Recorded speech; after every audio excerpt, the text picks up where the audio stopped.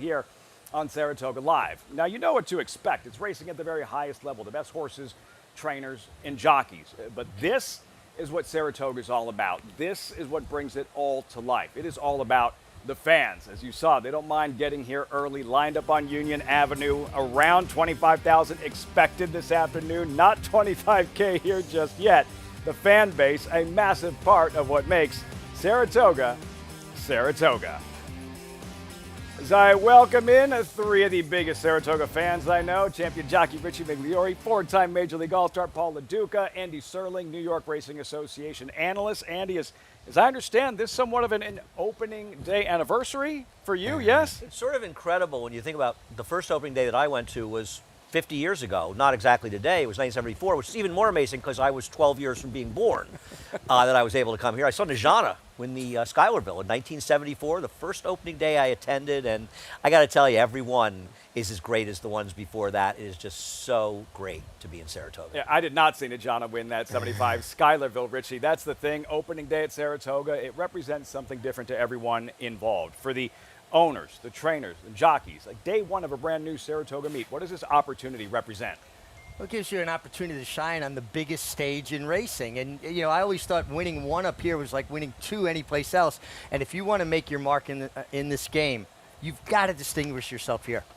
Yeah, it's a clean slate, right? Day one. For everyone competing, everyone is undefeated, Paulie. Much like opening day of the Major League Baseball season, you've experienced both. What are some of the similarities between opening day in MLB and opening day at Saratoga? I think there's a lot of similarities. I think one part about it is every time you go into opening day, you want to get that one hit, at least get one off the slate. You want to get that one win. If you're a jockey, you want to get that one win as well. If you're a trainer or an owner, you want to get off the duck as soon as you can. So when it comes to opening day, there is that excitement, that build-up. But this is a different animal here at Saratoga. This is a different place, so you have to step up your game, much like you have to step up your game in opening day.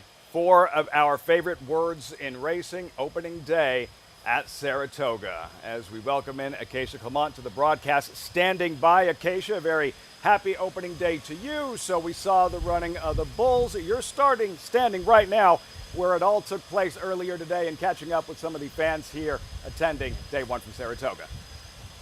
That's right, Lafitte. This is prime real estate in the backyard. I'm so pleased to be joined by Diane, who told me she is the mayor of the Big Red Spring, and they have a fantastic setup here. Diane, I know you said you were here for Belmont, but what does it mean coming here to be at opening day at Saratoga and celebrating the backyard with all these fans? It's such a tradition. It's amazing energy. It's amazing racing. The people, the crowds, everybody is amazing. I see you've got the highlighters out and your stable, as you mentioned. Tell us a little bit about the setup here. We get a horse almost every race. Our latest is from the Belmont. That's Dorney, named after Dornock, who won. But we have one from Tampa Bay. We have them from all over. I don't know if our Keeneland guy is out there or not from the breeders. We just set up our stable and hope for the best. And what are you most looking forward to for the summer? I would like to win some money, but if I don't, I'm going to drink some good beer and enjoy the crowds. That's what it's all about, Diane. Thank you. You heard it here, Lafitte. That's our motto for the rest of the summer. Best of luck, Diane, and to everyone playing opening day here at Saratoga. First of 11 races coming up post time in about 35 minutes. We'll have much more on the Schuylerville and the two-year-old fillies. All right, so enough with the sentiment. Another part of the story, the betting. And where are you going to bet Saratoga? Sign up today at NYRABets.com. When you do so, you're going to use that promo code. Take advantage of the $200 deposit match. Don't get shut out. The first race coming up. There's the promo code SPA250. NYRABets.com. Today's races brought to you by Claiborne Farm. 100 years doing the usual, unusually well. We're off the turf. Clear now. Rain overnight. Off the turf. 11 races. The first 9 right here. FS2. 6 Eastern. Coverage moves to Fox Sports 1. That's where you'll see the Schuylerville opening day feature. Race 10. Post time 6:16. Not 15, Andy Serling. 6:16. Don't miss it. The Schuylerville. Here's the field. 11 strong. 2-year-old fillies, 3/4 of a mile dash. Number 5, Complexion, exciting filly, 7-2, Schuylerville favorite. Richie, this was her debut last month, Aqueduct. She was the favorite. Look at this, just like her brother, Grade 1 winner Jack Christopher.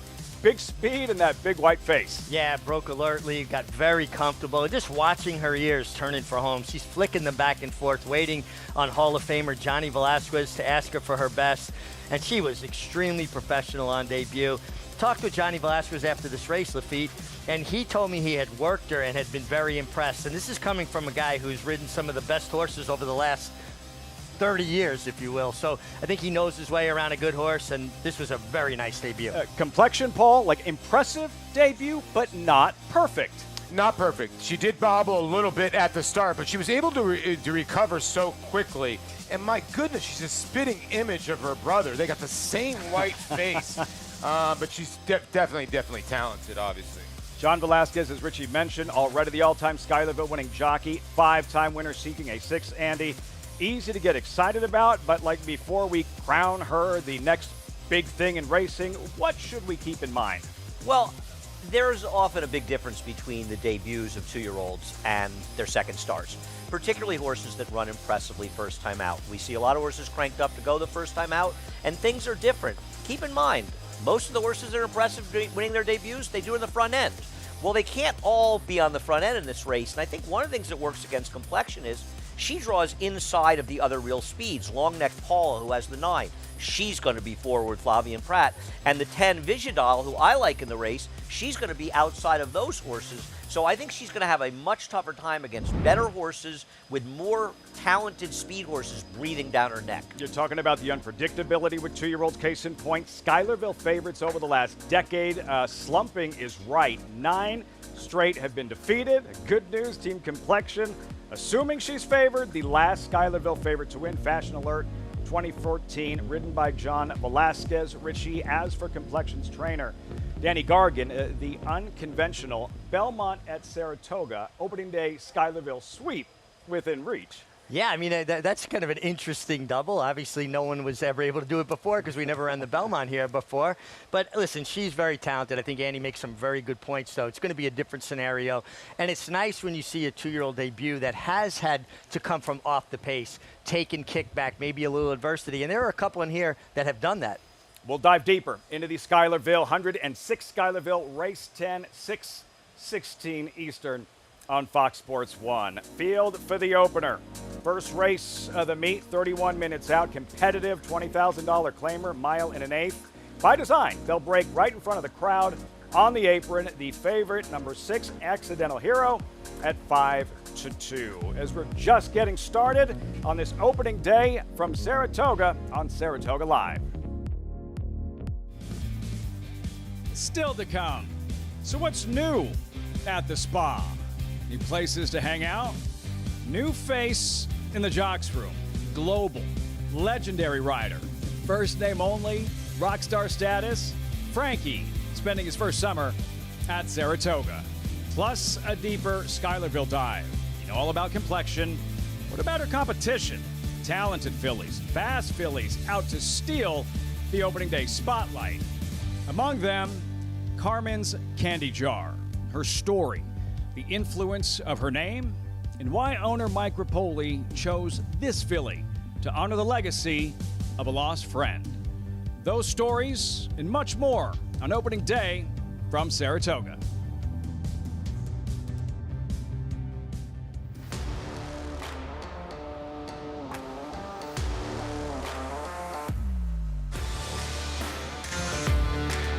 Wet Pink surging to win the Coaching Club American Oaks. Forte to win the Breeders' Cup Juvenile.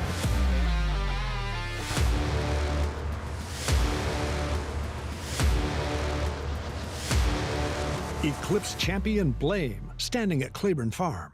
Enjoy Saratoga's first premium giveaway, a drink tumbler on Friday, July 19th, free with paid admission while supplies last. Plus, celebrate the 10-year anniversary with players from the Union College Hockey Championship team.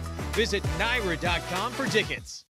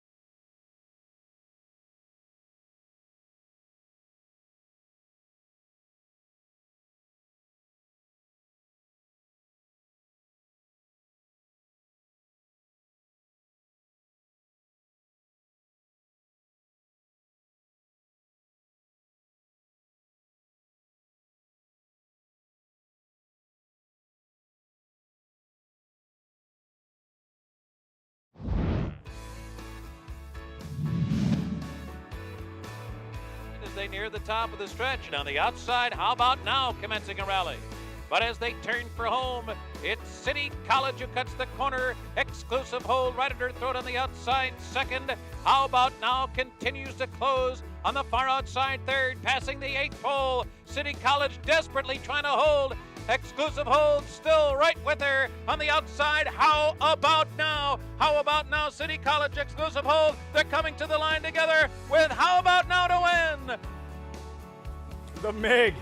How about now? 96 Schuylerville at 9-1. Richie, what do you remember most?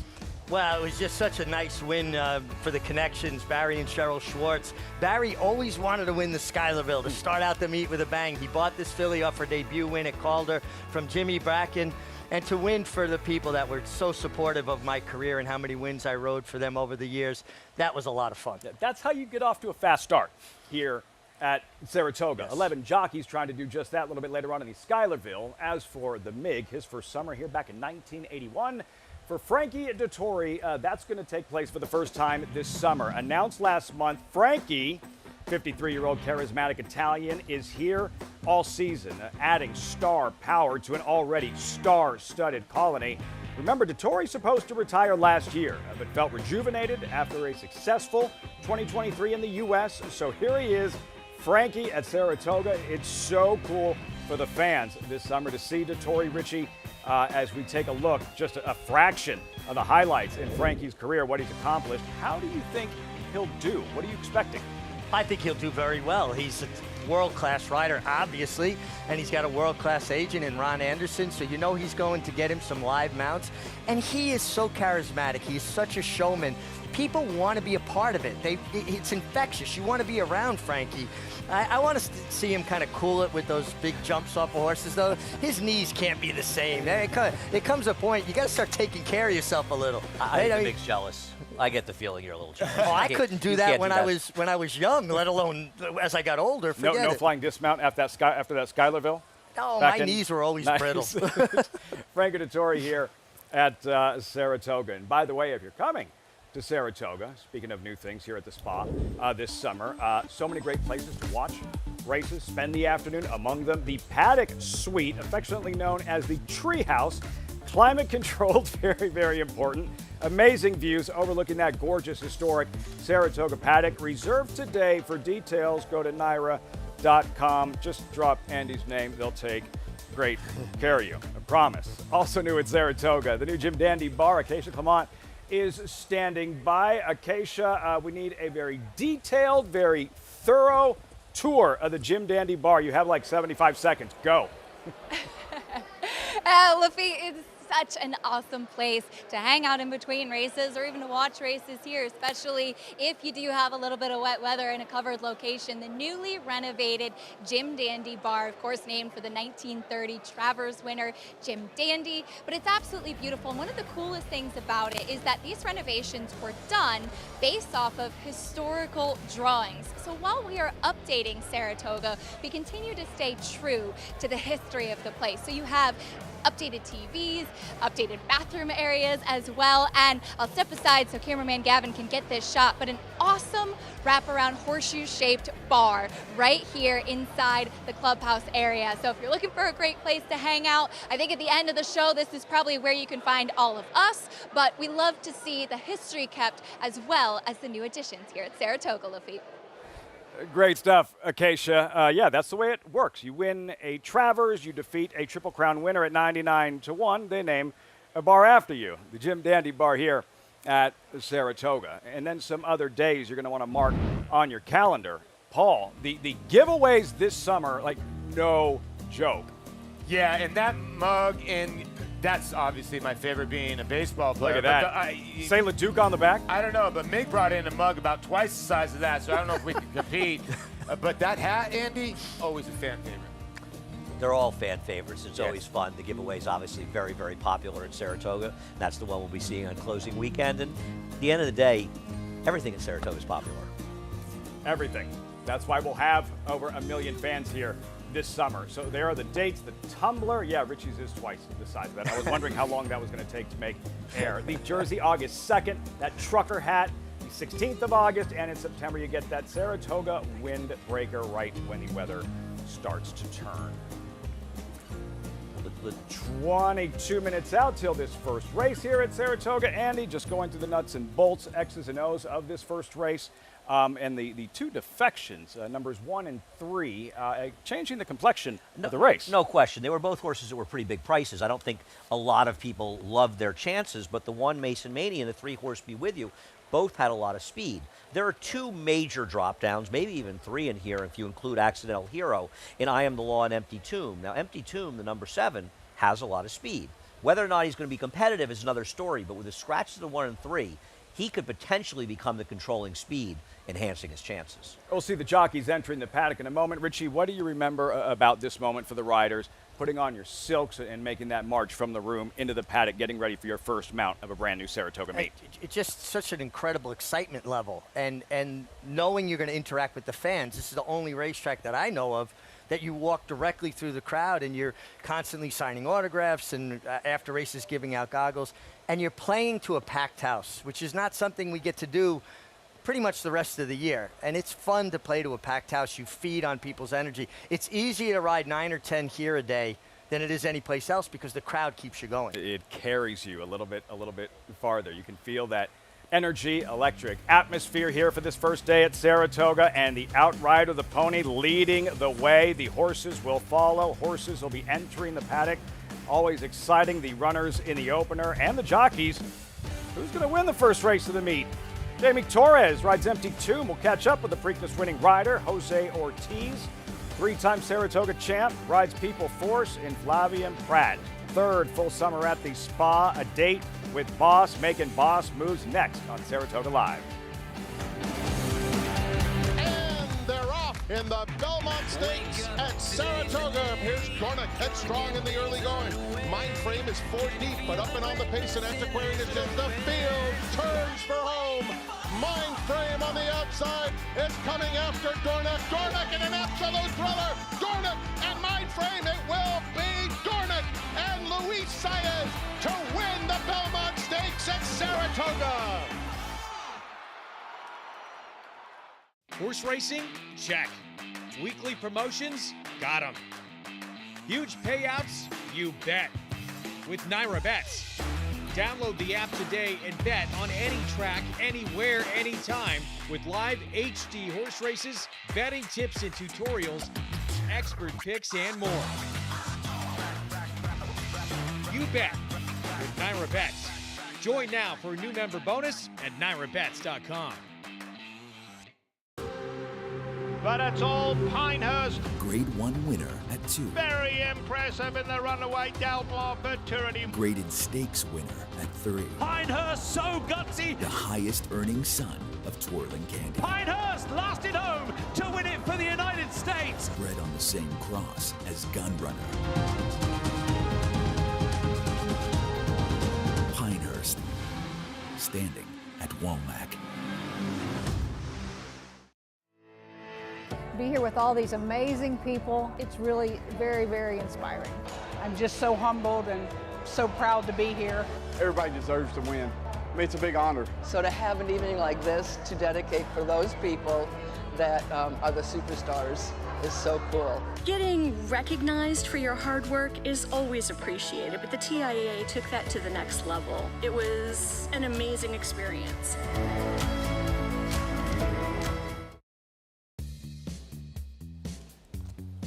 Also new this summer, Superfecta Summer Ale, exclusive at Saratoga. Special label beer, courtesy of a Northway Brewing Company and Naira Bets LLC.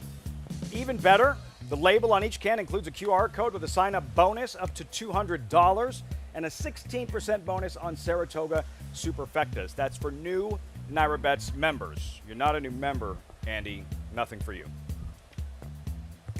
I'm not a new member. Nothing for you. I've been but a you member. get to spend opening day with me. Like you said, that's less than nothing, actually. At least Folly the bigger here. Superfecta Summer Ale only Get in at here, a couple Saratoga. Summer Ales, please.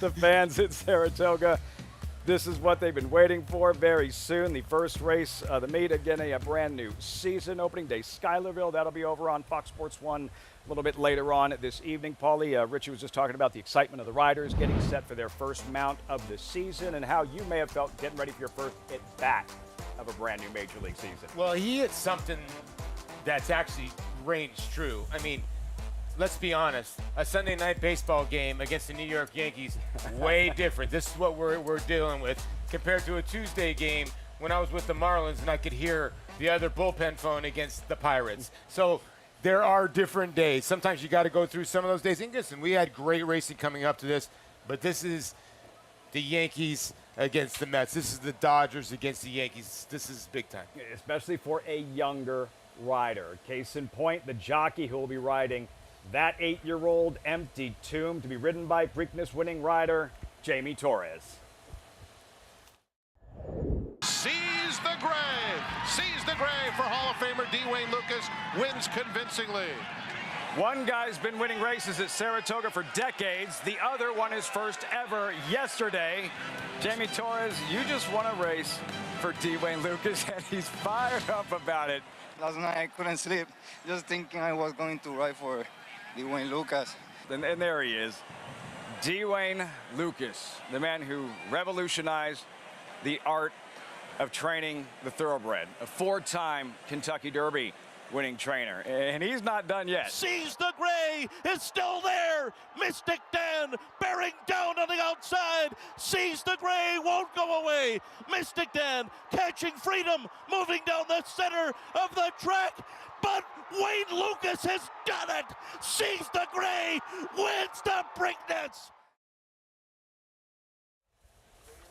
Jamie Torres, first Triple Crown ride, Preakness Glory, Sees the Gray, Wayne Lucas, he'll ride Empty Tomb. Richie, and here's the thing about Torres, like, he's only been riding a couple of years. Last year, he had 7 winners the entire Saratoga meeting. He was an apprentice jockey. Sees the Gray was his second Saratoga winner ever, and it turned out to be his first Grade 1 stakes win in the Preakness Stakes. And that's one of the beauties of being a jockey up here. You don't know what might come of these 2-year-old races, the horse you might hook into or the stable you might hook into. And obviously him riding for Wayne Lucas has changed his jockey life. That's why we get excited about 2-year-old races at Saratoga, Andy. That race that Torres won at Saratoga, yeah, Sees the Gray, so he comes back and wins the Preakness. The colt he beat, Dornick, an eventual Belmont Stakes winner.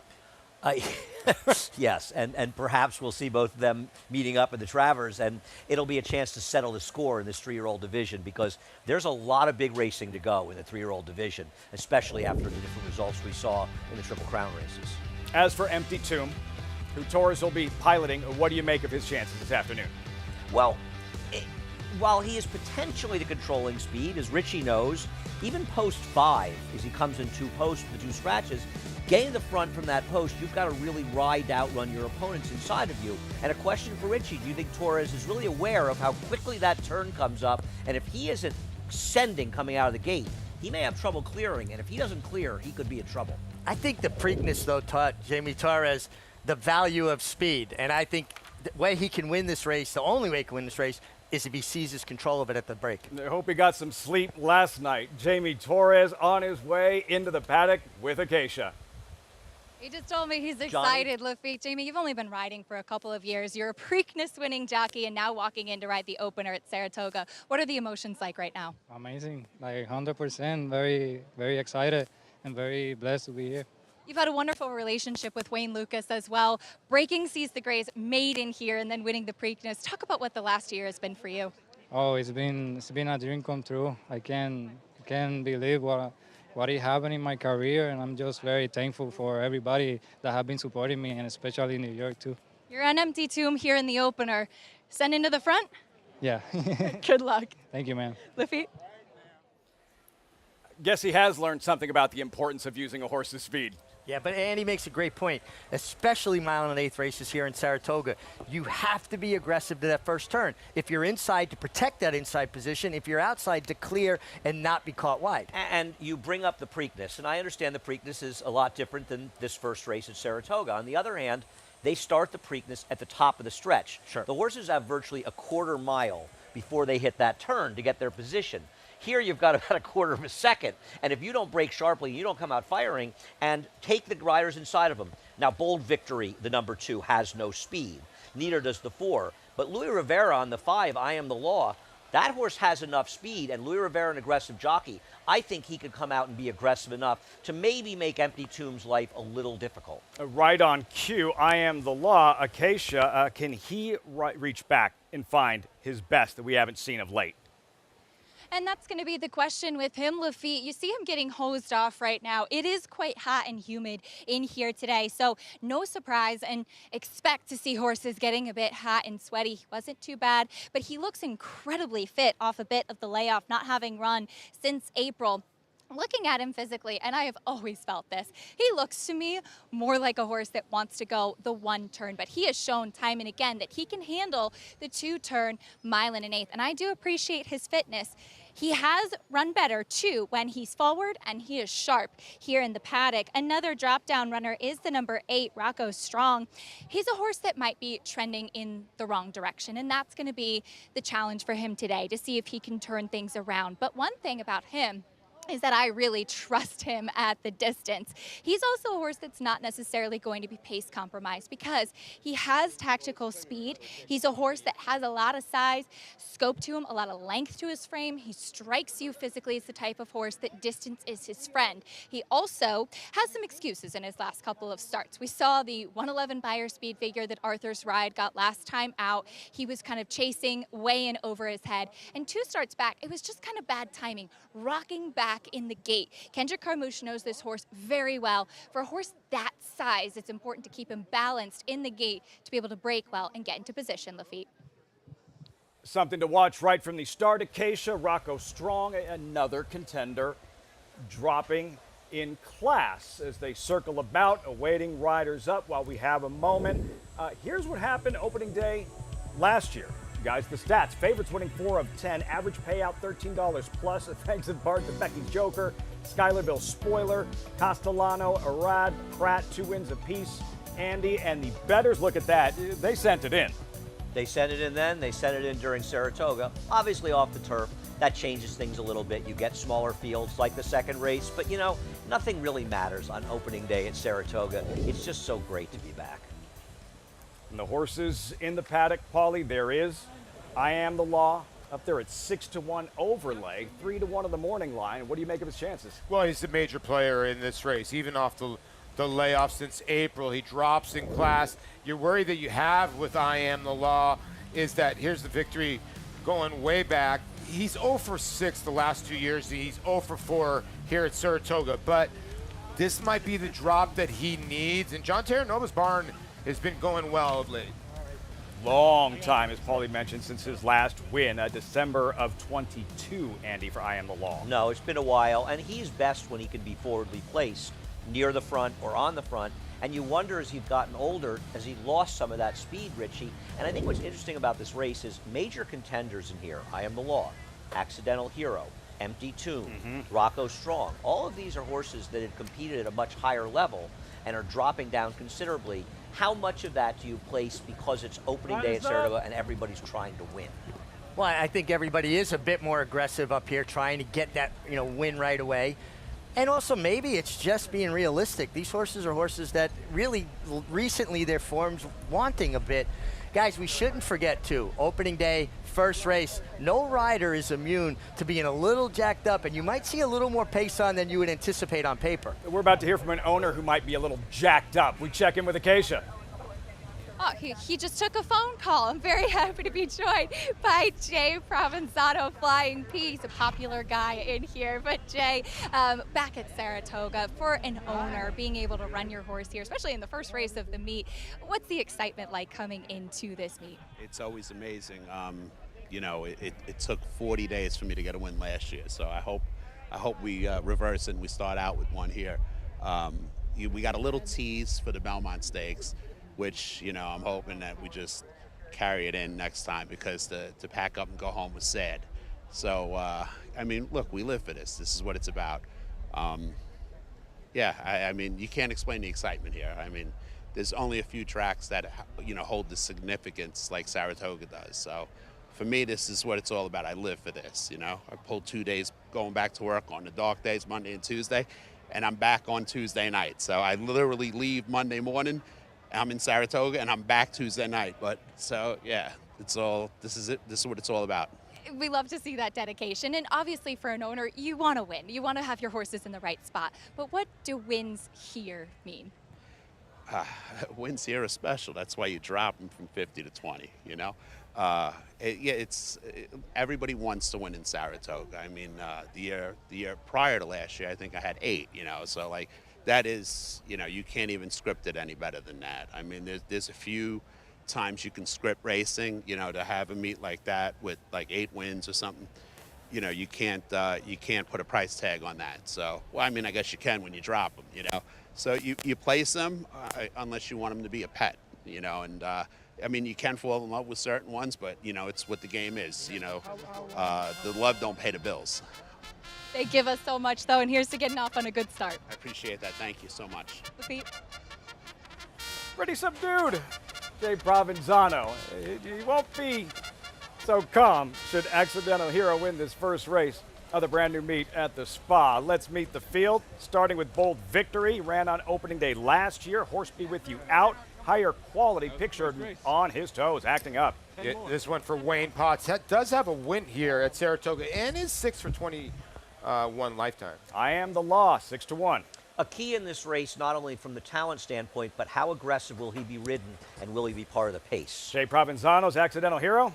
Yeah, this horse I like. You know, on the drop in class, he even mentioned it, but probably needs to improve a little bit. Empty Tomb and Jamie Torres. While he's dropping significantly, he ran in a $40,000 claiming race 4 races back. So is the drop as significant as it looks? Another Rocco Strong, another contender dropping in class. Yeah, this horse ran at the Saratoga, Belmont at Saratoga. I mean, did not run well. It's going to have to rebound.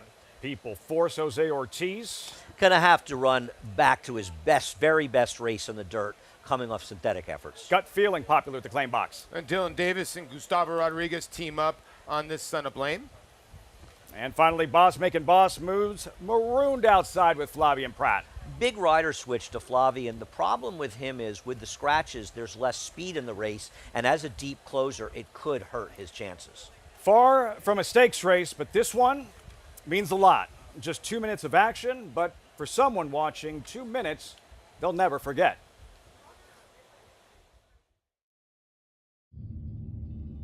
What was your first Saratoga memory? Was it the beginning of a legendary career? Winning colors. Maybe a controversial DQ? Or a champion feeling defeat? Maybe it wasn't a particular horse at all.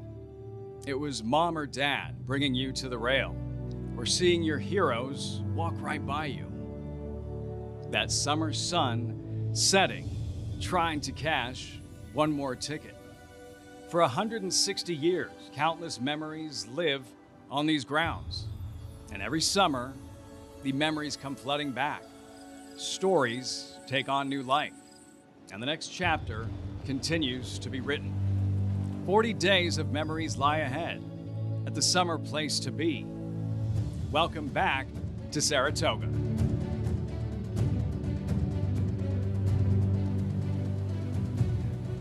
When the summer sun sets, what will the story be? How will this 156th season at Saratoga be remembered? We can't wait to find out.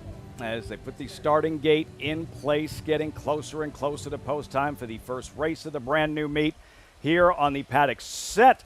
Along with Richie Migliori, Paul LaDuca, Andy Serling, I'm Lafitte Pinkai. So glad you could join us on this opening day from Saratoga. I want to hear from all of you guys. What's going through your mind as we get set to do it all over again? You know, as a handicapper, you talk about it being a rider, and you can, obviously, from a trainer's perspective, the challenge of Saratoga is you want to win here. I certainly don't want to embarrass myself. Yes. You don't embarrass yourself anywhere. Too late. But the challenge up here is to do well here. And if you do well in Saratoga, it always makes it even more special. But I also feel like every year in Saratoga, as the meet begins, I say to myself, I know some amazing things are going to happen at this meet.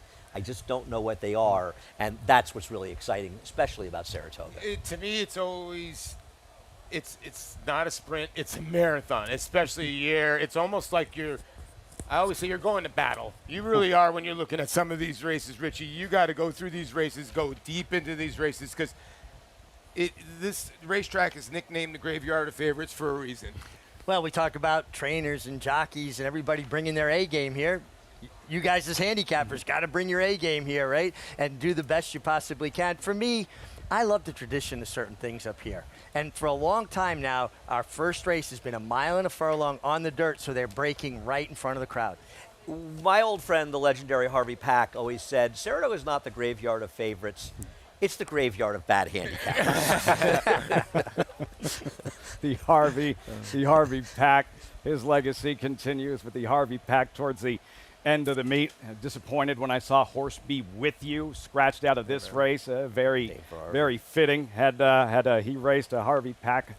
May the horse be with you, he would say. As you look at number 6 here, who is the favorite at 5-2 here in Accidental Hero for trainer Mike Maker. The statistics here with this particular move for Maker, Andy, what do they tell us? Well, I like to look at how trainers do with certain moves. In this case, this horse is the second off of a claim. He was claimed 2 starts ago, and he's dropping. He was claimed for $50,000. He ran for $62,500. How did he do when he drops him 50% second off the claim? He's 6 for 19, the 226 ROI, and also in route races on the dirt. He's 3 for 6 with 5 hitting the board. So these kind of drops, he wins with these horses. 5-2 Accidental Hero. This is going to be fun. Acacia is amongst the fans on the apron. Acacia, what's it like at the nucleus of this Saratoga party? The energy is amazing, Lafitte. And as Richie mentioned, the fact that the starting gate at 1 mile and an eighth is right here in front of the winner's circle, in front of the crowds on the apron. And one of the best things about racing is we have the best fans, and Saratoga has the absolute best fans. Ready for a good time here as we're about to start off the meet, Lafitte. That fan base, the energy they provide, and 25,000 expected today, and over 1 million having attended last summer. And here is the voice of Saratoga. Live look, Frank Miramati getting ready to go to work. The voice at the spa, the voice at the Belmont Stakes, among the best in the business, and ready for his second summer at Saratoga. Well, if it's anything like his first summer, we're in good hands. Yeah, and you see the picks there on the left. If there's anybody else you're looking in here, Andy, where would you go? I kind of think the 9 is interesting because the unknown, the horse coming off the synthetic, People Force in here, that is a 6-time winner. Yeah, the trainer doesn't have great numbers going synthetic to dirt. He has dirt races that are good enough. Listen, who knows? I think a lot of the things we want to focus on is how is this track playing? I think we saw a track on Belmont Stakes weekend where the closers had a little trouble at times. Not always, but at times.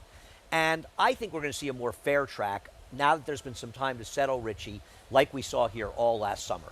Yeah, I think it's a very good point. You know, first meeting we've ever had in June in Saratoga. Maybe the track wasn't as settled as it should be now. Been open quite a bit longer for training since then. I went with a crazy long shot here, guys, because I think everybody's going to be a little bit amped up, and maybe we're going to get a little more pace than we anticipate. And I went with the 2 Bold Victory.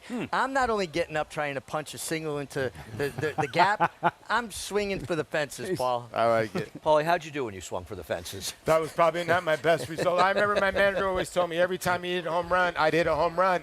He'd put his head down and he goes, that means 10 more bad swings are coming.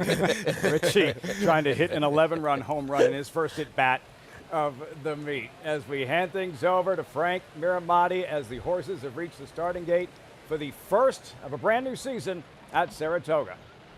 Thank you, Lafitte. Ladies and gentlemen, this is the moment we've all been waiting for. One more left to load and we'll say it together. Boss making boss moves coming up.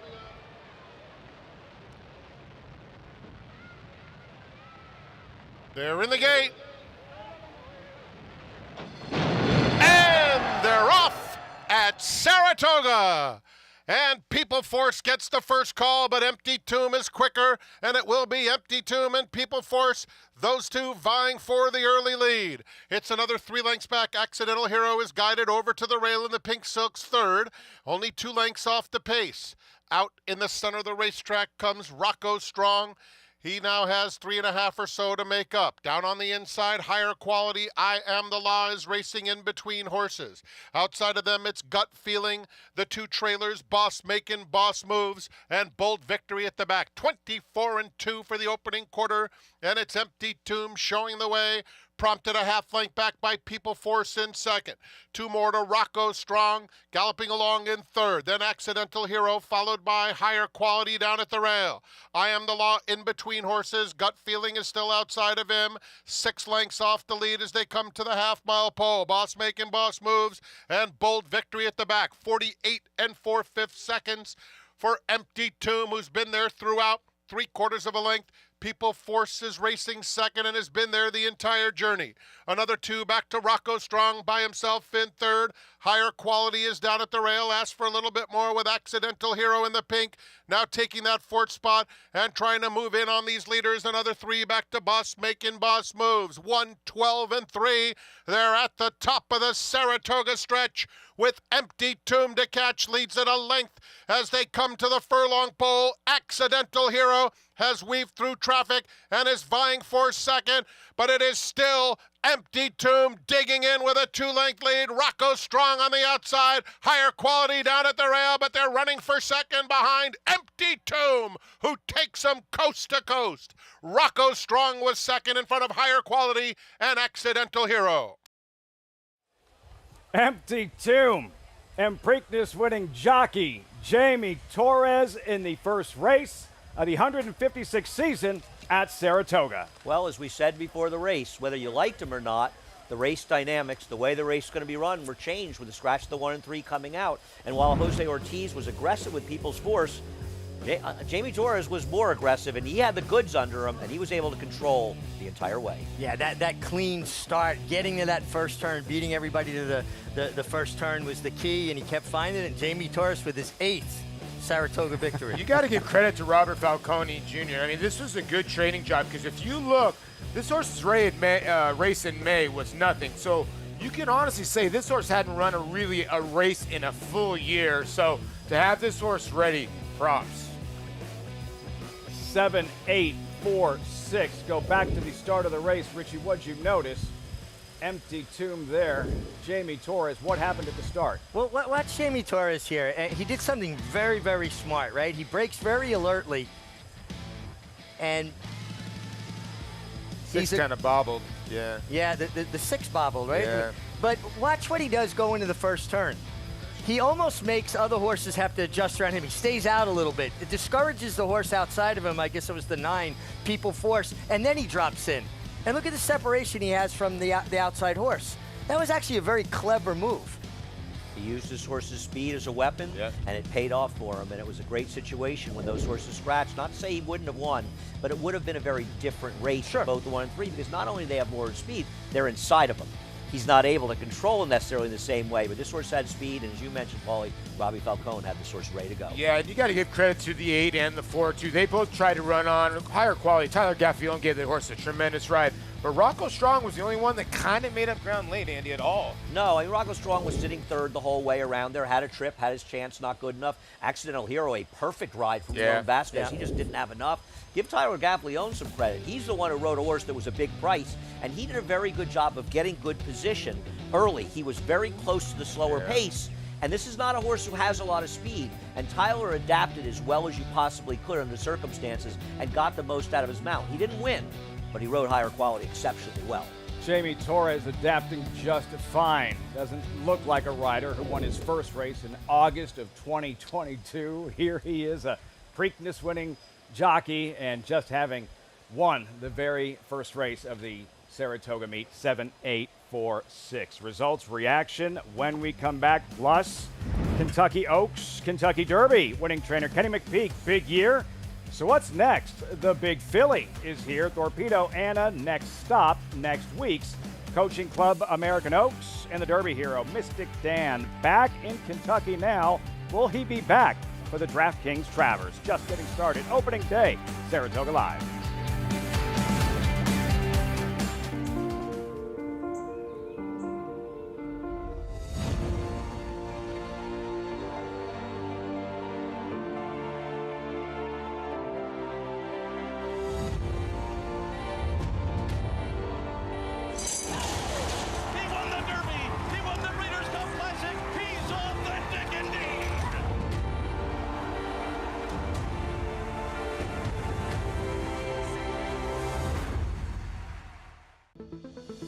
serving others is our foundation. That's why NYRA is building a pathway for businesses, individuals, and organizations to support charitable groups connected to horse racing in New York State and beyond.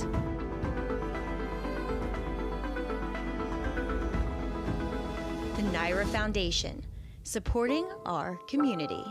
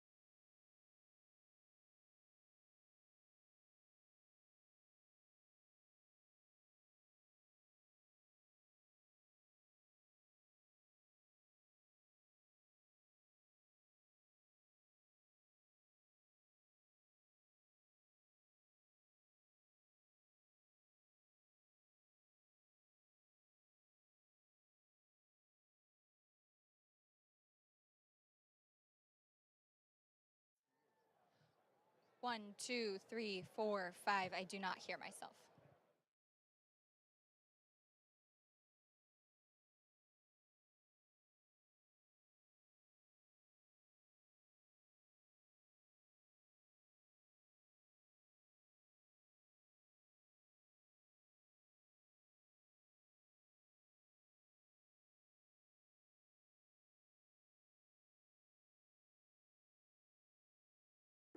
Flightline's legacy is still very much to be determined. You know, we're now in the breeding stage of things. You know, he finished up as well as you could hope, winning the Breeders' Cup Classic in the way that he did. It is Flightline. It is mind-tingling, jaw-dropping, secretariat-like Breeders' Cup Classic win. You know, he just was never really challenged in his race career. With a horse like Flightline, you never know what a first-year stallion's their progeny is gonna be like. So when we started seeing them and they were all, you know, leggy, correct, really nice foals, we were over the top about how well they were turning out. You know, we're thrilled with how they look. You know, his second book's gonna be almost exactly the same size as his first, and he's gonna have a great chance to make it, and that's gonna be his legacy. A monster Flightline. Not saying Empty Tomb was Flightline-esque in the first race at Saratoga, but a sharp victory here and reaching back and finding some of his best form, Andy, based on what he did in his comeback race, was essentially lay an egg. No question about it. I mean, he obviously got back to his better race. But so much of it, Richie, was the fact that he was able to get comfortable and doing what makes him happiest. You know, Andy, when you're talking about how the complexion of the race changed because of the scratches, that's what handicappers have to adjust to. That's what jockeys have to adjust to. You've got to be able to kind of ebb and flow with the changes and the circumstances that present themselves. Respect your elders, by the way. He was the oldest horse in the race at 8. To Acacia. I don't respect Lafitte. In the winner's circle. That's right, winning trainer Rob Falcone Jr. joining me. Rob, you're leading trainer, 1 for 1 now. How's it feel winning the first race of the meet? Oh, it feels great. I just love Saratoga. It's nothing like being up here, so to win the first race, pretty nice. Empty Tomb, I spoke to Jamie Torres before the race. I said, you go to the front? And he just said, yes. With that speed, how confident were you when you got so comfortable? You know, I was confident. You know, Jamie rode him perfectly. We talked about it before. If the outside horse wanted to go, you know, kind of see if you could float him wide. And, you know, he did everything perfect. When you could see the horses out there comfortable. When he hadn't moved yet and you saw the other riders starting to ask their horses, what's that feeling like? Because as a trainer, you've already done the work, you've stepped away, now you're watching it unfold. That has to be a really good feeling when you see there's a lot of horse left for yours. Yeah, it definitely is. You know, you see some horses making a move and coming, you know, but, you know, he's real game. He's got a lot of backlash. He's an old hard knocker, and, you know, I'm happy for him that he got it done. Congratulations. Off to a good start. Thank you. Rob Falcone Jr. kicking the meet off the right way, Lafitte. Like, if nothing else, Paul, like, he got one win. No matter what happens from here on in, you're not getting blanked at Saratoga. We talked about it. You're off the duck, right? And like I said, he did a great train job. And like I said, this horse is the oldest horse in the race. He's an 8-year-old with some back class and some mid-90 buyers. So hopefully he gets back to that. It's really cool to see an older horse at age 8. He's still a horse, too, get back to his form. John Grossi's Empty Tomb rolls in the first of 11 on opening day here at Saratoga. Maybe you're just tuning in, maybe just joining us, want to play the races, don't have past performances. Equibase has you covered.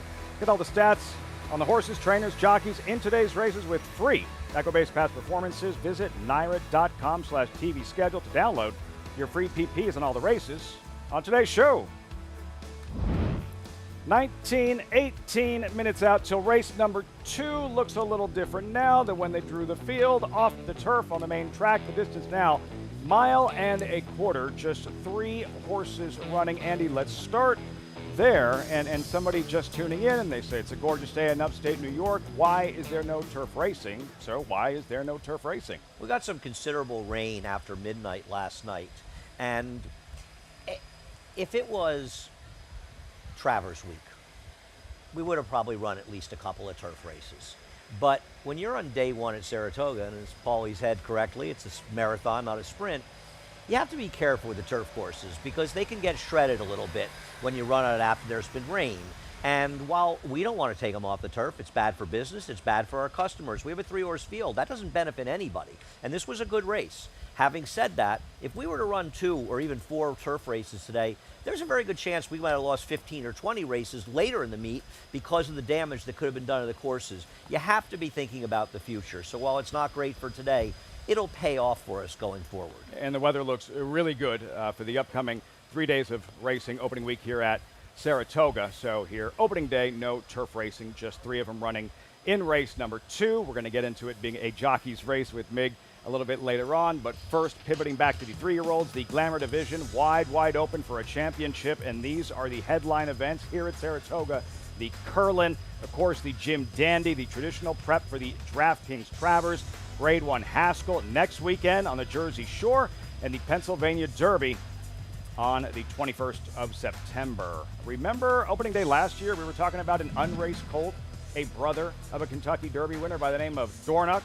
Here we are opening day the following season, Mig, and there's Dornoch, a classic winner, tenacious in victory here at Saratoga in the Belmont. Well, Dornoch's a horse that's already proven he likes a fight. When he gets a challenge, he reaches down and finds more. We saw Mindframe drift away from him there, but when he drifted back down close to him, I don't think he ever got by him even on the gallop out. Dornoch is a horse that likes a challenge. That was witnessed in the Remsen when he battled back that day. Jason Worth will be fired up to see Dornoch before long. We believe we'll see him in the Haskell, Grade 1, of course, up at Monmouth Park. What are you expecting from Dornoch the second half of 2024? It's going to be very interesting. Maybe he's matured as a horse. I do think he's the type of horse now that Luis Saez knows that at all costs he needs to get to the front end. That's just the bottom line. He had a disastrous trip in the Kentucky Derby. And then, he ran well in the Belmont. But I think he's the kind of horse, reminds me of Shackelford, an old horse that needed the front to win. I think Dornoch is a horse that needs the front, but he's very talented. And I remember Jason Worth, I think he lifted Luis Saez up like a trophy. It was unbelievable. Jason Worth, co-owner of a Belmont Stakes winner. Dornoch, the Kentucky Derby winner. Mystic Dan in that brilliant ride from Brian Hernandez on the first Saturday in May, Andy. So he then runs second in the Preakness Stakes, kind of a no-show in the Belmont. There was a mucus issue that they detected afterward. When are we going to see that version of Mystic Dan, the Derby-winning version? I don't know, and I think of the 3 Triple Crown winners, he's probably the least likely one to see in the Travers, unfortunately. I'm not saying he won't be there, and I'm sure his connections and Ken McPeak would like to be there, but we'll see, because he didn't run well in the Belmont Stakes. But listen, nothing wrong with his Derby. I think a lot of people said he got lucky, he saved all that ground, blah, blah, blah. I don't agree with that assessment. I'm not saying he was necessarily the best horse in the Derby. That might have been Forever Young, who finished 3rd. But he was very close to a very quick early pace, and that quick early pace fell apart. Everybody near it finished well back in the field, and he didn't. So don't knock Mystic Dan. He was not a lucky winner of the Kentucky Derby. And Paul, look at this, the parity among Oh, the yeah. 3-year-olds this year. 8 Grade 1 races for 3-year-olds in North America so far this season. 8 different winners. And to piggyback on Andy, I also think Mystic Dan would be an unbelievable horse on the turnback, to be honest with you. And then you'd have to deal with a horse like Bookham Dano for Derek Ryan, who's a monster New Jersey bred. But, you know, you look at that picture and who's leading the division? Is it Mystic Dan because he won the Derby? I think so, because everything else has kind of been a scramble. Yeah, the Derby winner's got to be the leader division, but there could be a totally new shooter. Yeah.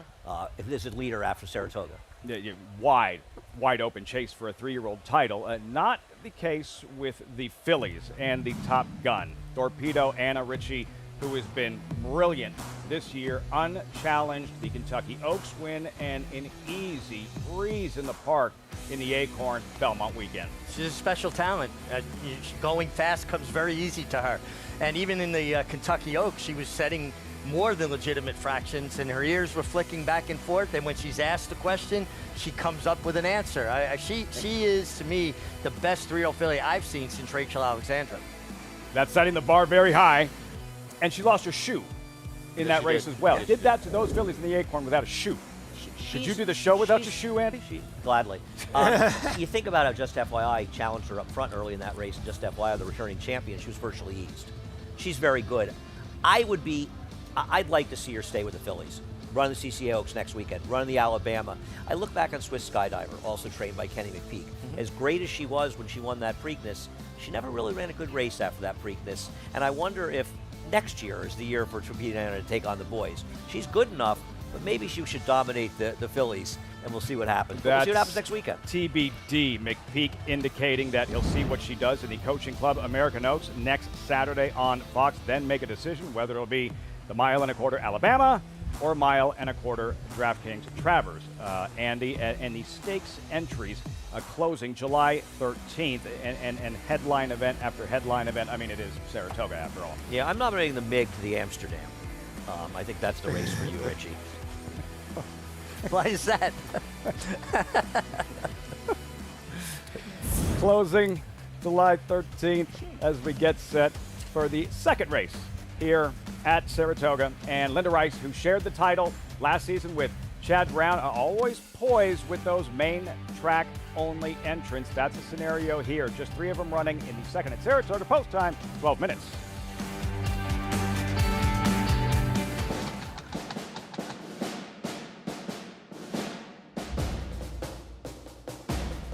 Down to the wire, Verstappen. Here's the finish, ancient roll. War Bomber's won the King Edward. Shield Team has won the Twilight Derby. Warfront, standing at Claiborne Farm. Horse racing? Check. Weekly promotions? Got 'em. Huge payouts? You bet. With Naira Bets. Download the app today and bet on any track, anywhere, anytime with live HD horse races, betting tips and tutorials, expert picks, and more. You bet with Naira Bets. Join now for a new member bonus at nairabets.com. Flightline is in full flight. Flightline turns it on at the top of the stretch, and he's in cruise control. And Flightline takes off! Take a good look at this, because you're not going to see this too often, maybe never again. Flightline, 20 lengths clear. World-class racehorse, world-class performance, and a world championship event.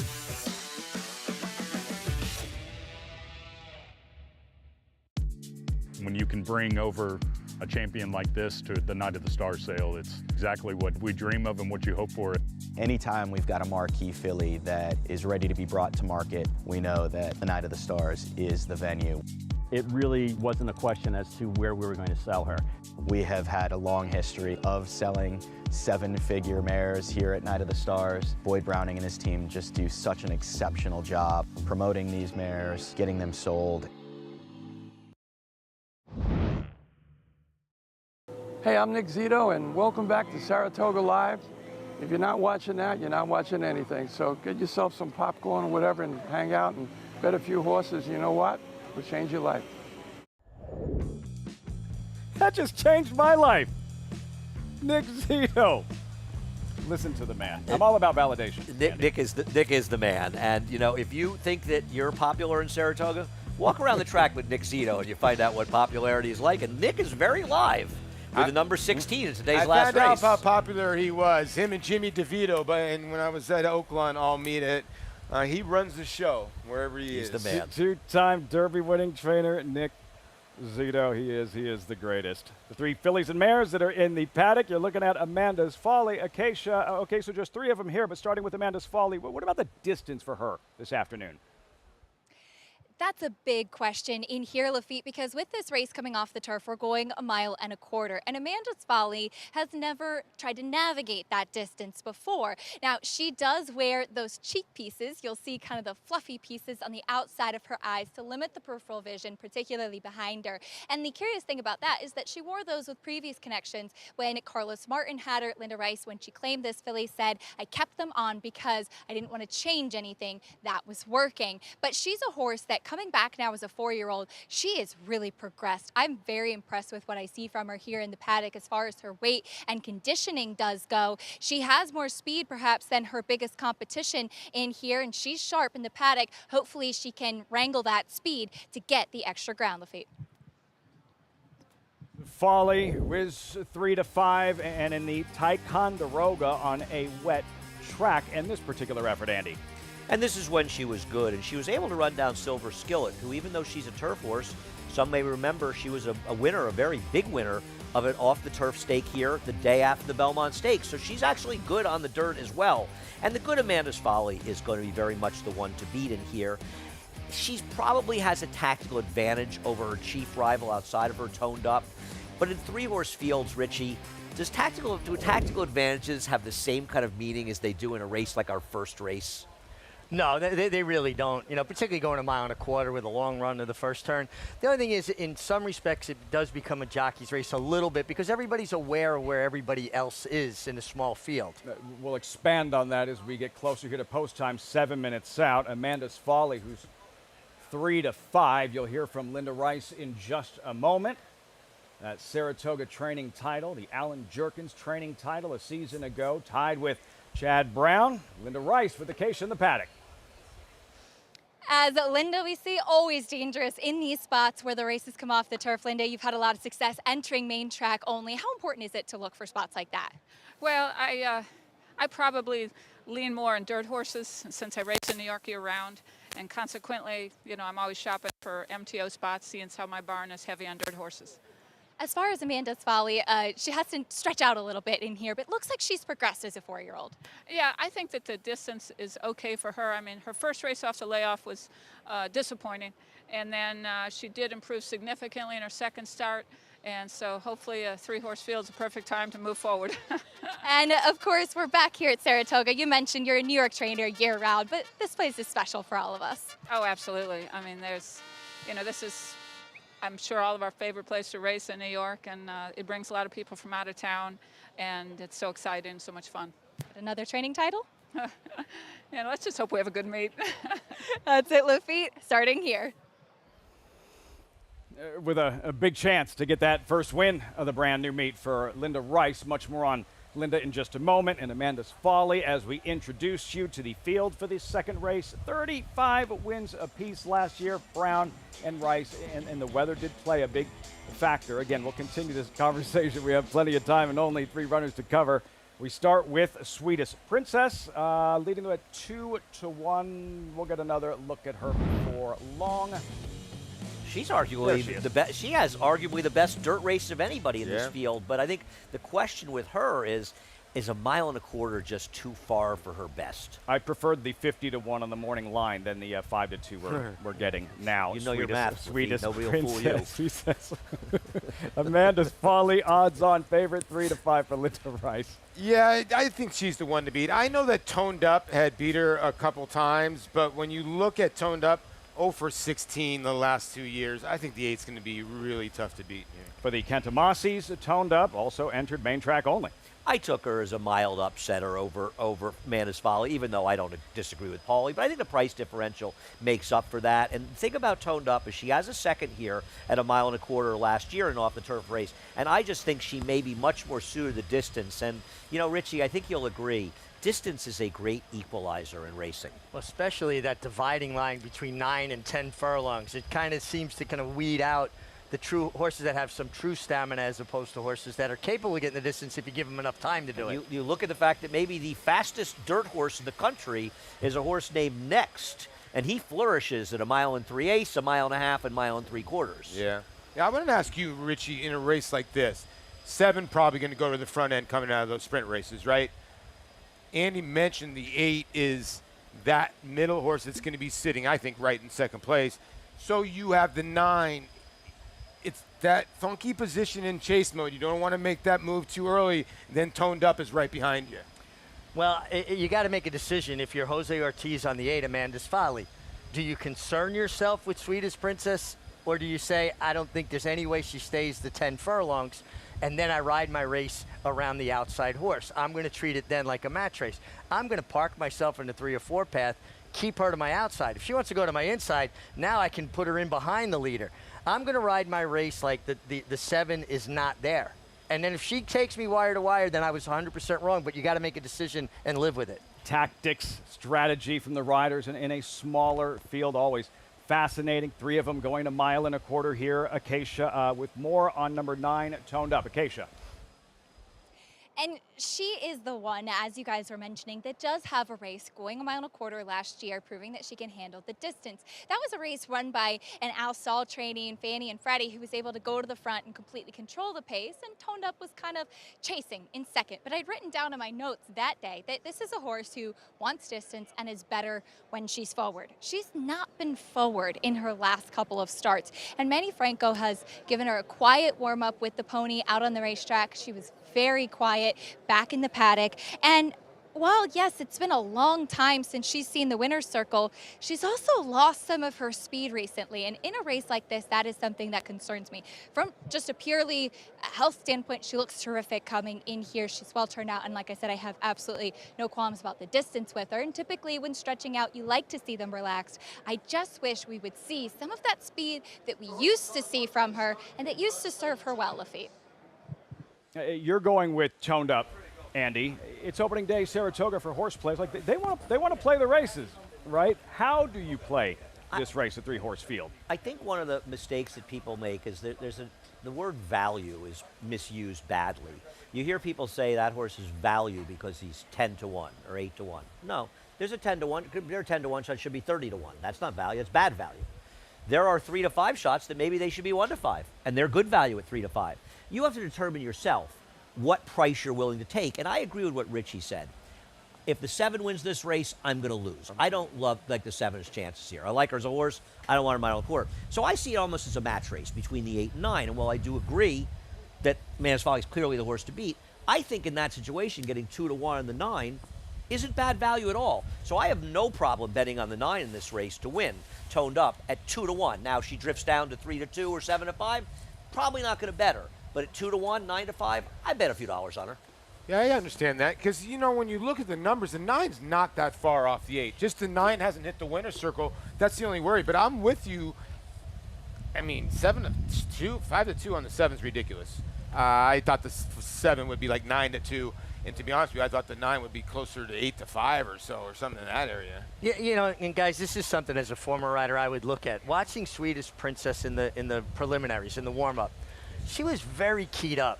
She wasn't settled at all. And that's not going to bode well for her for any chance for her to get 1.25 miles. So I'm really going to ride my race around what I believe is my competition, and that's the 9 toned up.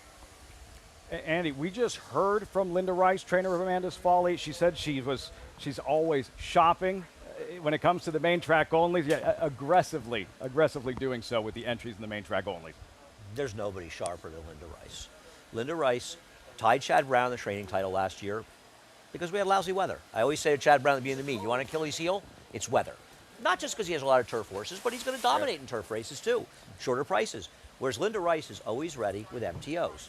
We had 16 turf races scheduled Thursday, Friday, and Saturday, and predicted a lot more rain than we got, thankfully. Linda had entrance in 10 of those 16 races. 13 of them were non-stakes, and the stakes are rate to stay on the turf. She was in 9 of them. And the truth is, she's got this horse at 3 to 5. She's going to have short price in those races.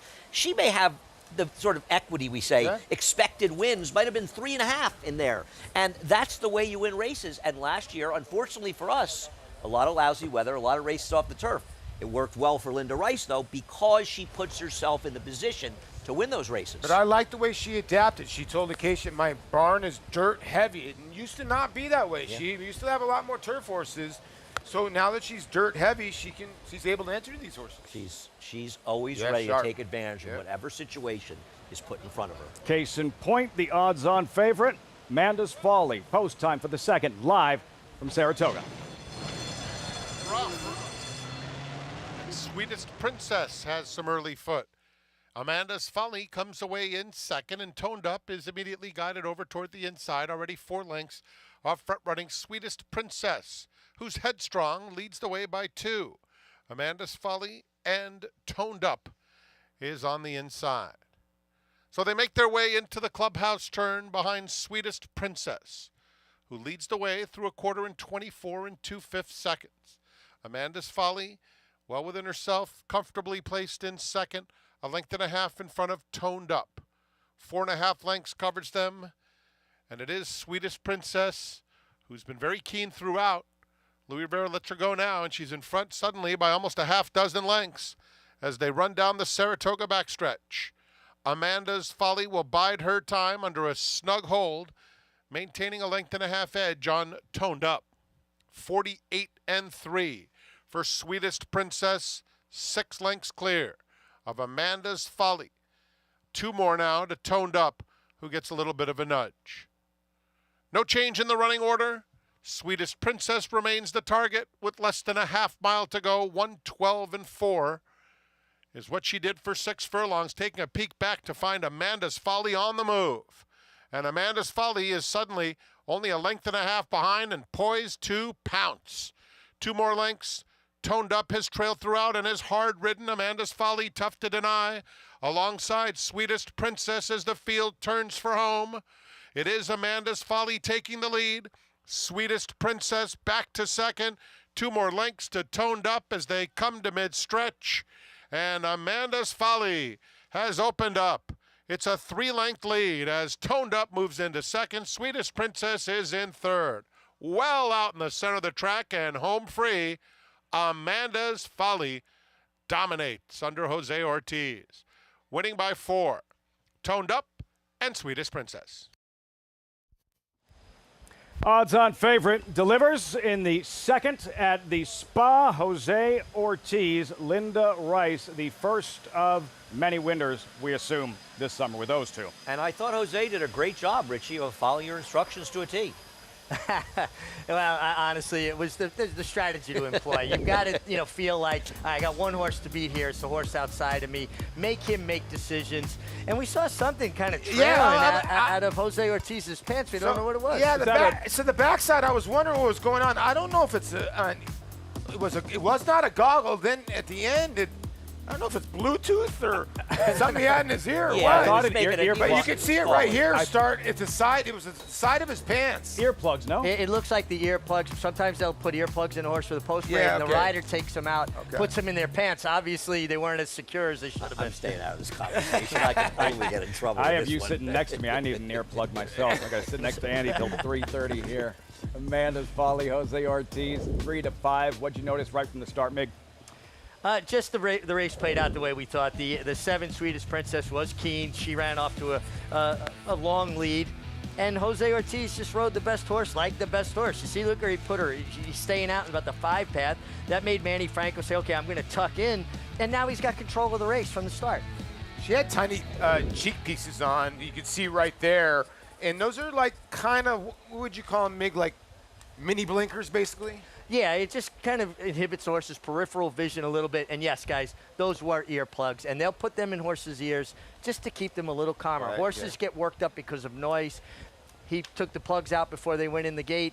And a rider will put sometimes your gloves, sometimes, you know, earplugs like that in your pants. They just came a little bit loose. You get Grey Poupon, you get a meal too as well while you're on the horse. You got to do all that. A mile and a quarter here with this group. Yeah, time for Grey Poupon. Jose Ortiz, three-time Saratoga champion jockey, strikes with Amanda's Folly, 8-9-7 in race 2. When we return, he's back at his old stomping grounds. Todd Pletcher, 14-time Saratoga champion trainer, 6-time Schuylerville winner, seeking a 7th with Carmen's Candy Jar, the sentimental Schuylerville favorite. Introducing a stallion, as top class as they come. In 22 career starts, he won or placed in 12 graded stakes, competing in 15 grade ones, earning over $1.7 million. His undisputed speed is evidenced by 7 100-plus Spire speed figures, a 3-time Grade 1 winner, Raging Bull. New York breds. Race them. Respect them.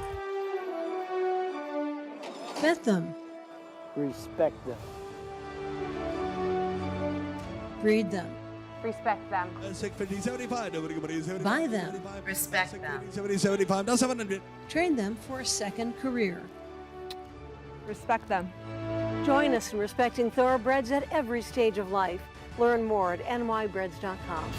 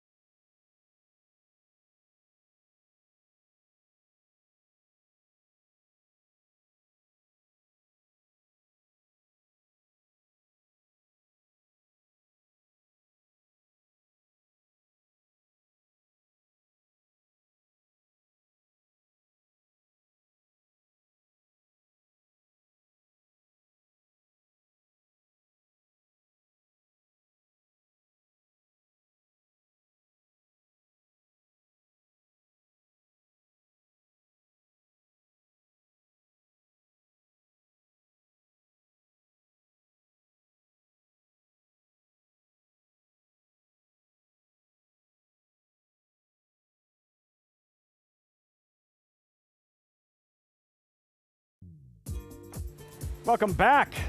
Opening day coverage on Fox Sports 2. Saratoga Live, as always, brought to you in part by Claiborne Farm. 100 years doing the usual, unusually well. Travers Canoe, Arcangelo, a season ago, eventual 3-year-old champion, Belmont Stakes winner.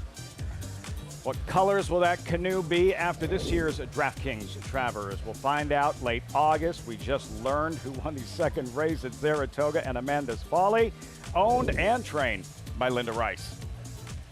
Acacia standing by with winning pilot Jose Ortiz in the winner's circle. Kicking off the meet in the right way, Jose, Amanda's Folly. She certainly had the foundation, but tell me a little bit about navigating a field as short as that, and you kind of kept her in the clear throughout. Yeah, you know, she's a little complicated in the mornings. So why do we try to keep her outside of horses today? It's small field, she broke clean. The 7 went to the leader. We knew he probably was going to go, so I just sit patient. And I felt like the distance is very long for the 3 of us. So I was just trying to wait as long as I can with her. And I know you and Linda have so much confidence in each other. What's that relationship like in coming into these races? Well, I mean, it's great. She told me I know the horse, and just try to keep her outside and don't give her too much to do, and just be confident and right away calm, you know, because it's a mile and a quarter. So it's a great relationship. We win a lot of races together, so hopefully we continue to do that. We saw the earplugs popping out of your pants. You said you could feel it. Talk a little bit about that for those who are not familiar when a rider will take a piece of equipment like that off before heading to the gate. Well, this mare, she's very complicated in the morning, so we put earplugs for her in the paddock. I mean, while she's out all the way. I take him off when she's gonna go in the gate. So I put it on my pants, and then he came out. They were flying. I could feel them on the first turn, but I mean, it is what it is. She behaved with them, so it helped a lot of horses. So she's one of those that need the earplugs, and it works on her. You know, she's been good to us. Thanks for the insight, Jose, and congratulations on the win. Thank you, Keisha. Lafitte? I hate when that happens. Earplugs just falling out of your pants. Jose Ortiz with the win.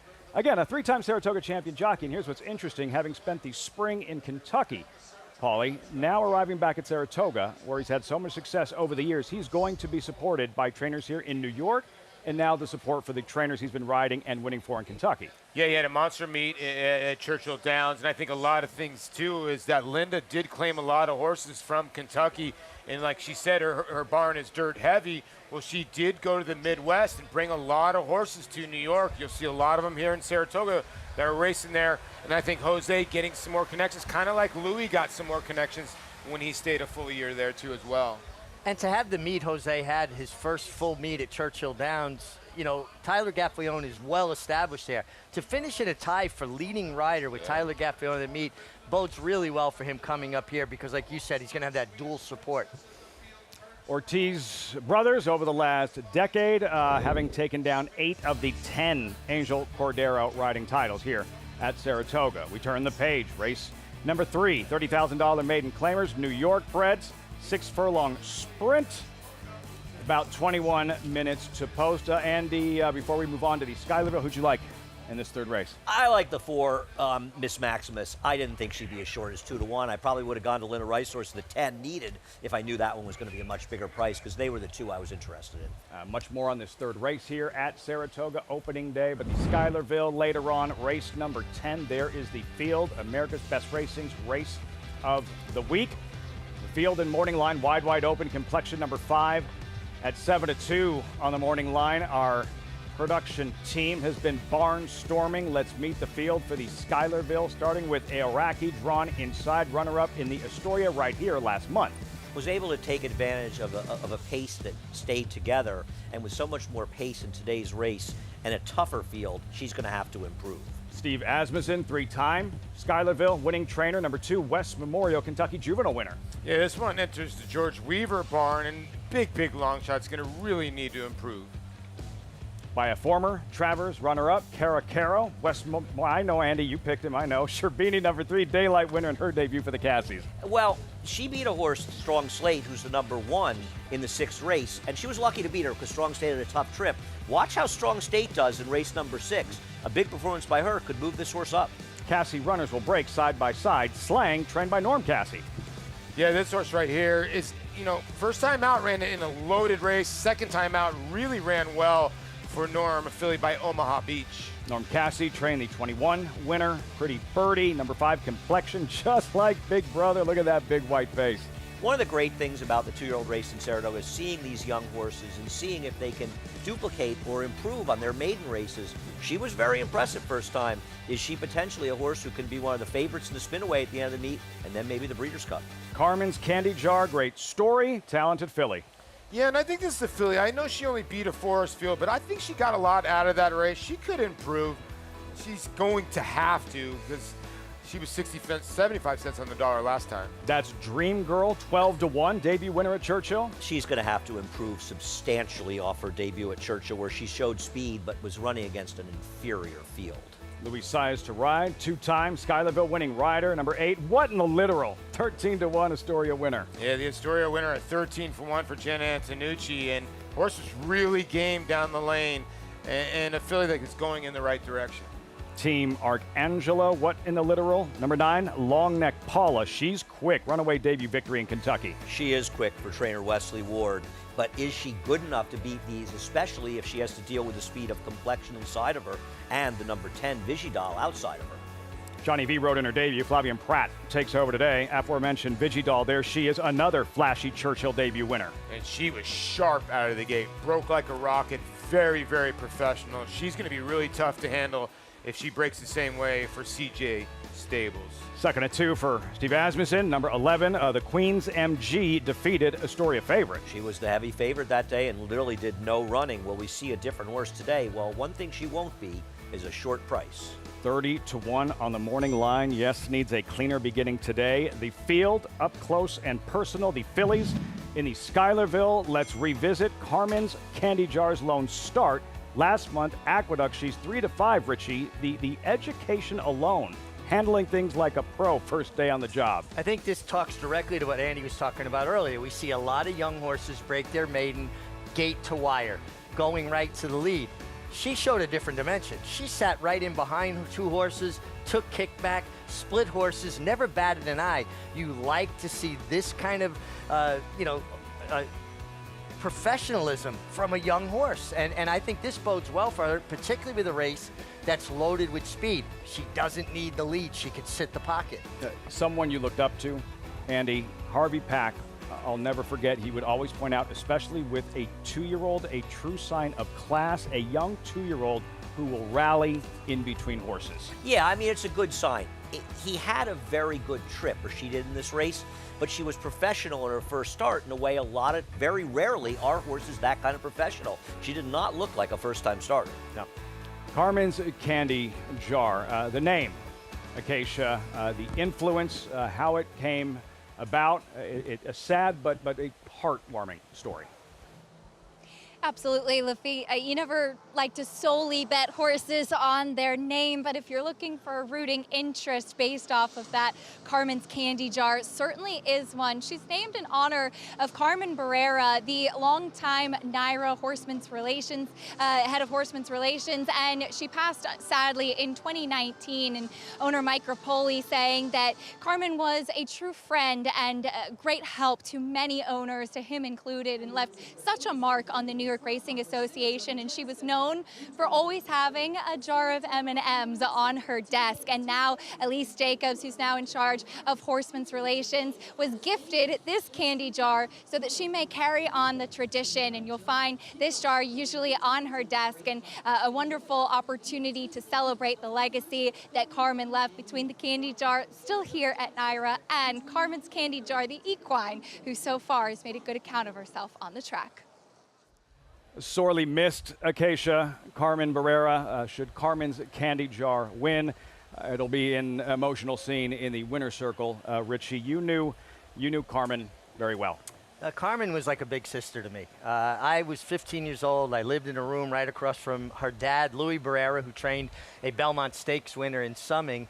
And he would bring me home to his house in West Hempstead for dinner, and I would have dinner with Mr. and Mrs. Barrera and Carmen. And Carmen was a few years older than me. She'd go out with her friends, and then Mr. and Mrs. Barrera would take me to the movies. One night they took me roller skating, would take me to Echo Park swimming.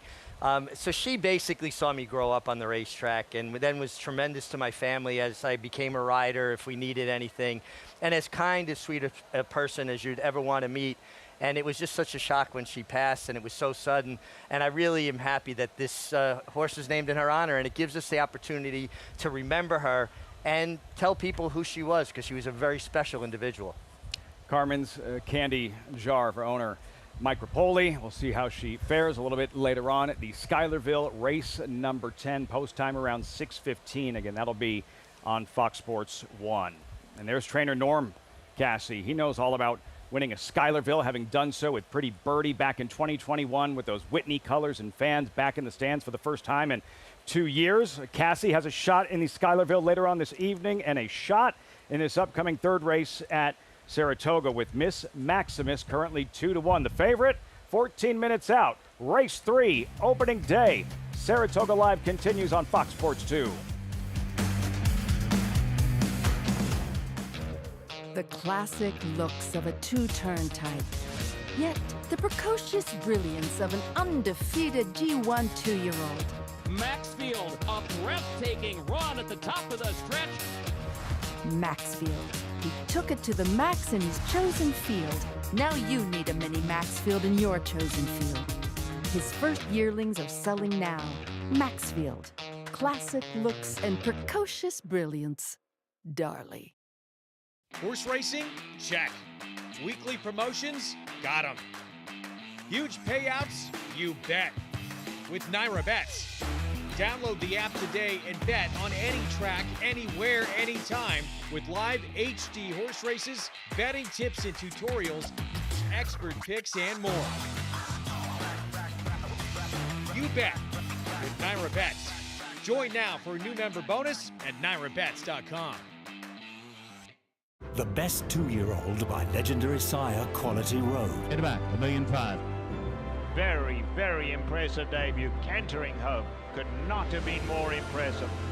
Coast to coast in the American Pharaoh. He's the real deal. Undefeated and unchallenged at 2. He's just too good. He wins the Breeders' Cup Juvenile. Corniche.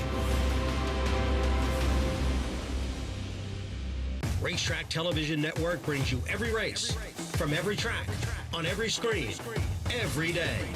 With monthly packages starting as low as $5, RTN gives you great value and access to more live HD streaming and race replays than anyone. Visit RTN.tv today to sign up and watch on almost any device, including Roku and Amazon Fire. RTN has packages that start at $5 per month.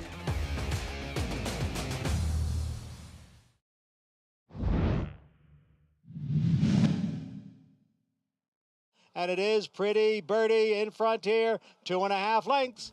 Mainstay on the outside is all out in second with less than 1/8 of a mile to the finish. It is Pretty Birdie trying to hold off Mainstay as they come down for the finish in the Schuylerville. It is Pretty Birdie, jockey Louis Saez, wearing the colors of the Mary Lou Whitney Stables. Pretty Birdie.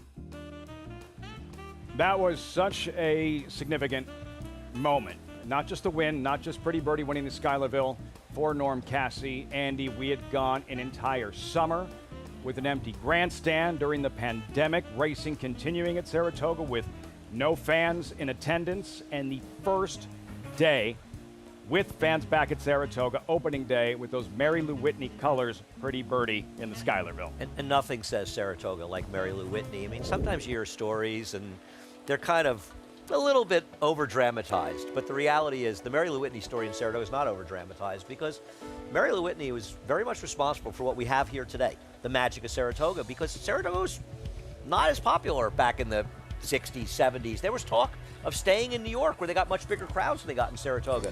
And Mary Lou was instrumental in convincing socialites and people to come back to Saratoga and help create the vibrant situation, very involved in Saratoga Performing Arts Center in the park. And she is as important as anyone, and more importantly than anyone, in making Saratoga part of the vibrant community it is. She's not the only one, but she's a big part of it, and we wouldn't maybe have what we have up here if it hadn't been for her. Norm Cassie trying for another Schuylerville later on this evening. Train Pretty Birdie and mention everything you just referenced, how significant that was, that win, what it meant to the crowd with the fans back at the spa for the first time in 2 summers. He trains at number 4, Slang, 10-1 on the morning line, 11 deep, these 2-year-old fillies, 6 furlong sprint. Slang also has Andy's top selection here in Miss Maximus. What do you think of Slang later on this evening? I think Slang is dangerous. I mean, you just don't know with these horses that were impressive breaking their maidens. And one thing about Slang, she has 2 starts. So she had the start to get out of the way, so she's a little bit more professional. She probably has to get a little faster, but to discount her and say she can't win, that would be crazy. No, and listen, they're 2-year-old fillies too. I mean, they can, you know this, Mick, 2-year-old fillies can jump leaps and bounds after one start. Oh, absolutely. They're going to change a great deal. You know, think about kids going to kindergarten.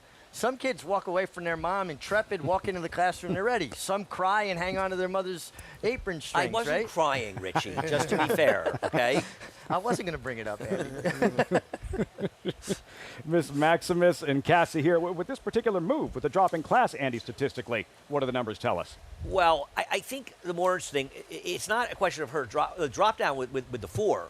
Very, very good for Norm Cassie. His numbers going from a maiden special weight, where you can't be claimed, to a maiden claiming race where the horses can be bought.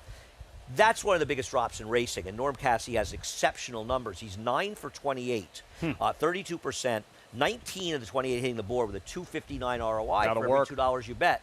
He's good doing it. He's very good doing it. Now, this one cuts back in distance as well from a mile to 6 furlongs. And I know, Paula, you're a fan of the cutback way I am. A lot of times it really helps the horse in the sprint races. And this is a horse, like you said, I mean, listen, has shown speed against better. Actually, we started in the Brad Cox barn. I thought the first start after that, the horse needed it when I was at Oakland Park. So this horse is going to be tough in here. And currently your favorite. Let's go to Acacia, standing by live with Norm Cassie. I am indeed, Lafitte. Norm, let's start with Miss Maximus here, dropping a class and cutting back in distance. This just seems like the right spot for her. I mean, it's the most rational spot. This is where she belongs. Hopefully we found her friends today. But of course, coming up later in the Schuylerville, you're sending out Slang. She's had 2 starts so far. How has she continued to progress? You know, the first race was just a gimme race. I don't think she really handled the track that day. And just, you know, from the race to the works afterwards, she's made that progression that we like to see. I feel like she's coming into the race right. And we'll just see if she's good enough. Of course, looking back to 2021 when you won the Schuylerville with Pretty Birdie and Mary Lou Whitney's Silks, a true kind of Saratoga moment. Can you reflect back on what that win was like and what it meant to you and your team? Just a humbling experience. Just anytime you drive, so you drive up here and you see everything written about Mary Lou Whitney and how she's still so much a part of this town and this racetrack. And for me to kind of been given that opportunity to carry on her tradition is just, it's surreal to me. And for us to be able to do that post-COVID opening day, that's experience of a lifetime. Special moment. Thanks, Norm. Good luck today. Thank you. Lafitte? Somehow it didn't feel coincidental. It was the perfect Saratoga moment, those colors, the Whitney colors in the winner's circle with fans back for the first time on opening day. Post-parade race 3, New York bred maidens. You're looking at the 2 in our reward drawn inside. First half of the entry out. There's La Descente at 17-1. Yeah, the trainer's a little interesting. As a long shot, I could see throwing this one in. Number 3, if they're going in order, Nay, Jude. Beetle fans, there's your filly. I'm not a fan of this horse. I think that she's facing potential new shooters in here that just might be better. She's had her chance. But you do like the Beatles. We established that. Miss Maximus back sprinting back in New York. Oh, Andy likes some toe jam football. 5-2. Dreaming of Carly just missed it 18-1. Yeah, that was an off-the-turf race, and she lost to Linda Rice, first-time star, that broke 5 lengths behind the field. She's not impossible, though. Miss Nipotina, closer to the pace in her latest, number 7, going for glory, second in 3 of 6 starts. Lost by a nose to Nay Jude last time, so arguably she's an overlay at 11-1 in this race. Out of the cloud, 11 race maiden. Yeah, big long shot here. It's not hit the board, at least in the exact at 50-1. Punch the clock, Mary Legs Farm debuting homebred. A first-time star that's taking some nibbles at 8-1 for Ray Handel, and you wouldn't have to be a killer to be competitive in this race. Needed, representing outside speed. Hasn't raced since January. Now in the Linda Rice barn, she's going to look to sweep the early, or at least have 2 wins on the card. Widow would be a big surprise on the outside. She's likely to improve off her consecutive -0 buyer speed figures. That is the field. Coming up, race number 3, post time in 5 minutes. And a heads up at Naira Bets and the contests to look forward to, specifically on Friday, the Friday Feeder Contest. You want to get involved, $40 Friday Feeder Contest, low-cost way to earn your entry into the $300 Saturday Contest. Registration closes before Saratoga's 3rd race post time Friday. Visit naira.com/contests. And there's the other Ortiz brother. Jose Ortiz having won race number 2. There's what Arad did last season, Richie. As close as the chase was for a training title, not the case for an Angel Cordero riding title. Arad and the separation, what he did and everyone else. Wow, what an incredible meet. You know, and it's interesting, you know, the Angel Cordero riding title, Irad to me is most reminiscent of Angel, where Jose reminds me a lot of Eddie Belmonte back in the day. 2 of the greatest riders hailing from Puerto Rico in history, and these brothers are right there in that category. For those who are old-timers like me and Richie, you have to have been here to see what kind of a star Angel Cordero was in Saratoga. I mean, he was as big a star I've ever seen ride here. He was incredible, yeah. And look what, right there, Paulie, over the last decade, aside from Luis Saez, Javier Castellano, the brothers, 8 of the last 10 riding titles here at Saratoga. It's truly amazing. And they're totally different riding styles, too, if you're honest. You know, to me, obviously, Irad a little bit more aggressive. Jose can be aggressive, too, but I'd look a little bit softer hands. But, you know, a lot of people will say Irad rides the best horse. I don't care. When you have separation of 25 different wins, 25 wins over your competition at this meet, I don't care who you're riding. Sheer domination. Aboard Nate Jude here, Andy. This was 2 starts back. Nate Jude trying to graduate, going to have to settle with a 3rd place finish and finishing in front of her in Going for Glory. Now, in fairness, she was coming off a layoff in this start, so maybe she needed a start. She did not run well at all. She got an absolutely perfect trip. Javier stayed in the rail. Look at the gray horse in front of her. That gray horse is a speed horse that's for many, many starts and basically stops. She gets by her, right there. She's actually in front. The 6 horse, the gray, is coming back at the finish and almost beats her again. I'm not a fan of Nate Jude. If she wins, I lose. And Irad's a great, great rider. And you saw those numbers, and they're intimidating.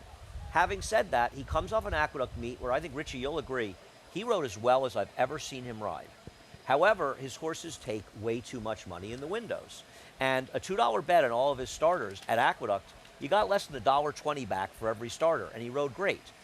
Everybody bets on Irad. It's not his fault that he's riding 3 to 5 shots that should be 8 to 5 and 9 to 5. There's no value in betting Irad. There's value in betting guys like Flavian Pratt.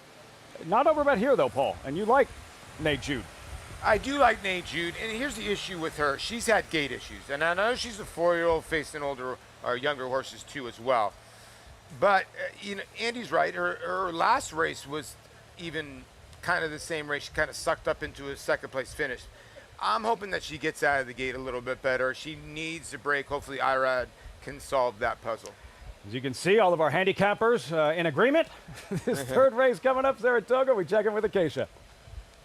And I think it's just that kind of race, Lafitte. And I have absolutely no problems with your favorite, with the 4 Miss Maximus, as you heard from Norm Cassie. It's just the most logical spot for her. But looking at a couple of alternatives, the number 5, Dreaming of Carly, I thought ran pretty well last time out. She's a horse that last year, my qualms with her had always been is that she just doesn't carry a lot of condition.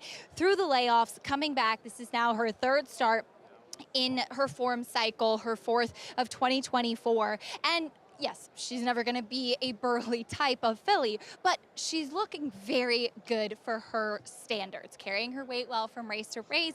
She kind of hit the front last time and, yes, was run down by Linda Rice, first-time starter, but the 1st and 3rd place finishers were also main track only horses, so running against dirt meant horses in that spot. I liked what I saw from her today. I think she's relatively holding her form and a little bit of a price. The 10 Needed, making her first start for Linda Rice. Certainly nothing against previous connections, but she was also one who just wouldn't carry her weight well from race to race. And typically you do see Linda Rice's horses having a lot of substance and muscle mass, and that's what I'm seeing from Needed. She is definitely developed and filled out as a 3-year-old. She's also very calm, very relaxed in the preliminaries. Sometimes she could be a little bit spooky prior to her races, see if she could potentially take a step forward, but it looks like she really did well more than anything with that layoff and break from racing, Lafitte. Looks the part, Acacia. Needed. Linda Rice looking to go back-to-back. Richie, there is Miss Maximus, and the favorite at 2-1, and a easier set of circumstances today compared to the types of competition she's been facing. Yeah, she ran in a maiden allowance race last summer up here in Saratoga, and that was against New York bred. She's a New York bred. Now she goes to Oaklawn, Churchill Downs, and runs against Open Company.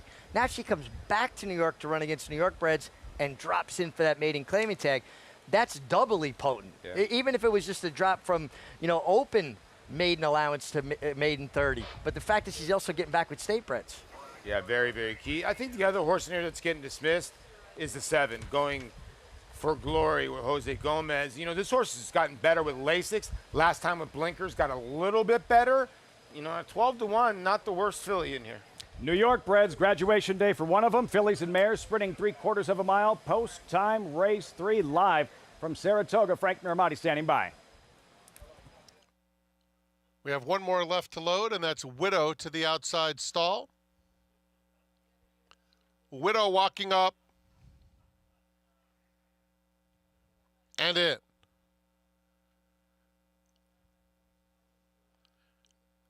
And they're off to a very even start. Needed and Out of the Cloud are both flashing early speed. Those two are head and head. Punch the Clock now. Punch the Clock with good debut early gas. Up to take the lead. Needed presses from second. As they come toward the half-mile pole, 3 lengths back, Miss Maximus races in third, followed by Dreaming of Carly and Our Reward in the orange colors down at the rail in fifth. Then it's Nay Jude, La Decente, Lime Cap, moves by that rival, 4 clear of Out of the Cloud, who now has 15 lengths to make up as they move into the far turn. Widow is next with 3 furlongs to run. It's another 2 back to Mia Nipotina and Going for Glory. They're coming to the quarter pole through a quarter in 22 and 1. La Decente is unwinding a 5-wide bid as Punch the Clock still leads. Coming to the 8th pole, it's Punch the Clock Professional with a 4-length advantage, chased by La Decente, who's eating up real estate in the center of the racetrack as Nay Jude takes third, a 16th to go. Punch the Clock was ready to roll at first asking, and Punch the Clock scores by 4. La Decente second, Going for Glory from way back to get third, then Mia Nipotina. Wow. The first-time starter delivers the knockout blow. Punch the Clock, the Mary Legs Farm homebred, and Dylan Davis, stellar in her debut. She took some nibbles at the windows, and she was able to get in the front, Richie, and she was much the best. Much the best. Broke just a half a step slow, but then had that good speed, 22 and 1, not a slow fraction here. And she kicked on, ran for home. Ray Handel, Dylan Davis off the mark early with this Mary Legs Farm homebred. Great name too, right? Tapiture out of Button Pusher, U.S. Ranger. They punch the clock. Great name. 7-1, and not, I mean, she clearly best, 9-1-7-6 here, right there, Richie. Dylan Davis asked Punch the Clock the question. She has the right answer. You know, as much pressure as she took, too, from the outside run of the 10 needed, you could have seen her maybe tiring late. Dylan set her down, and she just kept finding. This was a good debut. No, Ray Handel's had a big price first-time starter win, a maiden claiming race back in New York a little while ago. He had another one here, and the race was a lot changed because the 4, Ms. Maximus, just didn't do any running. And she also wasn't forwardly placed, which made the pace, which was honest, but it didn't make it as competitive as it could have been. I thought the 1A2 Lafitte putting the blinkers on, huge improvement with Javier Castellano. That horse ran on well. Big effort to complete the exact at 16-1. A long shots through at 7-1, over 16-1, over 11-1, 51-1. That's what happens when the favorite, and he never picks up her feet. Favorite didn't do any running whatsoever in this race for Norm Cassie, and Needed, who took a lot of money as well, was chasing and didn't run. And I think we've seen enough of Nay Jude, who just isn't very good. It was a bad pick by me, but the 3, 4, and 10, I all had 3 one of them too. didn't run. I had a bad pick too. All 3 of them didn't run, Punch the Clock, the first-time starter. Dylan Davis, 7-1 in the third race on opening day at Saratoga. When we come back, look ahead to the first flat Grade 1 of the meet. The prestigious Diana in event. Trainer Chad Brown has simply owned over the years, piling up win after win in all the runners, the volume. 5 more on Saturday included. White Beam Grade 1 winner. A look ahead to the Diana when we come back.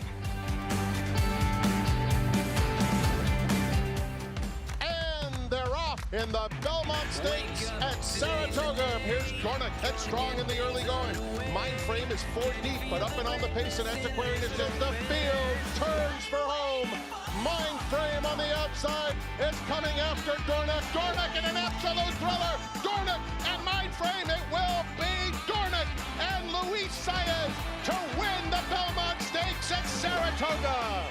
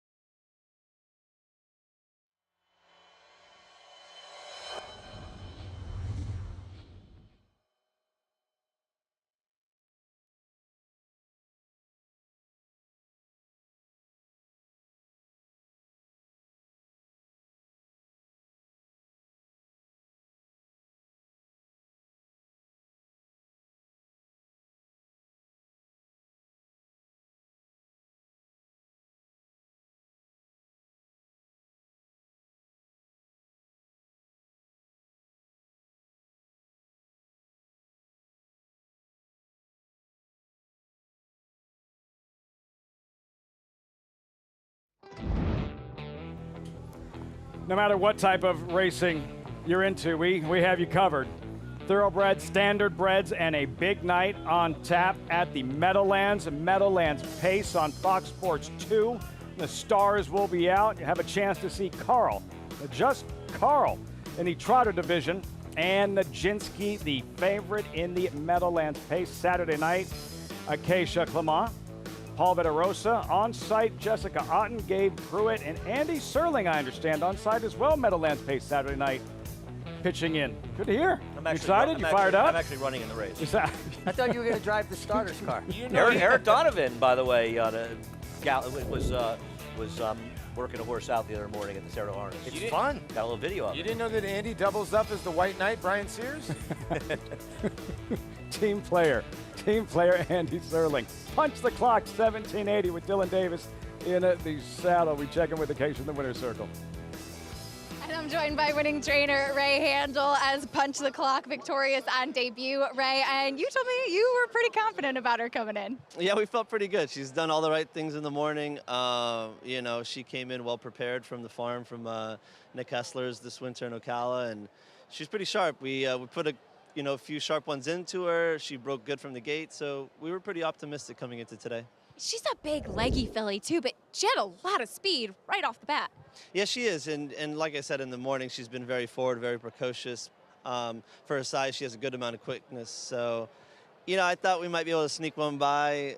Maiden 30, first time out. She probably would have been pretty competitive in a maiden special, but I was like, you know, we're going to Saratoga. She had some minor injuries as a young horse, and you know, we gave her the time. She's come back, and she's been great. But I figure, Saratoga, let's get aggressive and try and win a race, and everything worked out. It's good when a plan comes together like that. And everybody wants to win opening day, of course, and for Penny Hallman, and this is a homebred for her. And you and I were just saying, she's truly one of the nicest people you'll meet around the racetrack. She's an absolute sweetheart. She loves every single horse like one of her kids, and I'm just very grateful that she has chose me as one of her trainers. Well, congratulations on kicking off the meet in the right way, Ray. Thank you so much. Appreciate it, Casey. Lafitte?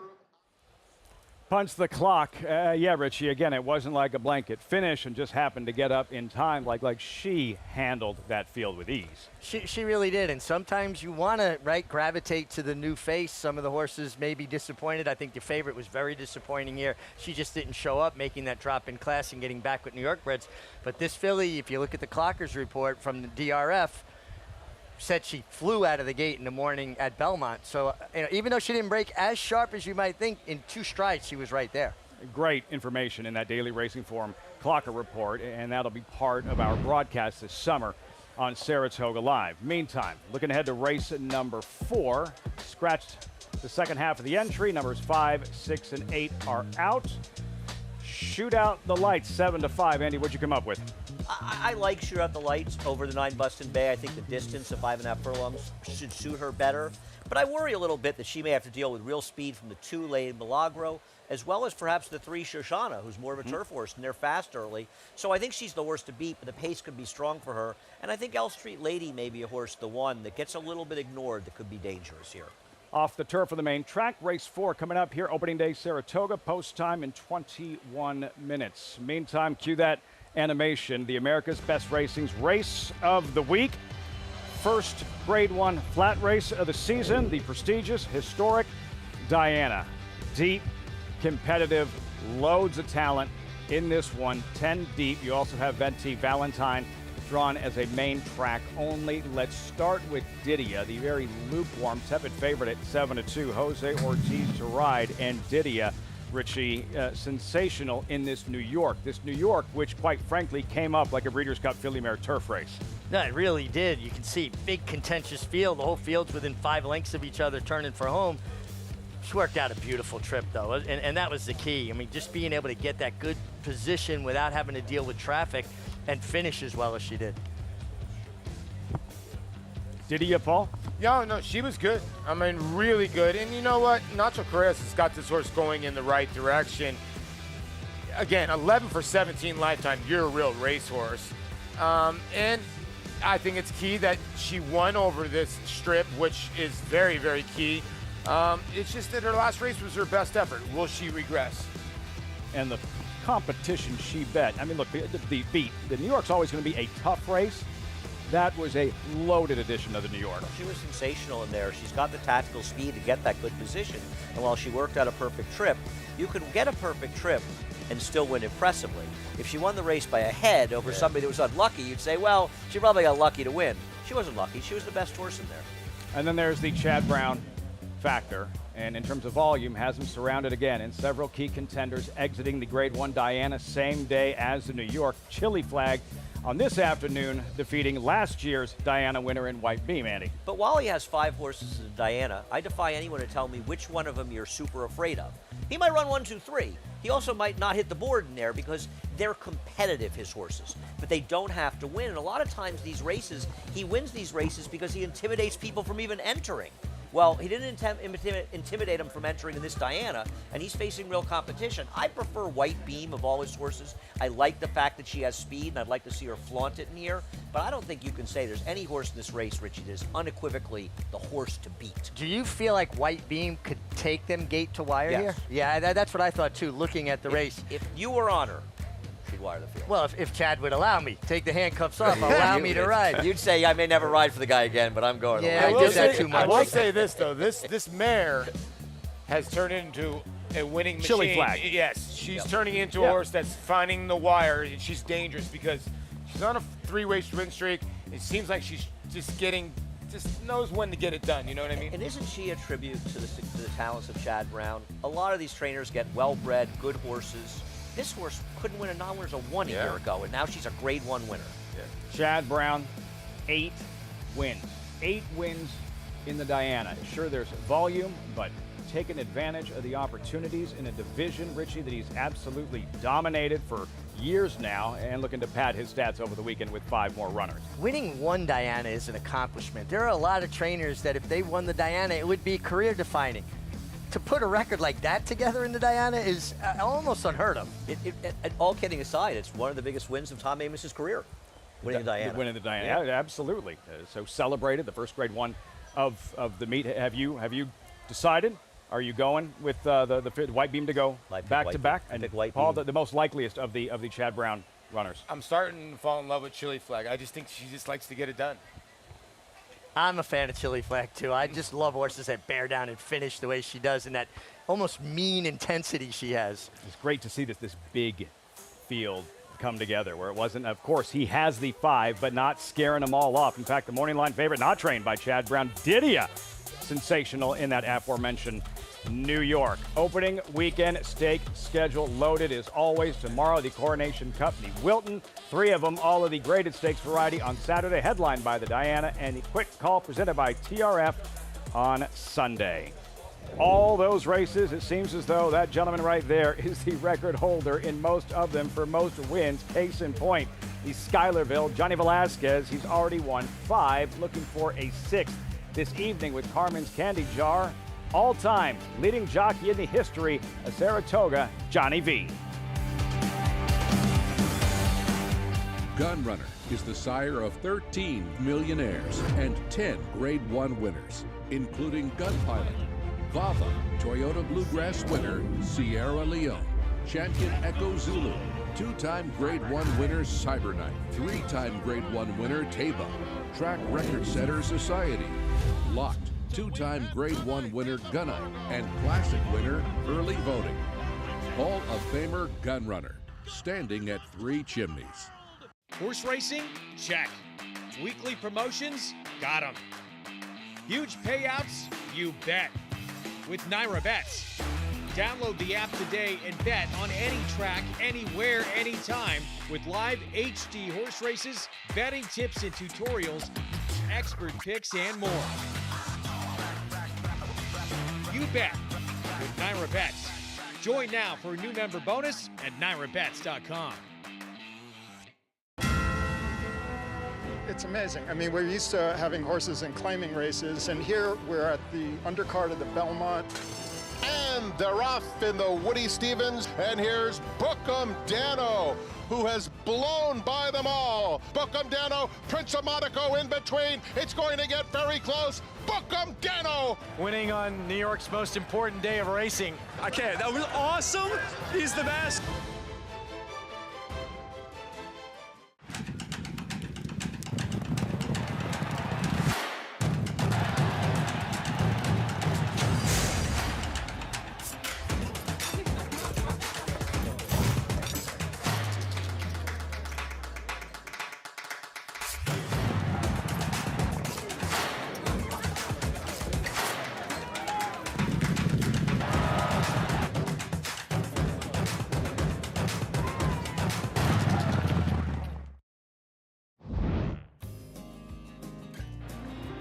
just the whole atmosphere, the people, the horses, the town. Like I was telling someone, like I usually go to Stewart's and get a coffee, and I'll have people ask me, hey, how do you like your horse today, or something like. So everyone's into the racing. And what Naira's done too has been amazing, you know, with even doing minor changes like the Jim Dandy bar and now what the atmosphere that's created.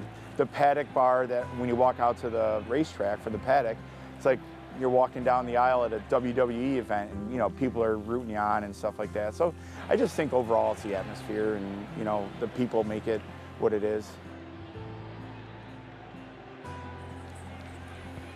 Really great stuff. Maya Engelhart and everything that Saratoga represents, and the crowd here on opening day. So many great spots to watch the racing from as the card continues with the fourth race in about 13 minutes off the turf on the main track. 5.5 furlong sprint. We check in with Acacia, starting with L Street Lady. Acacia, what are you seeing? Well, she's obviously a horse, Lafitte, that has class. We saw her winning the Jersey Girl last year, but that's just it. We have not seen L Street Lady in a year, almost to the day, since July of 2023. Now, looking at her here in the paddock, she does look like she'll benefit from a start just from a fitness perspective, just to be able to tuck up a little bit. But she looks the picture of health coming in for Brittany Russell. And one thing that I think really could be the key for her is that she might be the one who sits the best trip, because even though this race is off the turf, plenty of intriguing runners stay in, and there's a lot of early speed. She is absolutely grown and filled out as a 4-year-old. Maybe she'll need the race for fitness, but she could be in the catbird seat, Lafitte. L Street Lady, Acacia, in terms of race shape, yeah, it figures to be right there in the mix in a good spot. This was 2 starts back in that Jersey Girl, Andy, a win at Belmont Park in June of last year. And with the favorite Chocolate Gelato on the inside not showing up in here, it wasn't a super strong running, not as good as the Jersey Girl we saw this year. But she did run well, and Richie, she was able to rate. And with speed in here, that's only going to help her chances. And it feels like there's an abundance of speed in here, right? Lady Milagro on the inside. Shoshana reading the quotes from her conditioner saying she has one way to go. She just goes as fast as she can, as far as she can. And then, of course, the Wesley Ward runners shoot out the lights. She has the benefit, though, Paulie, of being outside of those horses. That's may help true. her. Bustin' Bay, though, she likes to run longer, but the potential for a lot of speed could be a second win for Linda Rice with 2 MTOs today. Yeah, when you cut back from 1.8 miles to 5.5 furlongs, that's a tough cutback. And Acacia, the favorite who we're looking at, aforementioned Shoot Out the Lights from Wesley Ward. How does she look? Well, you have to respect how versatile she is, Lafitte. She's shown she can handle both turf and dirt, and maybe she will have some company, but as Andy mentioned, given her draw, that really should benefit her and her forward running style. She's not a typical kind of Wesley Ward horse who are usually very broad, very stout, very powerful. She's much more of a feminine type of frame, which oftentimes that build does get over a turf course a little bit easier, but I thought she ran huge last time out. Second place finisher, You're So Silly, came back to win, and Zeitlos, a very talented winner of that field too. She's incredibly fit, Shoot Out the Lights, and very quiet in the paddock, but that's typical of her. So if you don't see her on her toes like a typical speed horse, that's just her normal demeanor. We'll see what kind of trip she can have, given the fact that she'll be able to see what's taking place inside of her. Doesn't have that real aggressive demeanor. Shoot Out the Lights, the quick filly here, trained by Wesley Ward, one of 2 for Wesley Ward, and John Velasquez. Richie, everything he's accomplished here at Saratoga over the years, the all-time leading jockey, seemingly in just about every stakes race, overall wins, money earned, and what he's done in the Schuylerville over the years. 5 wins, seeking a 6th this afternoon. Just incredible. And what I marvel at to this moment is all riders at some point, you start to see some deterioration of their skills, whether it be physically or mentally. Usually the first thing you see to go is a rider's legs. I see no deterioration of Johnny Velasquez in any of those categories. His legs are still rock solid, and the legs are a rider's foundation. His mind, the way he sees a race, has gotten better over time, obviously with experience. He rides now like he did 20 years ago, and that's unheard of. That's amazing. Johnny Velasquez on another opening day at Saratoga, looking to pad his overall stats. And then you have Bustin' Bay towards the outside. She ran in the first race opening day a season ago. Andy, this was 2 starts back on the main track, winning at Aqueduct.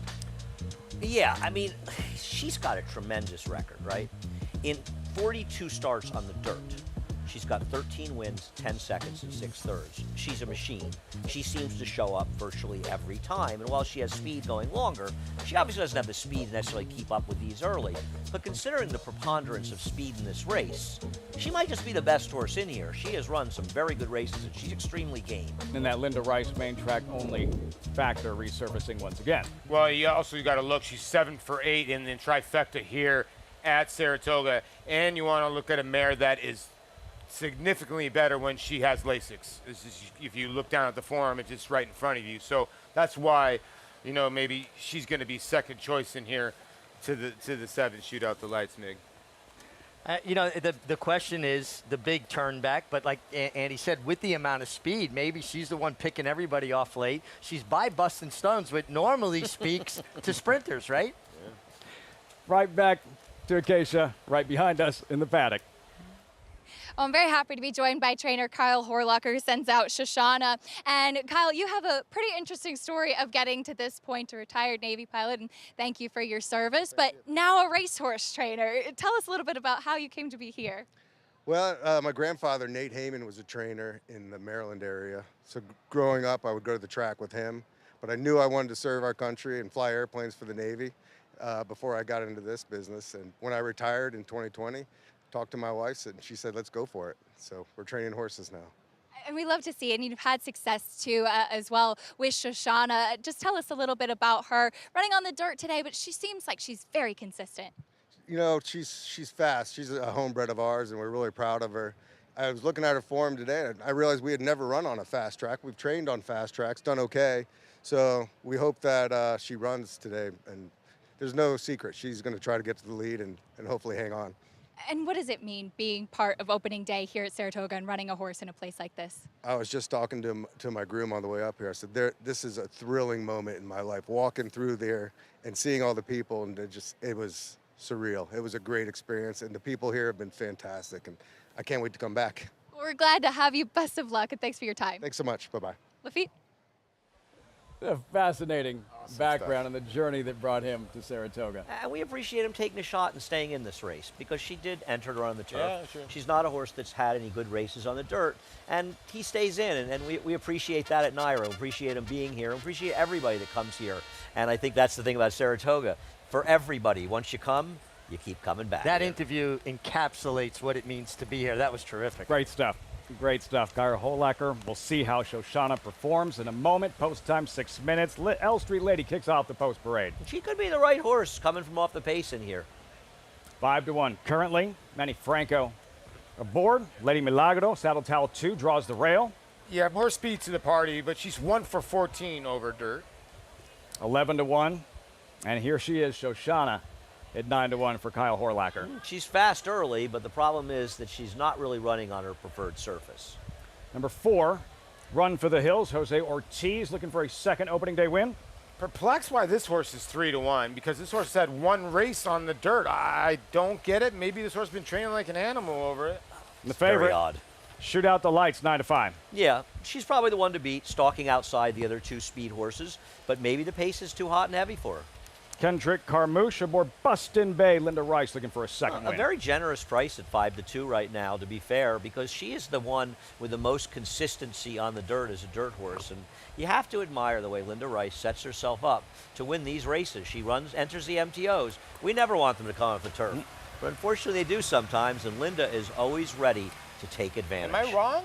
Are the 4 and 9 the same price here? Am I wrong here? That's nuts. Paulie, before you said it, I never even noticed that the number 4 horse Run for the Hills. Now, I don't have the dirt start in front of me, to be fair, because it happened before the 12 starts showing you my lines, and I didn't look it up. I just thought this horse would scratch. I don't know. The horse didn't run at all. I don't know if something happened. Unless without the running lines, the full running lines, I can't tell you what happened that day. I'll see if I can find them. Well supported at 3-1, Run for the Hills. And for the horse players, and a heads up in case you haven't joined, just getting started at Saratoga, day 1 of 40. Get involved, sign up, NairaBets.com, and a $250 deposit match. Use that promo code SPA250. Earn up to a $250 deposit match after your first deposit. Bet any track, anywhere, anytime. Join now at NyraBets.com to earn your $250 deposit match. Find anything? Well, I'm going to Just see yet? if I can negotiate the I'm Mig's going back. iPad. I'm going I back can't even and I'm turn it looking. on, so I'm done. What about Get what Formulator up there, Richie, and find out for What us, about will you? April 25th? I guess that work at Churchill Downs over the dirt was very good, 46-4. And listen, Mr. Barber owns this horse, Gary Barber. Well, to be fair, He likes to play. They're He likes to also wager some a of the little bit. money. Some of the money is because I lost it, Richie. Some of the You money turn that is thing because on the horse and- runs and- very, very well on the turf. And that's how this horse's first start was on the dirt. It was a maiden race at Saratoga the day after the Travers, won by the very talented Gerrymander, where she was 16-1, flash speed, and was eased. Doesn't Acacia, we're suggest he in likes it. desperate need of your assistance. Yes, I did try to help by texting Andy, but yes, it did debut in a maiden special weight run for the hills, and was eased in that effort. And then she moved to synthetic. Now, I'm wondering if maybe that's a little bit of a piece of the story as well, because while she is mainly a horse that's been running on the turf, she's also shown that she can run well on synthetic. Now, we've talked about this, about synthetic versus turf versus dirt. They are three separate surfaces. I find generally, and it's not a hard and fast rule, but typically horses that are turf horses can handle the synthetic and not always the opposite case. So the fact that she's run very well in synthetic, I wonder if that's a little bit of a piece of it as well. She's warmed up beautifully out there on the track, though, I must say that. Quickly, guys, if I could talk about the 9 Boston Bay, I wanted to reserve judgment for her till I saw her on the track, because last time she got totally washed out before the critical eye, and she still ran okay. She's cutting back significantly here, but she is much more settled this afternoon than she was last time out, Lafitte. Expected her to receive more support here, Boston Bay, Andy. Sometimes we refer to horses as being dead on the board and that you expect them to take a lot more money than they are. Now, I don't have the morning line in front of me, but I don't think anybody could have reasonably expected Boston Bay to be 3-1 in this race when it comes off the turf. No, I agree, particularly with the way the race projects the setup with the amount of speed. And, you know, she's got all that foundation. She's very accomplished, 13-time winner on dirt. To be fair, she was 7-2 on the morning line, so the morning line maker did think she'd be a bigger price, and I guess a lot of people are afraid of the distance in here. But with the preponderance of speed in this race, it projects to be a fast pace. Doesn't that mitigate the fact that she's better going a little bit longer? Yeah, it could be. You know, she's been on the front end going fast fractions of 110, so she might not be that far off the lead as we think she might be. Who is the quickest of the quick here? The 2, if the 2 likes the dirt, but the 7 probably. I think the 2 could be the quickest quick, and this is why. Francisco Martinez, 7-pound apprentice. The trainer just told you she's got one way to go. He's not going to be looking to be cute or smart. He's going to allow her to rip, and a lot of times journeyman riders go, well, I don't want to get engaged with an apprentice. Lee Milagro No, I is mean the very, very very fast. fast. Yeah. And Louis Rivera has the rail with her. Yeah, exactly. He's going to be thinking that too. So I have a tough time seeing the 3 necessarily outrunning the 2. And I'll tell you something about the 2. She has actually run okay on the dirt at times in her career. And while she's under the gun, I don't think she should be the same price as the 3, because at least we know that 2 can stand up on the dirt. We don't know if the 3 can handle it at all. That's Both true. at 13-1, and Richie and Paul, you both went with L Street Lady, drawn inside. She's at 5-1, I should say, and some rust to shake off. Unraced since opening weekend last year here at Saratoga in the Coronation Cup. Yeah, you know, her 2 races were really good here last year. I mean, at Laurel. And she just needs to improve. Her last couple races, even her last race, I understand she was the favorite in that race, but maybe she can turn it around. Brittany Russell, 29% on this move on the freshening from Madacat stables here, and I just think this horse will be ready. Brittany, when she ships horses here, Mick, they're usually ready. I like the work tab. You know, I don't look at times as much as I look at spacing. She's got a very comprehensive work tab. And now she's a 4-year-old. So what you saw as a 3-year-old, you could just see natural improvement. And I'll tell you something, I guess you could say this both ways. Now, she made her debut on the turf, and she didn't run badly. And it was her first start, so she can improve. But she shipped up here, and I have to think Brittany Russell was thinking I had some weather. It might not be on the turf. Maybe I prefer to be on the dirt. Now, maybe she thought she'd get a prep on the turf to run on the dirt later. But to ship all the way up for here, knowing the weather, she must think the horse is doing okay, you know? And look, you referenced some of the head scratching regarding the handicapping and what the tote board is telling us, but this is what you look for, opportunities in off-the-turf races that are sometimes just misbet. There's no question about it, because frequently, as we believe is the case with the 4, they're betting a horse that's not a dirt horse. And if we're right that the 4 has little chance in here, this horse is 3-1. Yeah. If you pitch this horse from all your bets, you could literally box the field in the superfecta or trifecta and make money. So this horse is what we call a takeout eliminator. If you're right betting against the 4, a horse being bet because the race is a turf horse running on the dirt, then you already have an advantage going in. Now you just got to be smart enough to take advantage. See how it all unfolds. The favorite, there she is. And star jockey Johnny Velasquez, shoot out the lights. Post time, race 4, opening day. Here's Frank Mermati. One more left to load, and that's Bustin' Bay, who won the first race of the 2023 Saratoga meet. She's in the gate, and we're set to go. A little bit of movement. Lady Milagro. And they're off. Lady Milagro, very quick. Bustin' Bay, Run for the Hills is showing good early speed too. And Shoshana is up and on the pace too. But it's Lady Milagro, the quickest of the quick. Shoshana is in second. 2 more to Run for the Hills in third. It's a gap before Bustin' Bay in between horses. Shoot out the lights. And L Street Lady. Lady Milagro moves into the far turn in control. Opens up a 3-length lead on Shoshana in second. Run for the Hills in third. Shoot out the lights. Moving up a bit in fourth. The opening quarter zipped in 21 3/5 seconds. Then comes L Street Lady and Bustin' Bay with a lot of ground to make up as they come to the quarter pole. Lady Milagro, Run for the Hills in second. Shoot out the lights comes with her bid on the far outside. Then Shoshana, there's a furlong left to go. And Run for the Hills has wrested command and opens up. Run for the Hills with a 3-length lead and running strongly through the stretch. Another for Jose Ortiz as Run for the Hills runs them off their feet. Wins it by almost 4 lengths. Lady Milagro held second. L Street Lady was third, and then Bustin' Bay.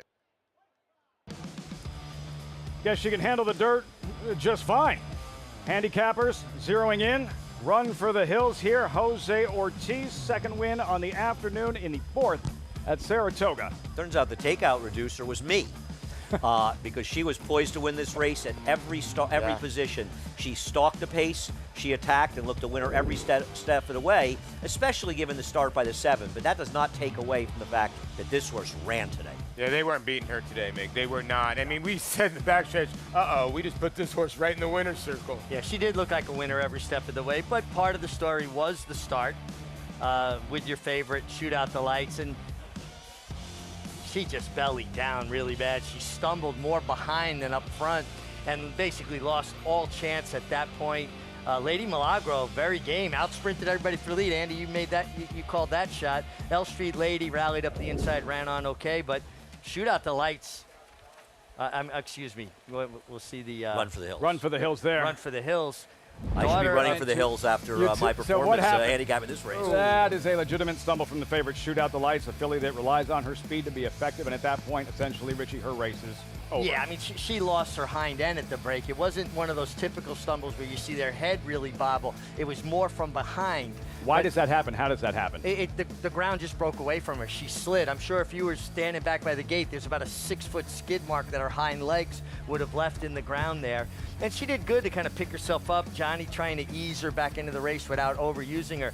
But take nothing away from your winner. Run for the Hills by Run Happy Claiborne Farm Stallion.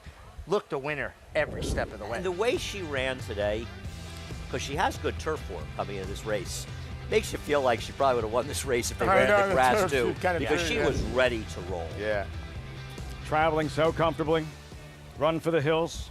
In those hot pink Gary Barber colors, trained by Mark Cassie. And the moments they've had a chance to celebrate here at Saratoga. Richie, Got Stormy, the filly who beat the boys, the first one ever to do so, and she did it twice in the Grade 1 4-star Dave. Yeah, Mark Cassie enshrined in the Hall of Fame right across the street. An incredible scout of young talent. Paul, he would be like the guy that could go to a Little League game and say, that one's going to make it. He'll be in the big leagues someday. A lot of people don't know who Gary Barber is. He's the CEO of Spyglass Entertainment. Just check out his resume.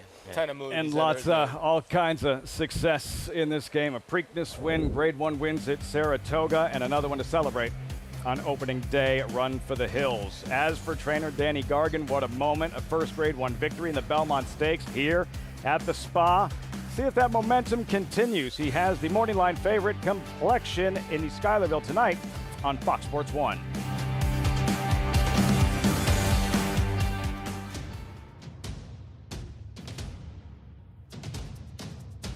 Drain the Clock will win and win by as much as he wants. He'll win by 6 in the end. It is Drain the Clock who will bound home the winner in the Bayshore. Drain the Clock, Jackie's Warrior, a terrific finish in the Woody Stevens that goes to Drain the Clock by a head. It's America's original sport, and no one covers it better than americasbestracing.net. From the sport to the lifestyle, the best races, horses, and destination venues, cocktails, gambling, fashion, and more. americasbestracing.net is a sport for you.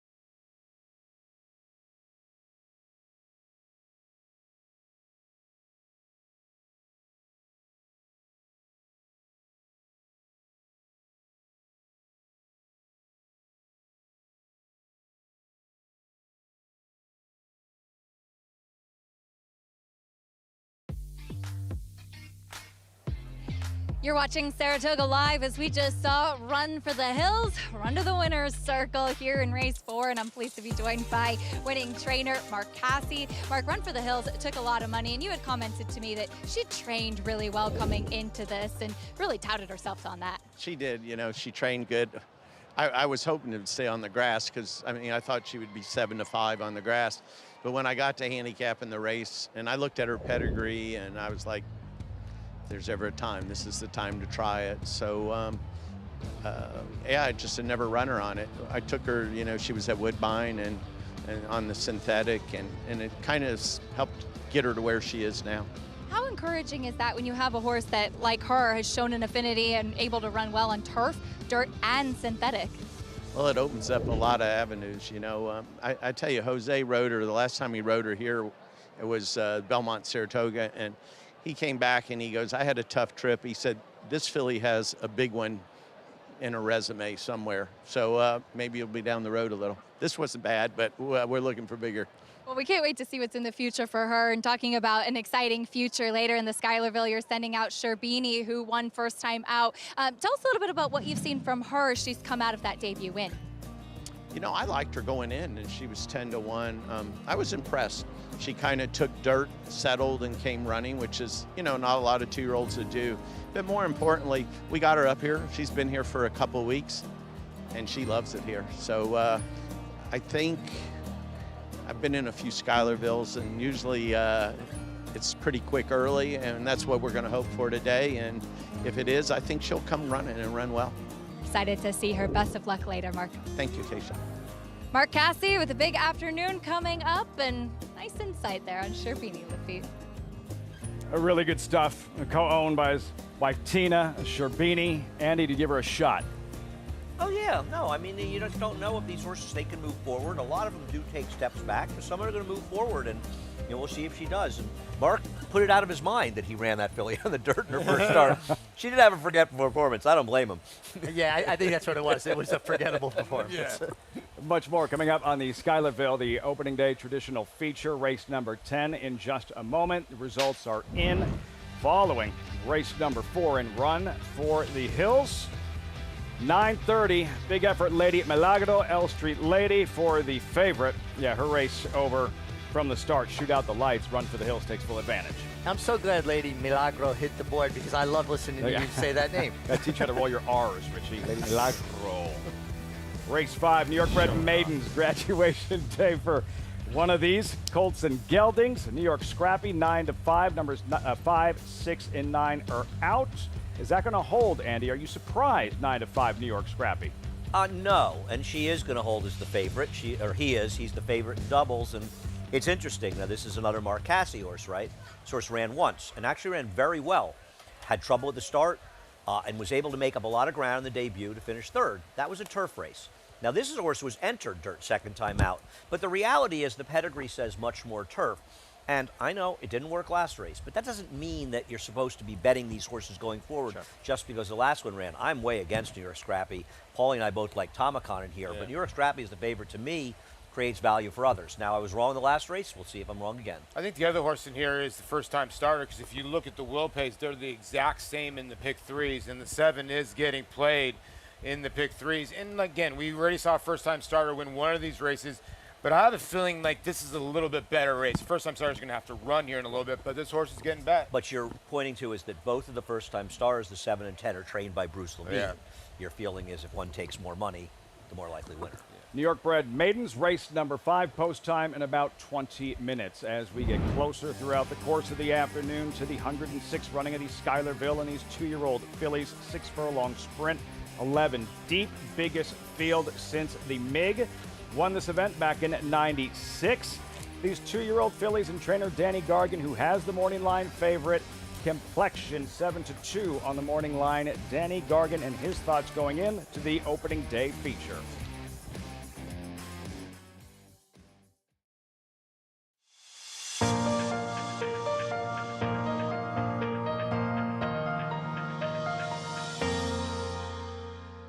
You know, we liked her when she went to the farm.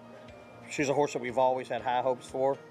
And brought her in to Gulch, Palm Meadows, a little early. She's precocious. And we did a few little works down there and then got her here. You know, we never worked her over a half mile. Yeah. She just naturally kind of does everything so athletic and so easy. And she's so intelligent and sweet.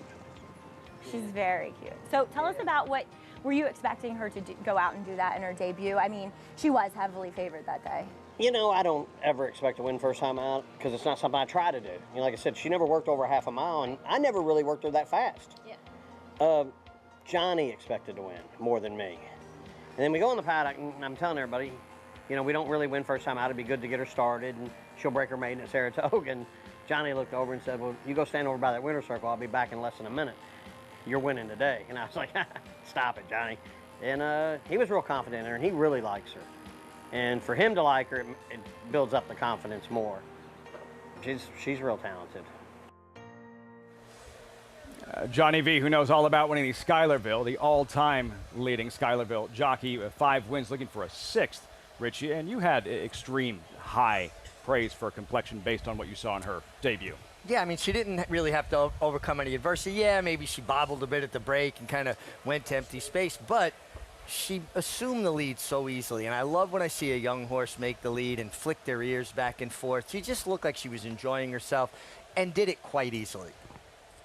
Will too much be made of the bobble at the start of her first race? In my opinion, yes, because she bobbled forward. Yes. It didn't hurt her momentum. She didn't take her out of the race at all. She's obviously very, very quick, and I'm not saying it helped her, But I think that you'd be making too much of it if you think that makes her performance that much more brilliant. She ran very well. I'm not denying it. I think it's going to be a different story today, but we'll see.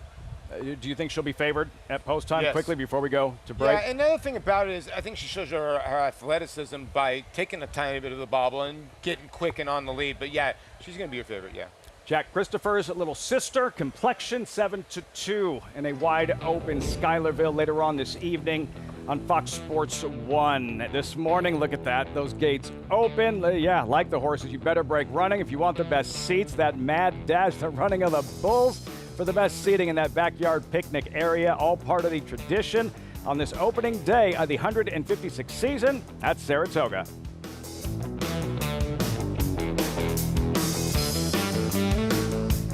War Dancer, New York's leading turf sire, is on fire at the Big A with Dancing Buck wire to wire in the elusive quality. Dancing Buck is almost there. Dancing Buck. Power Attack with back-to-back wire to wire wins. It's going to be Power Attack.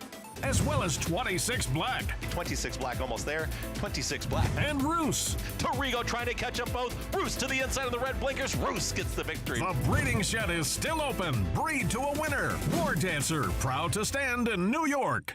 Just minutes from downtown Saratoga Springs, you'll find GMP Farm, a revolutionary state-of-the-art equine therapy and rehabilitation facility offering the most advanced equipment and knowledgeable staff to care for your equine athlete. From oxygen therapy and laser treatments to thermal imaging, dry soil room, and cryotherapy treatment, all alongside a 7/8 mile Torpedo training track. GMP Farm is revolutionizing equine care. To see a full list of services and book your horse's rejuvenation session, visit gmpfarm.net today.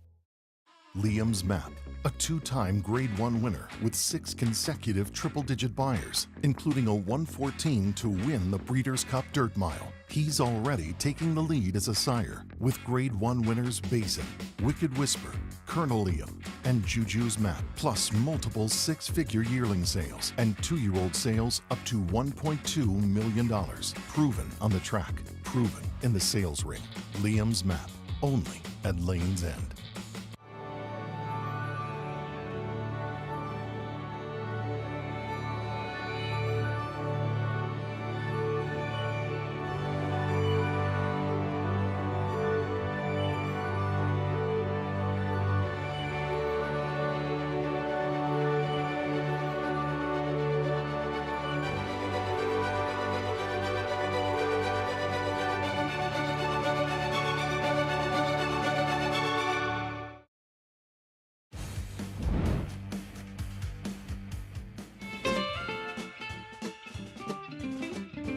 We're doing our grand reopening celebration today. We're bringing back the MIG sandwich, a little homage to our good friend Richard Migliore, who's a retired jockey, who was one of my favorites when I was growing up. We're going to be offering that obviously for the whole meet, the Saratoga meet, which we did last year. It was a big hit, one of our best sellers in terms of our featured sandwiches, so we're happy to bring it back. Everybody. Now that's a good sandwich.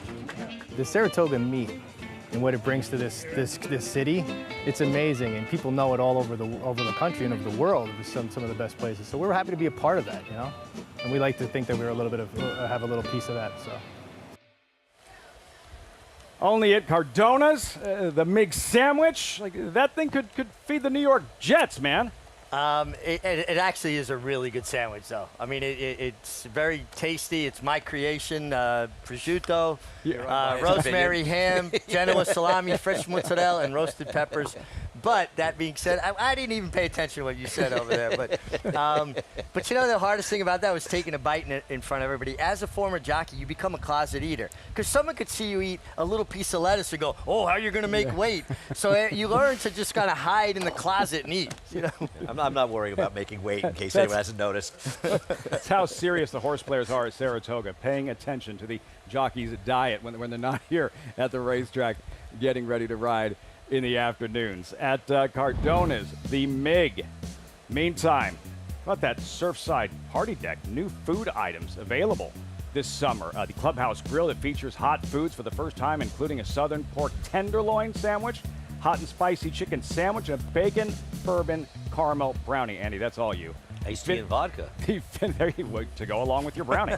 The Finish Line Grill offering new signature flatbreads such as a taste of summer made with mozzarella, ricotta, prosciutto, peaches, and honey. The floral decor. Look at that. Spectacular. Perfect. All these options. New here at Saratoga. Go to Cardona's and get a 9-foot sandwich, the MIG. So our coverage continues. Opening day at Saratoga. It's twice as big as the MIG.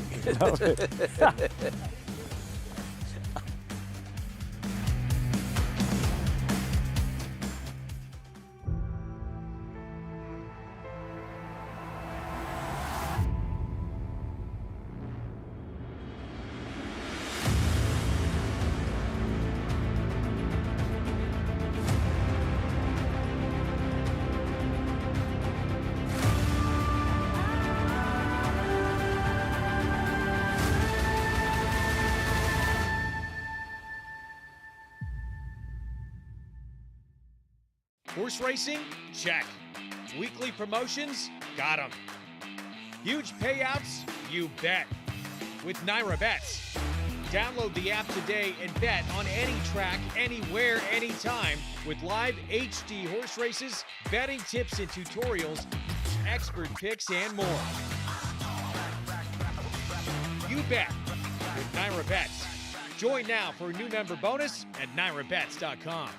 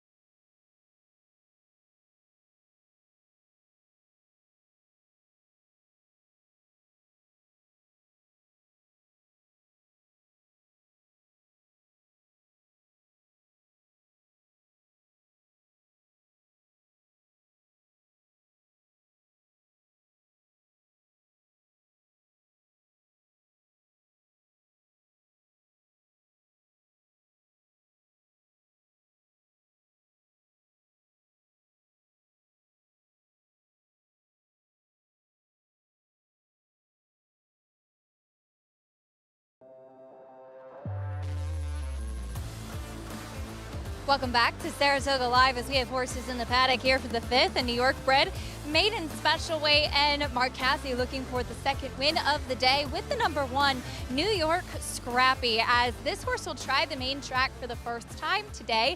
Entered in this dirt race after running well on the turf on debut. Now, I wasn't in the paddock for his first race, so I don't have anything to compare, but he was a handful to get the tack on. Very, very sharp. Do add shortcut cheater blinkers on for his second start. And while he's by Salamini, whose stats overall gear a little bit more towards dirt runners, we have seen Salamini's, namely solo shot New York bred stakes winner, really take to the turf. So it's a little bit of a tricky read. I wouldn't look at him immediately and say this is more of a turf horse. I really don't mind him here on the main track. A very good looking horse. Just seems like he's minding his P's and Q's now that they've gotten the tack on him. 2 first-time starters from the Bruce Levine barn in here, though. I like this number 7, Brown Eyed Cat, a horse whose dam was a good dirt sprinter, though she hasn't been the most exciting producer as of yet. According to the DRF Clocker report, that last work July 3rd was in company with his stablemate DC Boys in here. DC Boys breaking faster of the 2, but it was actually the 7 Brown Eyed Cat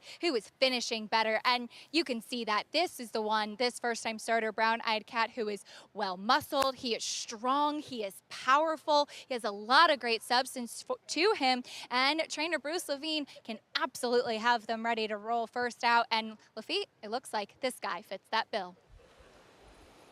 Well backed, live on the board, Acacia, Brown-Eyed Cat with 7-time Travers winning jockey Javier Castellano. Riders up. Brown-Eyed Cat, Mig. What are you expecting from the Big Brown Colt this afternoon in his first start?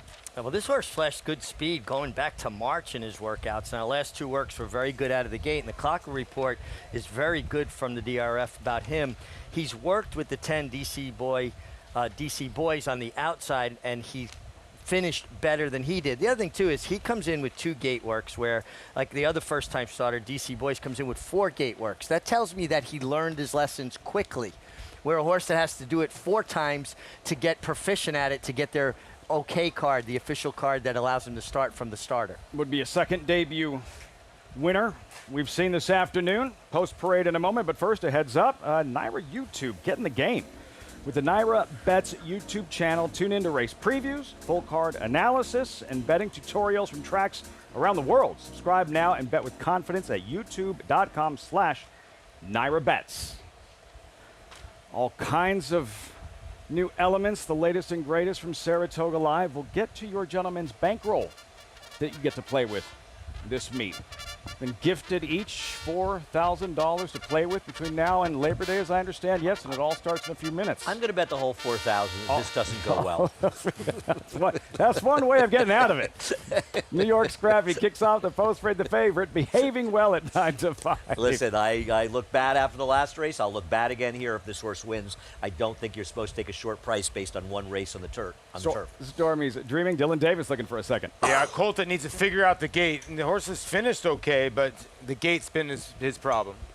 Number 3, Tomicon, Paul and Andy's top selection. Has been gelded after the last race, ran against some very good horses, and comes out of a key race in his first start. I like this one's chances. Romantic Charmer back to the main track. Yeah, they've tried a little bit, and now they're going to probably try blinkers, and a cutback from turf to dirt. Brown-Eyed Cat, 3-1, debuting Colt. Trainer Bruce Levine is as dangerous as anybody if he's got a right first-time starter. It bothers me a little, though, this horse is a half to 3 foals that did no running at all. Call Bob figures to be in the mix early. Yeah, a horse that has shown some speed with Jamie Torres, who won the first race on the card today. It's a fun story to follow early on. A DC's boy, another fresh face, 7-1 currently, second at 2 for Bruce Levine. Yeah, and they paid $350,000 for this horse for Flying P. 7-1, you get Ramon Vasquez aboard.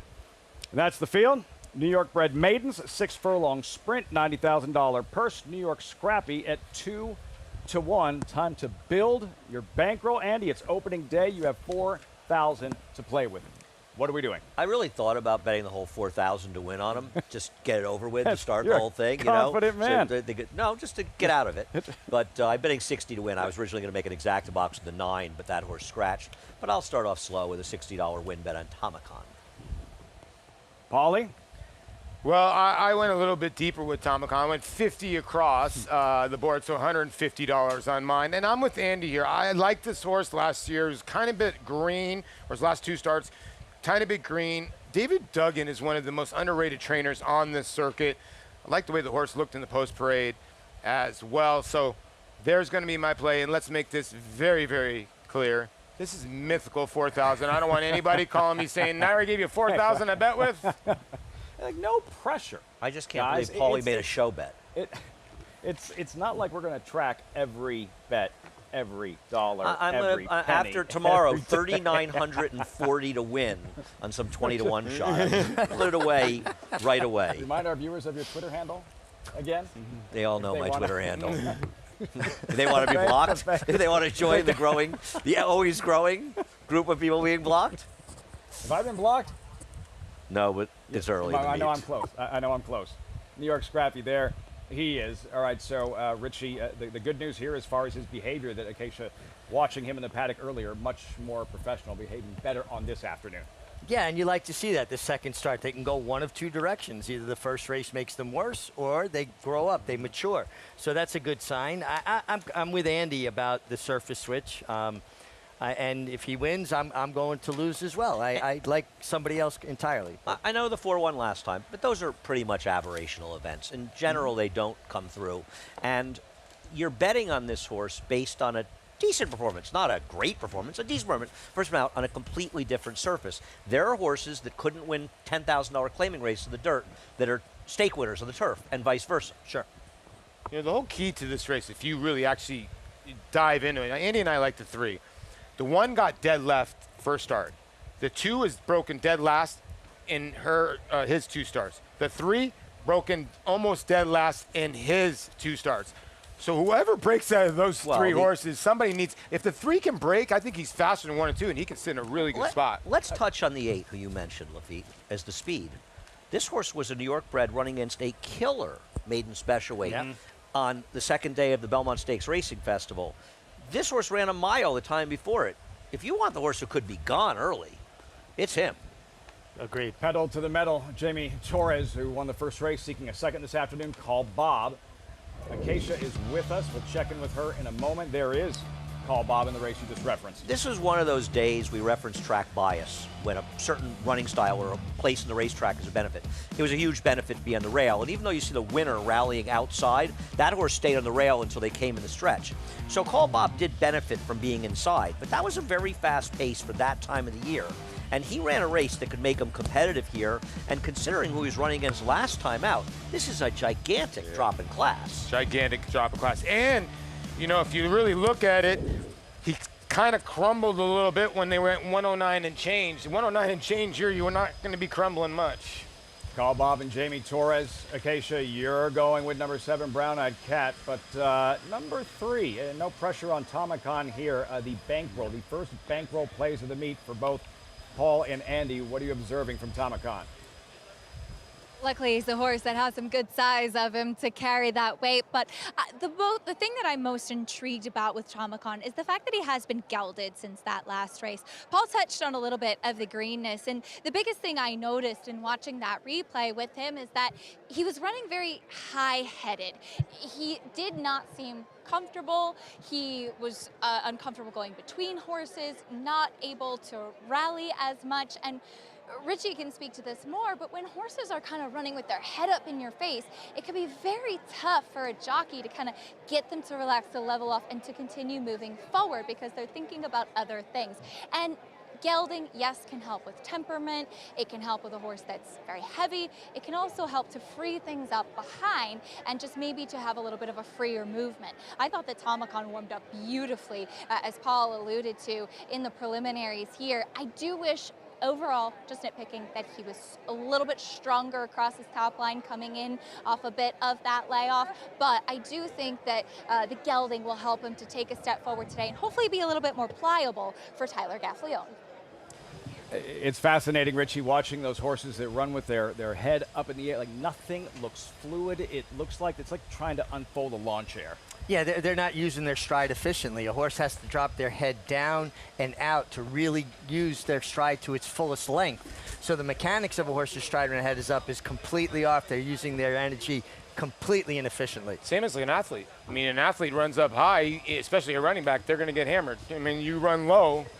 And for the rider, another added challenge. You have less control too because the horse's head is up. You need, you think about a bit. It's what riders, brakes, and steering.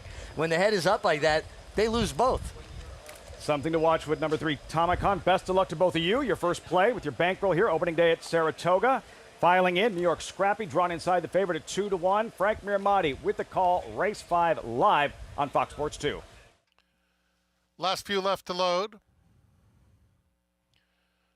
Working a little bit on the first-time starter, Brown Eyed Cat, who's been hesitant to go forward. Assistant starters giving him a little nudge. And he gets that cue and responds appropriately with the opening of the front of the gate. Here's Call Bob and DC Boys to complete the line. A little bit of movement from New York Scrappy. Settles down.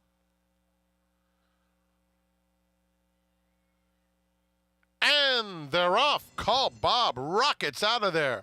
And New York Scrappy has plenty of early speed, matching strides, and taking the lead away from him. Stormy's Dreaming is 4 lengths back in third, joined by Romantic Charmer, who takes the third spot. Tomicon settles in mid-pack, already 7 lengths off the duel. A big gap back to Brown Eyed Cat. and DC boys strung out into the far turn. And it's New York Scrappy showing the way. New York Scrappy at the rail. Right up alongside is Call Bob. They're head-to-head midway on the far turn. Those two race as a team, and now Call Bob takes that lead away as they come to the quarter pole. Just behind them, Romantic Charmer is lurking in third, moving up to take second. Another 3 back to Tomicon, who's starting to unwind, and Stormy's Dreaming is next there at the top of the stretch. And Call Bob with a 3-length lead and a furlong left to go. On the far outside, Brown-Eyed Cat in his debut is really rolling. Here comes Brown-Eyed Cat with big strides and all the momentum after Call Bob. Brown-Eyed Cat will run him down in the shadow of the wire. Call Bob was second. It's a photo for third that goes to Stormy's Dreaming in front of Tomicon. Wasn't in the picture at the 8th pole. The first-time starter, Brown-Eyed Cat and Javier Castellano picking off the leader late, just like he did American Pharoah with Keen Ice in the Travers back in 15. This was a horse that just got completely left. I mean, it does feel like they were going a little too fast early, but he got completely left and was a city block back, and nobody else gained any ground. Wow. He broke slow. The 4 came out into him. He got buffeted about. And then when the dirt started hitting him in the face, the kickback, he got to climbing. His head, the first 1/8 of a mile, came straight up in the air, and he just went backwards. He put the brakes on. You see right up in here. Watch where his head carriage is. You see where his head is? Look at the way he's hopping. Yeah. Up and down. He's not going forward whatsoever. When he got in the clear, he found another gear. This was some performance by the winner. Call Bob, really went at it with the one New York Scrappy early. He ran extremely well, but man, this winner was very good, guys. Brown-Eyed Cat. Any horse to win under those circumstances, even if you know they're the best horse going into the race. But for a first day on the job to experience that early and still finish like that and win, you don't see that very often. No, you don't see that very often. Talk about overcoming adversity. He certainly did. Brown-Eyed Cat, trained by Bruce Levine, standing by with Acacia. And how about that for a debut? Bruce, he was just gobbling up the ground late. He run huge. I mean, he broke par, but boy, Javi gave him a chance. Come running, he run a big race. I mean, he made up a lot of ground. It's tough for a first-timer. He's a big, solid horse, too. Can you talk a little bit about what you had seen from him coming into this race? He's just been training really good. I've been fighting quarter cracks with him. That's why he delayed his start. But we got the foot right, and he ran to it. The patience paying off, and Bruce, obviously a New York horseman, winning here on opening day at Saratoga. What do wins like this mean, especially with a first-time starter? Nothing better. Nothing better. Couldn't have said it better myself. Congratulations. Thank you very much. Lafitte? What a performance. Brown-Eyed Cat, for trainer Bruce Levine. We all discussed how good he is with first-time starters, and for Javier Castellano, opening day last year, he says, you know what my goals are when asked? I want to win a 7th Travers. Went out and did it with Arcangelo, and now Castellano strikes on opening day. Brown-Eyed Cat, and for him, a chilly, patient ride. The money was right. The money was right in the last race with the Cassie horse.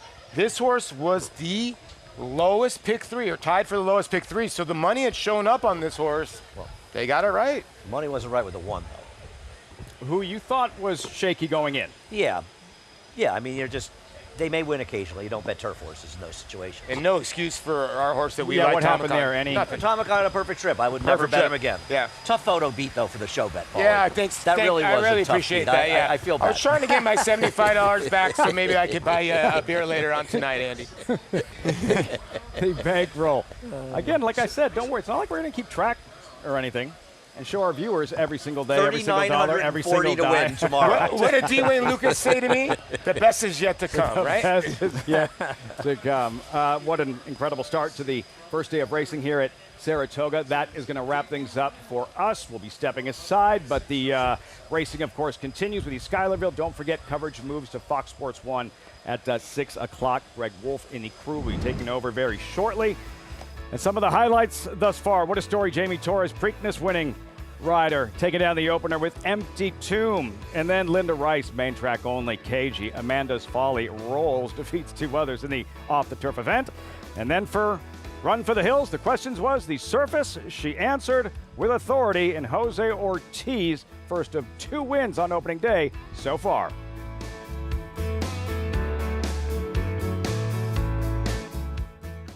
Spun to Run. His brilliant speed figures were among the fastest of any 3-year-old at a mile or more, and he hails from the legendary Danzig sire line.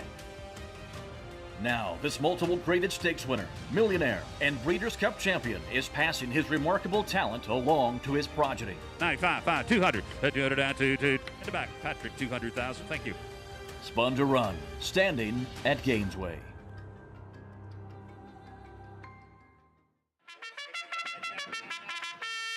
Monmouth Park's summer season rolls on with live racing action every Friday to Sunday. Monmouth's 2023 season featured our highest average field size since 2015, the perfect recipe for a prolific payday. With a stakes race every Saturday and Sunday, plus our Win Early Pick 5, Monmouth Park is your summer place to profit.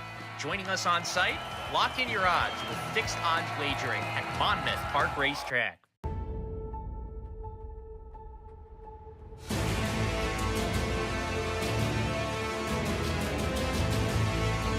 In the Pilgrim Stakes, they come on for the finish. Annapolis by a head.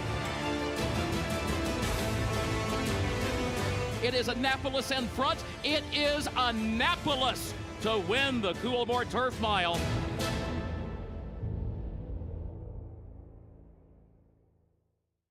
Racetrack Television Network brings you every race, from every track, on every screen, every day.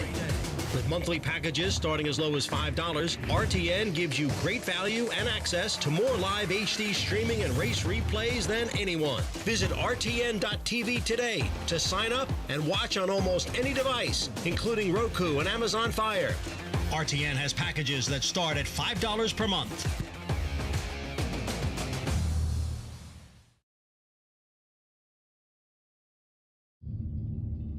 What was your first Saratoga memory? Was it the beginning of a legendary career? Winning colors. Maybe a controversial DQ? Or a champion feeling defeat? Maybe it wasn't a particular horse at all. It was mom or dad bringing you to the rail, or seeing your heroes walk right by you. That summer sun setting trying to cash one more ticket. For 160 years, countless memories live on these grounds. And every summer, the memories come flooding back.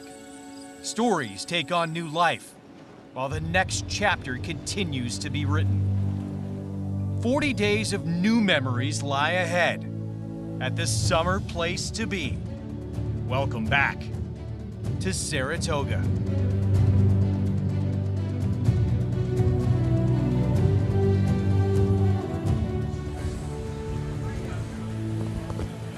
Welcome to our continuing exclusive live coverage of opening day from historic Saratoga Racecourse here on Fox Sports 2.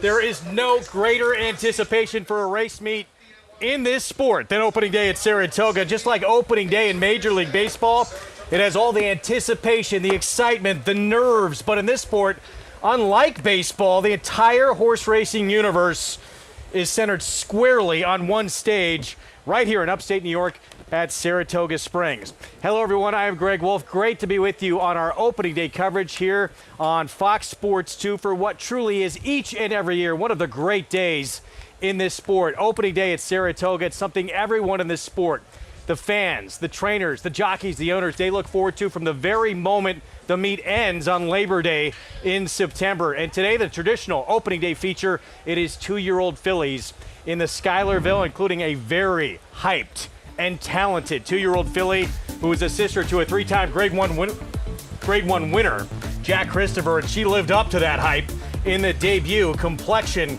for trainer Danny Gargan. She's 7-2 on the morning line as she gets set for her stakes debut, as 11 will line up in that opening day feature. With me, this motley crew, one of the top trainers in the country, Tom Amis, 4-time Breeders' Cup winning rider, Rajiv Mirage, and man who's made a lot of money at this meet. He put together a shirt of all his winning tickets. Jonathan Kinchin, good to see you guys. Cost him a lot of money not cashing those tickets. Yes, it did. Well, Tom, let's start with you. What makes this meet so special every year? Oh, that's simple. You walk through the gates at Saratoga, and literally you're thrown back in time, and you experience the beauty and the majestic athletes that these equine thoroughbreds are, these athletes, and it takes you to a place that there's nothing else like it, and it's addictive. You want to come back. You want to experience it some more. Rajiv, you've been a part of several Saratoga meets. You've won some very important races here. What's it like for the jockeys as they gear up for opening day? Opening days for the jockey, it's so intense. There's a high level of anxiety because whether you're a Hall of Famer that's won many races or your first time riding in Saratoga, if you don't get off to a good start, that can, you start losing faith, you start losing momentum, and not only in yourself, but people start putting more pressure on you. So it's very important to get off to a good start, and that makes it the anxiety so high at the beginning of the meet. What about from our championship horse player here? Why is it so great for the bettors at Saratoga? Well, I mean, I think it's the pool sizes, right? I mean, here at Saratoga, the pools are huge, and they're huge every day, whether it's Wednesday or Sunday, especially on Saturdays. And you got a great opportunity to get some big scores, and you got great horses as well. Everyone wants to win here. So to me, a 12-to-1 shot just feels a little bit more likely here at Saratoga than at some other places because everyone is trying to get their picture taken. Now, that feature, we took a look at the field. I mentioned her briefly. Still to come, that Schuylerville for 2-year-old fillies. And word was out, obviously, Tom, with that pedigree. Sister to Jack Christopher, who's a 3-time Grade 1 winner, who Chad Brown, his trainer, called probably the most brilliant dirt horse he's ever trained. She lived up to that hype first time out. Oh, she did indeed. I mean, looked like the winner from start to finish, Rajiv. Just, the rider was so confident on her as she went. But the one thing she's going to face today that she hasn't is a lot of front-end pressure. This race is loaded with speed. Challenge her early. Let's see how she handles the ability to rate if she needs to, and can she finish like this? Yeah, she's going to have to face some adversity. She's going to be more challenged today. But the way she looks so professional winning the first time. You can see everything that her jockey, Johnny Velasquez, asked her to do. She did it right on point. Switching leads, everything. She just looked like a very polished for a young horse. She didn't even break well in that debut, and she still made the front. She's fast. The biggest issue I have with her is not her pedigree and not what she did on the racetrack, but from a speed figure standpoint, the higher the better, like a quarterback rating in football. She is not that much better than the rest of the horses that are going to get in the gate with her, and at a short price, I'm going to try to beat her in here. Tom will tell us, these 2-year-olds, they can improve leaps and bounds, especially from that first to that second start. That's our feature to come, race 10 on the card. Schuylerville 2-year-old fillies. We look forward to it. Let's take a look at what's ahead. Presented by Claiborne Farm, races 6 through 11. Still to come as we get set for the Pick 6. We are off the turf today, in case you're just joining us for our opening day coverage. We're fast on the main track. And, we talk about the Schuylerville. That 9th race, it's just an allowance race. It could easily be a grade at stake. It's one of the most competitive races I think I've seen all year. It is a very competitive race, and it holds my best bet of the day. Uh-oh. Here we go. That's still to come on our coverage. You can get signed up, play along, bet all the action with Naira Bets. $250 deposit match, new customer bonus. When you punch in spot 250 at sign up, bet any track, anywhere, anytime, and with us at Saratoga all season long and beyond. Again, right there at nairabets.com. 16 minutes away from the 6th race coming up to kick off this Pick 6 on our opening day card. 5.5 furlongs in a restricted maiden special weight race for 2-year-old fillies. Strong state right now for Al Stahl from the rail, 6-5 favorite. We'll have much more on this field. Tell you to look out for when we come back. The man on board, the current favorite. He's won 2 straight Saratoga riding titles, 5 of the last 6 years. He's won the Eclipse Award as Outstanding Jockey at Rad Ortiz Jr. Looking to do some damage on opening day when we come back. And they're off in the Belmont Stakes at Saratoga. Here's Dornick, headstrong in the early going. Mind frame is 4 deep, but up and on the pace and Antiquarian is in the field. Turns for home. Mind frame on the outside is coming after Dornick. Dornick and an absolute thriller. Dornick and Mind frame. It will be Dornick and Luis Saez to win the Belmont Stakes at Saratoga. Horse racing? Check. Weekly promotions? Got 'em. Huge payouts? you bet. With Naira Bets. Download the app today and bet on any track, anywhere, anytime with live HD horse races, betting tips and tutorials, expert picks, and more. You bet with Naira Bets. Join now for a new member bonus at nairabets.com.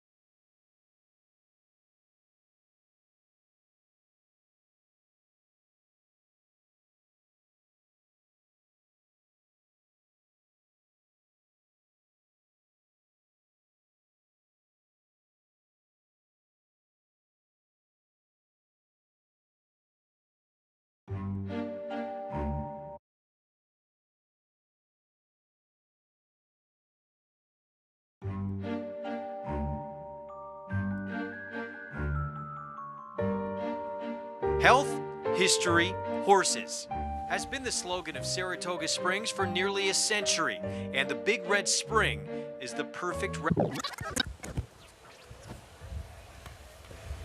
Well, one of the Saratoga traditions there, you heard a little bit of it, I think, Big Red Spring. It's also the location of our new set. I'll say this for it, if you've not tried it, guys, it's an acquired taste. Yeah, that's well put, Greg. It's an acquired taste. There are only two people that drink from the Big Red Spring: veterans and rookies. Because once you've had once, you either come back for a lot more, or you never come again. I tried it, and You're I a didn't rookie. acquire the taste. You're a rookie. It's I did apparently not good luck, acquire the JK, taste. on opening day. I have heard that you can start the meet with it, or if you find yourself kind of in a little bit of a jam, it can help get you out. Well, this race, again, kicks off our pick six. 5.5 furlongs, a restricted maiden special weight. So everyone trying to get that first win of their career, and restricted means horses who've sold for $50,000 or less in their most recent sale, to sort of even the playing field a little bit. Yeah, I mean, in today's world, people are buying yearlings for so much money. I'm in a race Saturday. There's two $900,000 yearling purchases in there. And a lot of the younger trainers, the guys that are starting out, they don't have the clients that are going to be willing to spend that kind of money. So they're spending a little bit less, and they are able to be in a race like this that's restricted to how much the horse went for at the sales ring. I think in this case it's $60,000 or less. I like that level playing field. Yeah, but you never know who's going to show up in a race like this, though, because if it was run last year, Torpedo Anna would have been eligible for it because she was sold for $40,000 as a yearling. She, of course, the most dominant 3-year-old filly in the land, and talked that she could potentially face the boys in the Travers. She won the Kentucky Oaks. She added the Acorn. We're going to see her in the Coaching Club American Oaks in the not-too-distant future. Let's head to the paddock, check in with Maggie Wolfendale. And Greg, these races are so exciting. As you mentioned, you think of British Idiom and what she was able to do in winning one of these races up here at Saratoga. She would go on to win the Breeders' Cup Juvenile Fillies. As we'll take a look at a horse who does have experience and garnering most of the wagering attention as of now. That's number one in here, Strong State. And what she does in here, as well as another one, will have good implications of what we might see from Sherbini later on in the Schuylerville. But to be fair, Strong State is the one that caught my eye when walking into the paddock. No, it wasn't because she was the first one. I went back and assessed her against the rest of the field, and she's just really beautifully put together. She's incredibly athletic. She was very laid back when she first walked in here, and I thought, ooh, is she going to be sharper? Because she's going to have to be than what she was in that debut where she broke a step slow, had to be corrected too, and I thought she ran on very well in the late stages. So once she got the tack on those, she was far more engaged and sharper. So I think that's a good sign. I really like what I'm seeing from a horse who is taking a lot of early money here for Al Stall. Moving on to some first-time starters, we mentioned Brad Cox, and number 2 will not be swayed. Daughter of War of Will. So far in his freshman crop, the limited horses who have run have been more proficient on turf and synthetic. This is the first foal from an unraced dam, though she have to Edgemont Road, a decent stakes level type performer on the dirt sprinting. I think actually looking at this filly, this is probably the right spot. She probably could handle the turf too. She is wearing blinkers first time out, which I don't particularly love. She is very sharp though, so I think we are going to see her likely break well. According to the DRF Clocker report, she has been working very well at Keeneland and typically better than any of the horses that she's with, so that's a good sign. And as you can see, she is sharp and ready to go. The other firster that caught my eye is one that's not taking that much money in number 7 at 17-1. My Lady B here for Rob Atras, daughter of Volatile, and talking with several trainers on the backside, they like what they're seeing from their Volatile babies and hinting at the fact that, like him, they're going to be quick. And this girl is really well muscled. She's broad and she is sharp too. And another one, going back to the DRF Clocker report, especially for the last work, broke quickly, always well clear of an unraced mate. And she gives me that impression that she is going to be quick in here, Greg. Maggie, thank you. There she goes through the screen, 17-1 on this first-time starter. We talk about all the big races we have at this. Really, it's a championship meet. It's where championship seasons are built on. But one of the things we love about it, too, is seeing all these new faces, these 2-year-olds. Yeah, these new faces that we see. Look, at the end of the season in the Breeders' Cup juvenile races, a lot of these new faces are the ones that are crossing the finish line first. And this year, of course, will be at Del Mar. I think you'll see that in this year's Breeders' Cup as well.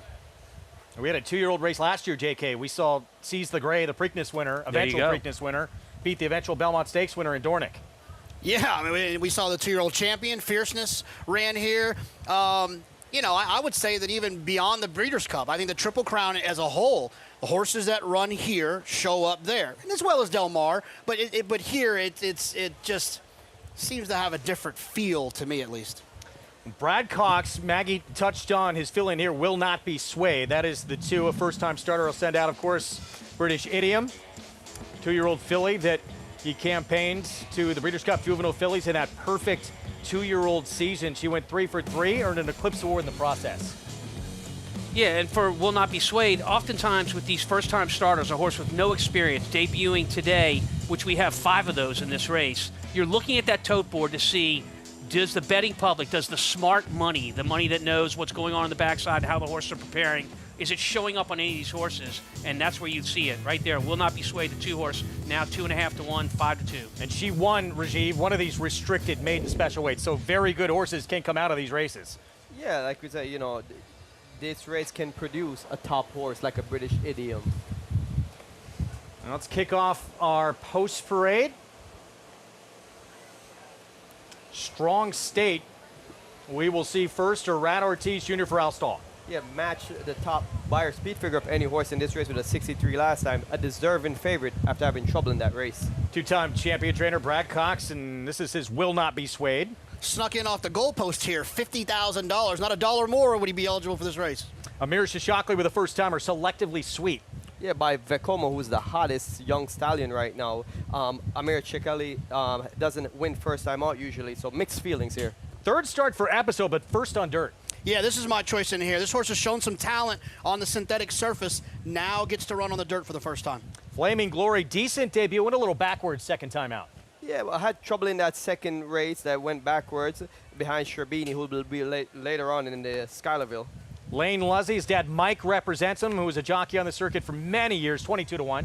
Yeah, this horse has some siblings that have some early speed. Jimmy Ryerson, only 7% with first-time starters throughout his career. Here's the volatile filly for trainer Rob Atras Maggie was talking about. Yeah, another one that just made the cut at $50,000 purchase. Seems to be working well in the mornings. Linda Rice, in as dramatic a fashion as you could imagine, the last race of the meet last year, tied for leading trainer. She sends out Tika here. Switches trainer after debuting with Leopold Ortega. Linda Rice, a more prolific known trainer. And Javier Castellano, on honestly first-timer on the outside. Yeah, drawn towards the outside, 21-1. Like you said, Wolfie, the money at Saratoga with these first-time starters is something you want to pay attention to. 21-1, pretty chilly on the board, but this horse could be 40-1. I don't think anyone would bat an eye. Well, here's still the 6-5 favorite. Aran Ortiz Jr. on Strong State, does have a race under her belt. It came at Churchill Downs, and here's the start. Yeah, so you look at the start here, and the horse right outside of her, who was going to be running in the Schuylerville later today, Sherbini, clobbers her right out the gate. She loses all position, but makes a very strong finish at the end, Rajiv.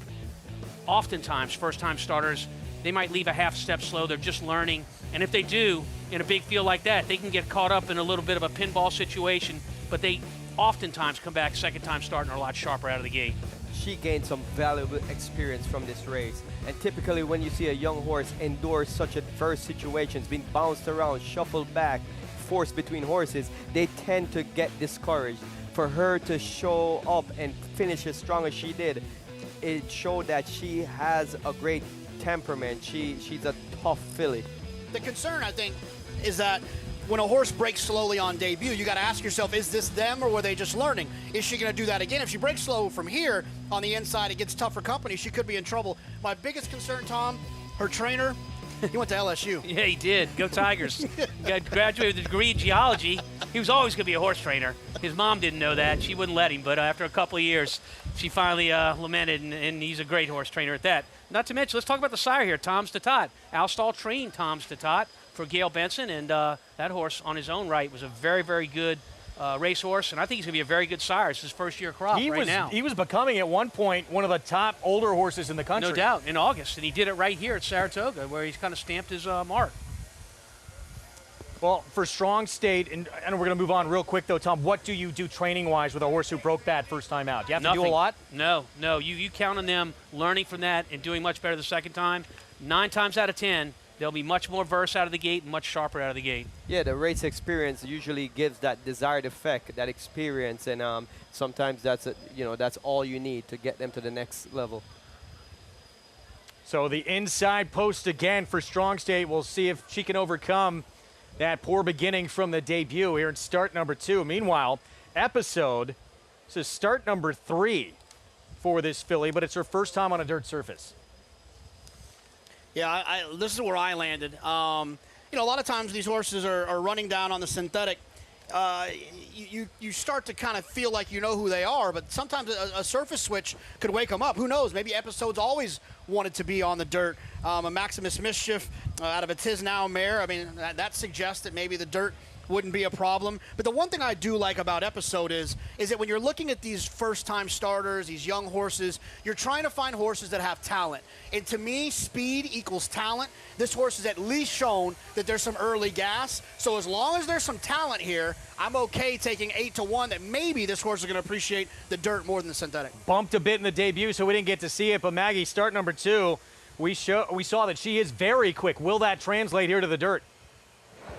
And so many times, Greg, we see races won in that fashion. Horses going to the lead with these juveniles because they haven't really learned to pass horses. And furthermore, it's such a short and quick distance, this 5.5 furlongs. So we'll take a look at number 4, Episode. And I agree with what JK is saying, hinting at the fact that she might appreciate this surface change.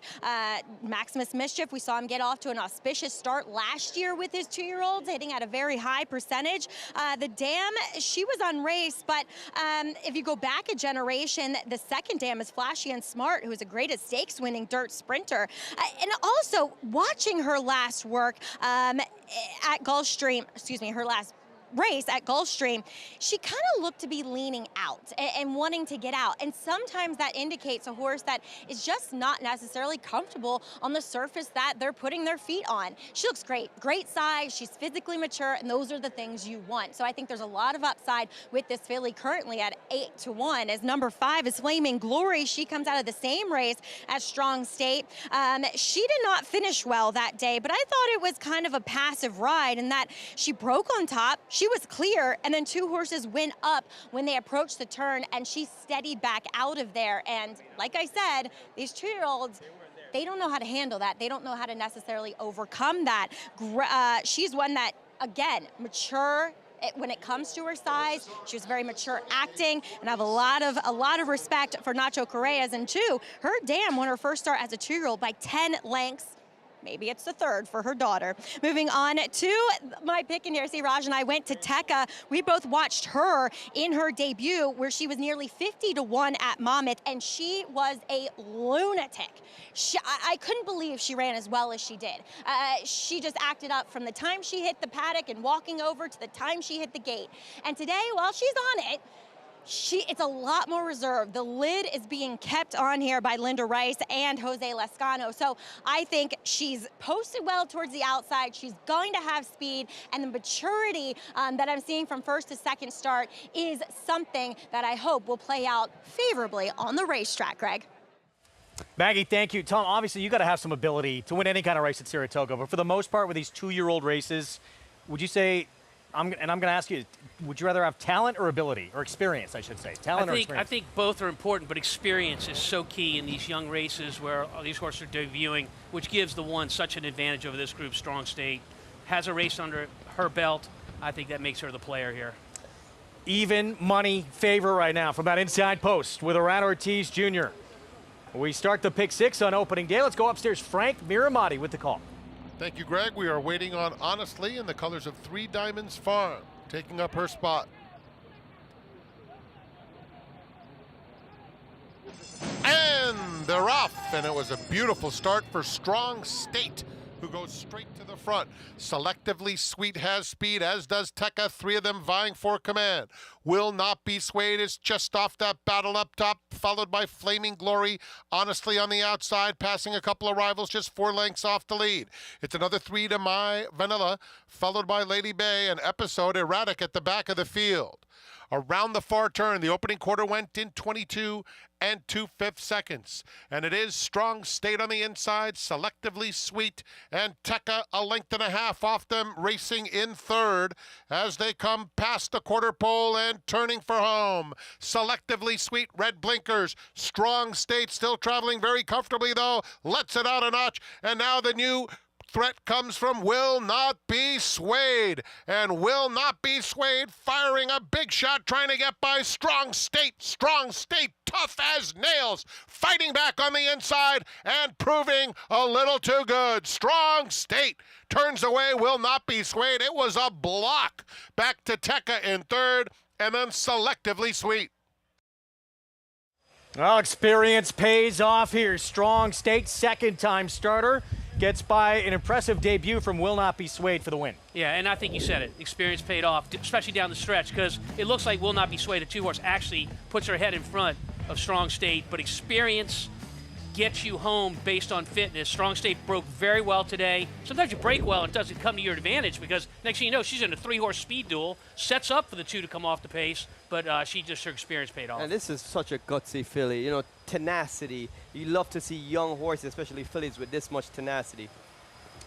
First win on the opening day card for the man trying to win a 3rd straight Saratoga riding title, Aran Ortiz Jr. We're going to take a timeout. Still to come in the Schuylerville. Todd Fletcher seeking a 7th victory in this race for 2-year-old fillies.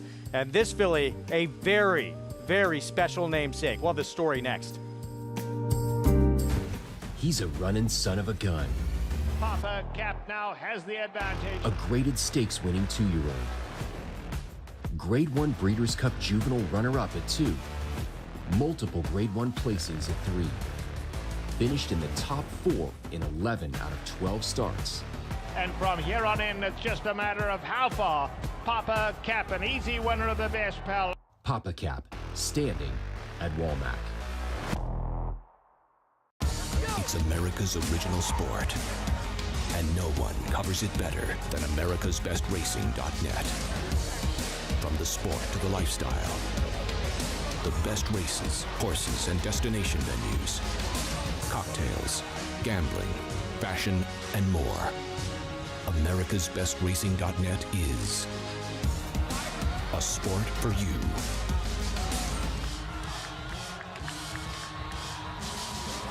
They say breed the best to the best and hope for the best. Vekoma broke well on the outside. And But you don't expect to get speed like this. it is Vekoma, the one to catch.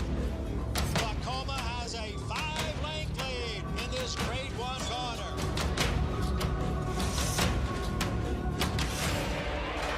Inside, Vekoma continues to battle on down at the rail. It is Vekoma who's going to win the Met Mile. Just minutes from downtown Saratoga Springs, you'll find GMP Farm, a revolutionary state-of-the-art equine therapy and rehabilitation facility offering the most advanced equipment and knowledgeable staff to care for your equine athlete. From oxygen therapy and laser treatments to thermal imaging, dry stall room, and cryotherapy treatment, all alongside a 7/8 mile Torpedo training track. GMP Farm is revolutionizing equine care. To see a full list of services and book your horse's rejuvenation session, visit gmpfarm.net today.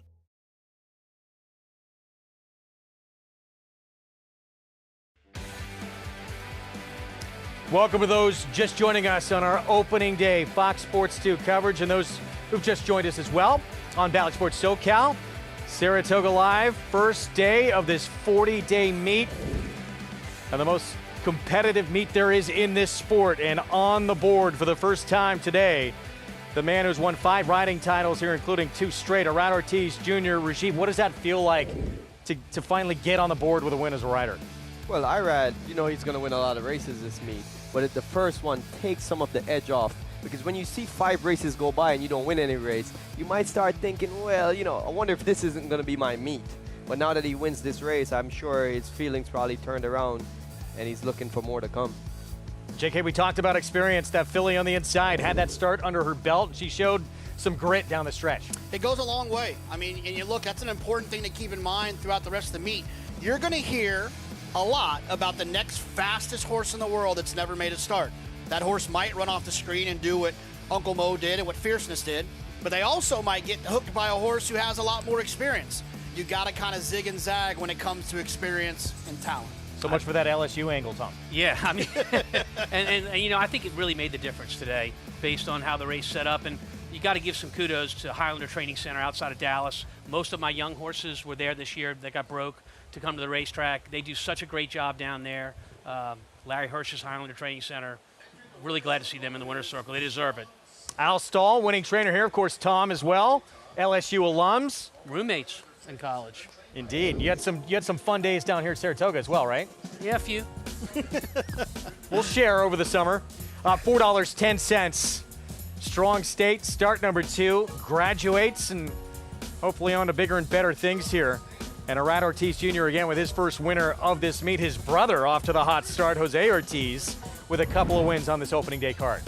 Yeah, it's nice to see the brothers. You know, they're always winning so many races, and I think it's going to be a big battle between them. And also, he just beat Flavian Pratt, one of the jockeys that is expected to put his name in the hat, a contestant for this leading jockey title.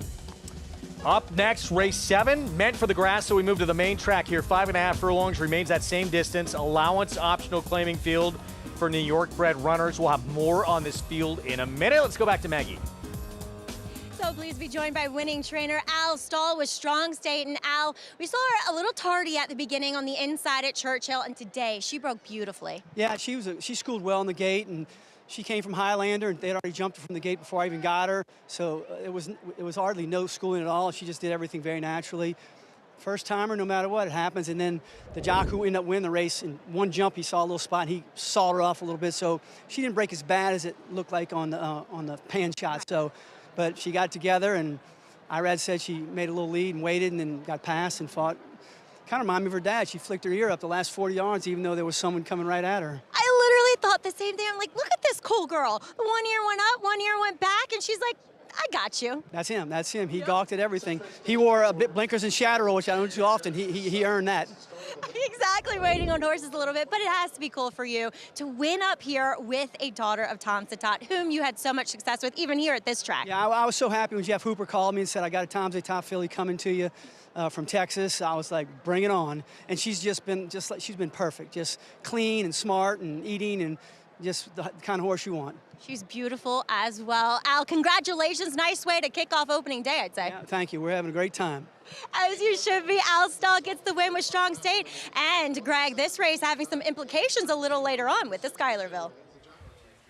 Yeah, we'll see about that. And, you know, obviously we go back to Tom Satot, such a neat horse, Stephen Foster winner, and he got better and better as he got older. He did. And, you know, it's a funny thing because at that time, Gail Benson and Tom Benson gave 3 trainers a chance, all from New Orleans, myself, Dallas Stewart, and Al Stahl. And Dallas and I each took a horse to the Kentucky Derby with that first group, and Al was nowhere to be found. He kept waiting on this horse, Tom Satot. Late bloomer, and he was better than any of the ones we ever had the following year. Unfortunately, a little stumble out of the gate in the Whitney. Maybe could have been a different story. That was That's really, right. he was getting very good. He was. But now with a youngster showing some promise on the racetrack. This 7th race, again, we'll get to more coming up in a moment, but our feature later today. More 2-year-old fillies. In the Schuylerville, traditional opening day feature, 6 furlongs, purse of $175,000. Let's meet the field. We'll start with A.O. Racky. Steve Asmussen was a winner first time out and then battled with What in the Literal in a narrow defeat in the Astoria. This one is a head short of being undefeated, just losing to What in the Literal, who is also in this race.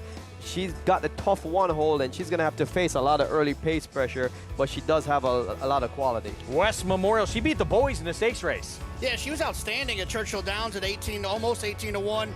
Didn't run particularly well last time, hoping to get back on track here today. The implications Maggie was talking about potentially in this race, well, Strong State was second to this filly in the debut, Sherbini. Sherbini's stock definitely moved up with the impressive win of Strong State just now, and she actually blew the doors off that field, winning by 3.5 lengths. Has done nothing wrong and definitely takes. Norm Cassidy, one of the more popular wins in recent years in this race with Pretty Birdie for the late Mary Lou Whitney stable.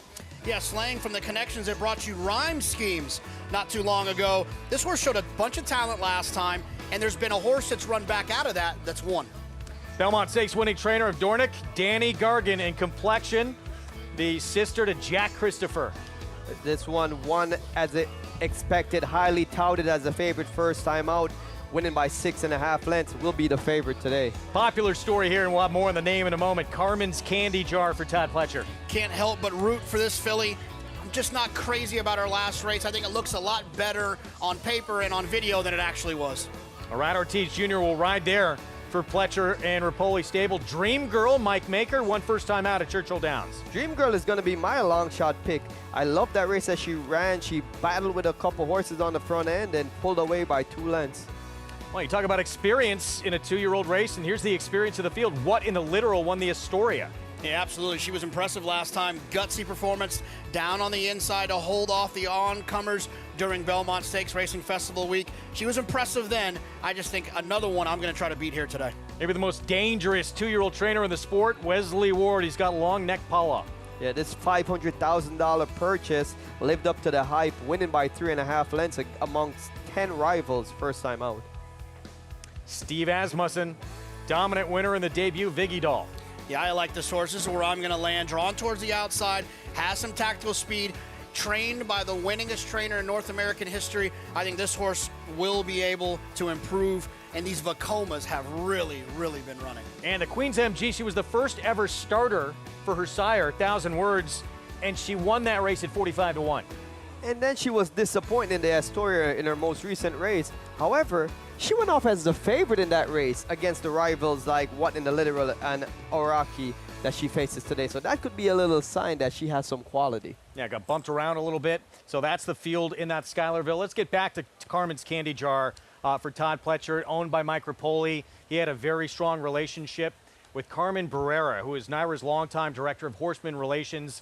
Said that she was just great. All the horsemen loved her so much. She unexpectedly passed back in 2019, but always had that infamous candy jar with peanut M&Ms. I'm already a fan. It's got to be the peanut M&Ms. It's a tradition that's maintained to this day by Nyron's horseman relations supervisor, Elise Jacobs. There it is. And a special name, a lot of people on the circuit knew her very well, so very popular. Oh, she was. And she was your go-to when you needed tickets to go to the track. And it's hard to get tickets to the track. She always found a way. Always found a way to take care of the horsemen. And so nice, JK, when you name a filly after someone that was important to you, that you see some success with that horse. And this horse showed some ability. And I think a lot of times I would imagine that Mike was waiting for a good one. You don't just throw a name out and hope they're good. You find out, you hear from the farm, you got a talented one, and you save those special names for what you hope to be special horses.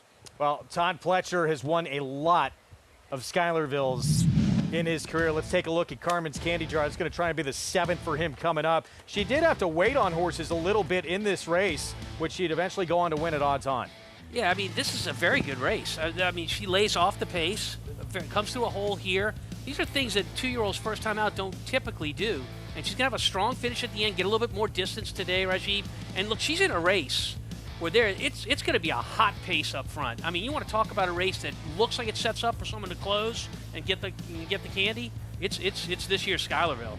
And the fact that she sat behind her rivals in this race and inside the pocket in this adverse position and absorbed some dirt and then ran through it, that's the best thing that you wanted to see as a jockey with a young horse. It gives you the confidence that today you're not trying something new, because if she's put in that position that you're talking about, that where she has to be behind horses, you know she's gonna accept it. And some of her rivals, the story's out. They haven't been in that position, and there's no telling how they're gonna respond if put in that position. We're talking about pedigree too. Everyone talks about with Complexion, JK. Carmen's Candy Jar, a little pedigree as well, beyond just the dam and the second dam. Her mom was a half-sister to eventual Kentucky Derby winner Always Shopping. Yeah, I mean, look, pedigree is... Graded stakes winner, excuse me. Pedigree is something that comes a dime a dozen here at Saratoga. You're going to find the most unbelievable families that you can potentially find. You know, just everywhere you turn, there's someone who was related to someone who was a champion, and especially in these types of races, right? These horses are expensive, and they show up in these races because of the families that they're in. You look at that list, 6 winners for Pletcher, most notably, I guess, a Shadow, who wound up becoming a dual champion. Dual champion 2-year-old filly. I think her Breeders' Cup win was in Dallas, Texas. Not a lot of people remember that Breeders' Cup. You probably do. It was my first Breeders' Cup. Yeah, right. I hope you had good seats for that one. No, I bought them off of eBay. It was like $30 on like the far turn. I didn't hit one wager. And the sad part is I didn't even know who Ghost Zapper was. You've come a long way, JK. I was a rookie. Learn quickly. Well, a lot of talent in this field. Who's going to step forward? Let's go to Maggie. Who are you most looking forward to seeing in the Schuylerville? Well, honestly, I'm looking forward to the whole field, but a horse that really caught my eye in her debut is coming in from Churchill for another guy who is well-versed in winning 2-year-old races up here at the Spa. That's Hall of Famer Steve Asmussen, as he looks for his 4th Schuylerville win with Viggy Doll, who will have to break from the outside. And when you look at least Byers, she has run the 2nd fastest, only 2 favored Complexion. She was quickly away in that 5-furlong debut, ears flicking back and forth, so you know that she got there under her own power with the utmost ease. And when horses kind of came to her, she kicked away beautifully down the stretch to draw away and win by 5 lengths. Tyler Gaffleone will climb aboard today, and what I like is in the gallop out, she put another couple lengths, you know, about 10 lengths on this field once they hit the clubhouse turn. So kind of showing me that the 6 furlongs is going to be A-okay for her today. Looks like a big filly, and I'm excited to see how she stacks up against this field later on, Greg. How honest are these trainers with us? Steve Asmussen has a filly who's so talented, and then he says, well, you know, I actually prefer the filly with experience on the rail. That's the most loaded question I've been asked on TV maybe in my entire career. I am not going to touch that. We will see. Yeah, he's got Aoraki in here as well, and that's the one who battled with what in the literal show off the inside post in this race today. I totally blew it on Carmen's Candy Jar, Always Shopping, the half-sister there to that graded stakes winner there. I got too excited when I looked at the pedigree. We're going to take a timeout. We'll be back when we return off the turf in a race coming up. James Bond Barn might have the one to beat. Spiteful Lily, main track entrant, and it's a family affair. Kevin, his 2 sons, Ryan as well, and wife, all part of that team.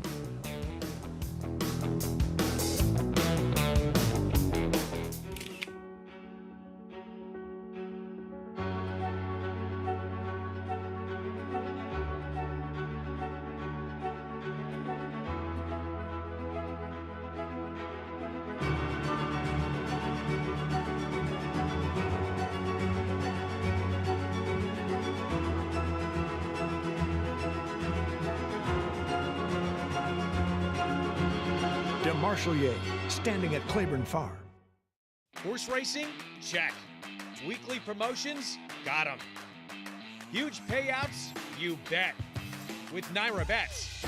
Download the app today and bet on any track, anywhere, anytime with live HD horse races, betting tips and tutorials, expert picks, and more. You bet with Naira Bets. Join now for a new member bonus at NairaBets.com.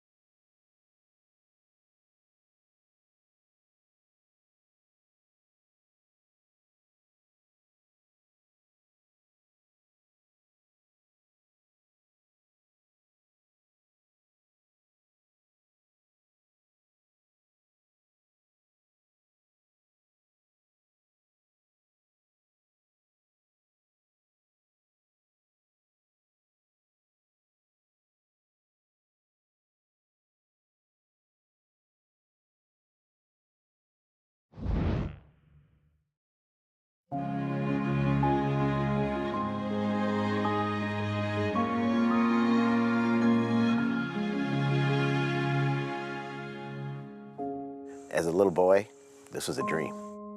We've got a farm that most people would die for. It's gorgeous. We're so proud of it. I think it was predestined for us to have New York breds. I was lucky enough to have a horse called Le Carriere. Le Carriere was second to Cigar in the Breeders' Cup in '95. He was a New York bred. You know, New York's really getting it right. I mean, you look at Tiz the Law, Funny Side, so many great horses, 4-Star Dave. So you're seeing them every day at Saratoga, Belmont, Aqueduct, throughout the country. They're winning races. It's the greatest program, in my opinion, and you know, we're lucky, we're breeders too, so we get a few more awards. We breed a lot of our own horses, but we have bought some of them as well and put into the partnership. We maintain the majority of each horse, and we sell 5–10% shares. We're heavily invested in each horse as well. It helps us with the risk, but it also gives them a lot of comfort in that we're taking the majority of the risk. These horses are professional athletes, and they're your sports team when they're going in the gate. And for us to share this with so many people across the country that have joined our partnerships, and that's really rewarding. We've been fortunate enough to have some really nice horses, and some were a little slow early in their life, mentally, physically, and they became good horses. They're giving their all, striding with every stride. Will's Way has won it. Will's Way was a horse that threw his heart out and he chased it. He was amazing. One of my greatest horses, if not the greatest. My heart always went to Barron's. He ran 6 grade ones, I think, in a row, and he went to Dubai twice. He was just an iron horse. Tisway takes the Met Mile with style. Tisway won the Met Mile and, of course, the Whitney, and, you know, then was syndicated to Spendthrift. And he was a good horse. Buddha was an exceptional horse. He was a star. He beat Medel d'Oro in the Wood Memorial. They just wanted more. That's all you can say, you know, and that, you know, we're just lucky to be around them. We bring different things to the table. I come from a corporate background, and he's the horse person, so I think I see things from different ways. Well, I was her dream job, okay? We got to straighten it out right now, okay? It's fantastic. We are best friends. We've been best friends for 40-some-odd years. When you work with your best friend, great things happen, and I'm the luckiest guy in the world.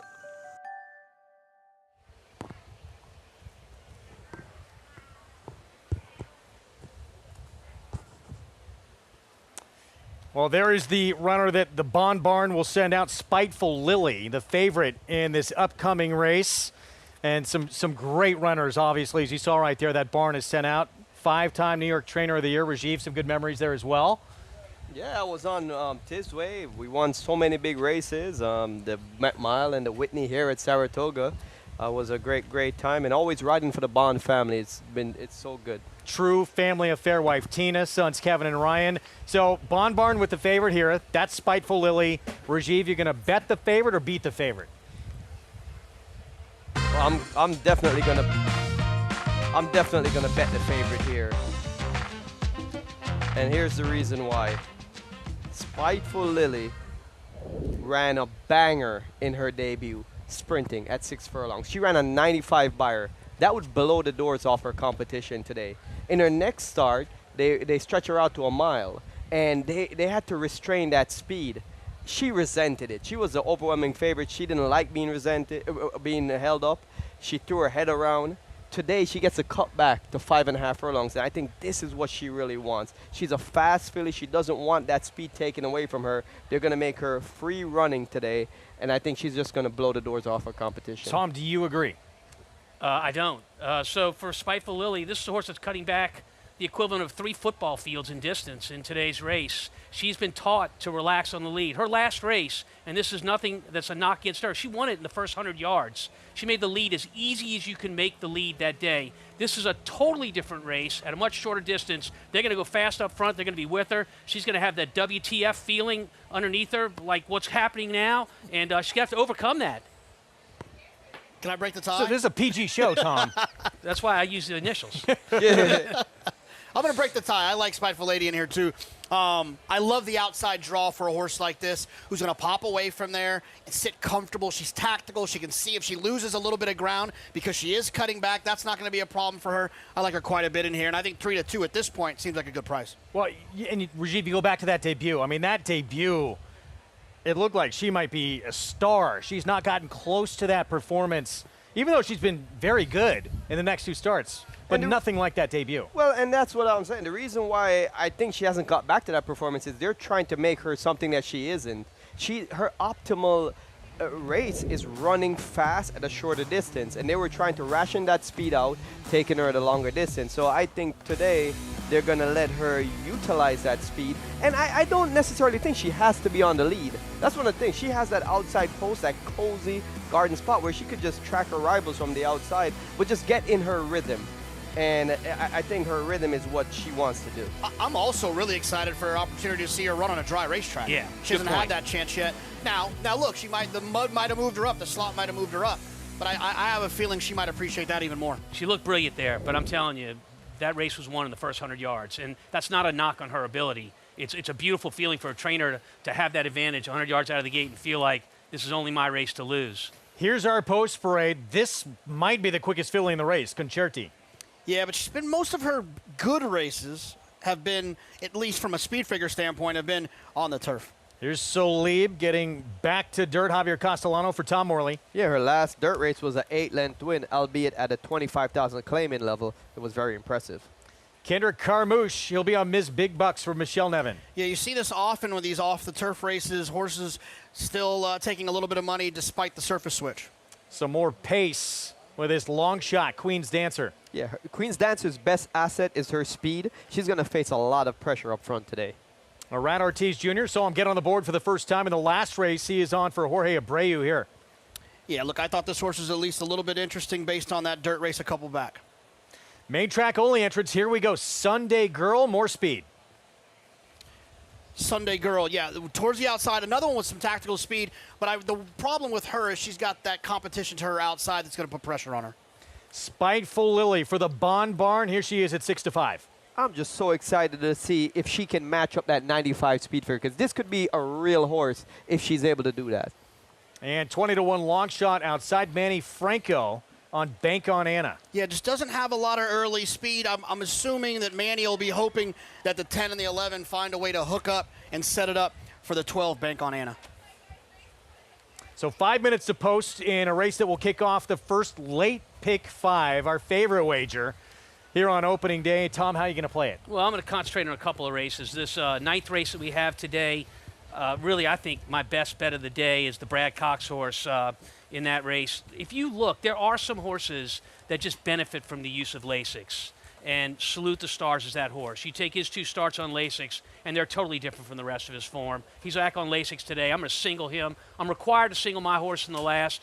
For anybody that's looking at that race, it's going to the dirt. I've got one thing on my mind I'm telling Tyler Gaffalione in the paddock, and that is go. I'm going to try to make the lead there. So many times in these maiden 40s that come off the grass, it's who can take the lead early and really discourage all the rest.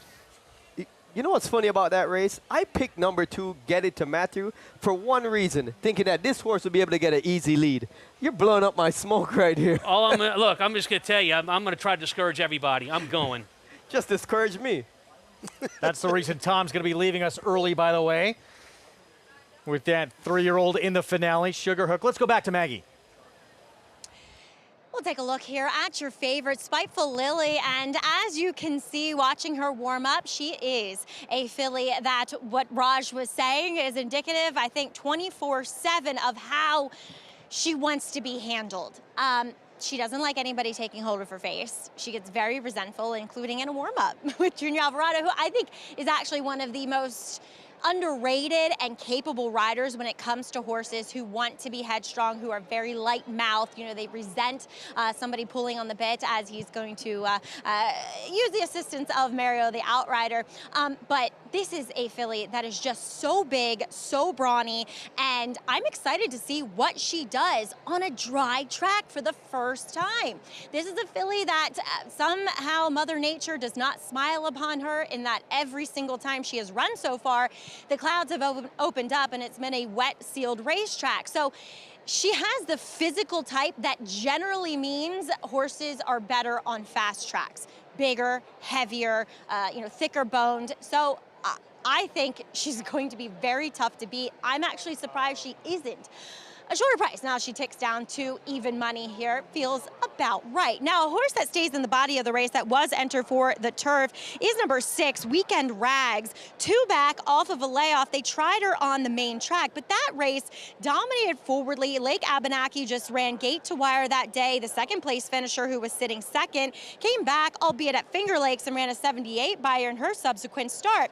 And Weekend Rags was just kind of well off of it in chase mode, and nobody made up much ground, but she's huge. You know, her and Spiteful Lily are by far the biggest horses. She's getting a lovely warm up here with Arad Ortiz aboard, who does pick up the mount, Flavian Pratt riding the MTO. And I just don't think she was particularly fit for that race 2 back on the dirt.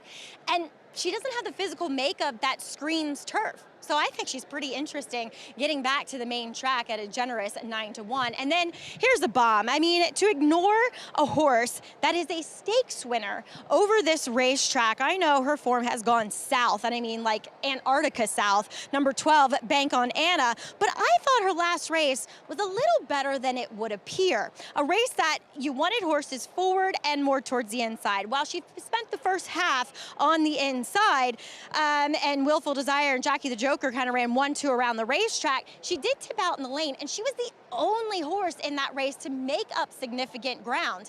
I noted that she looked better than ever, and I think she's a little bit intriguing in here as well. It looks like Manny Franco retains them out on her, and you can't ignore MTOs, Greg, at humongous prices.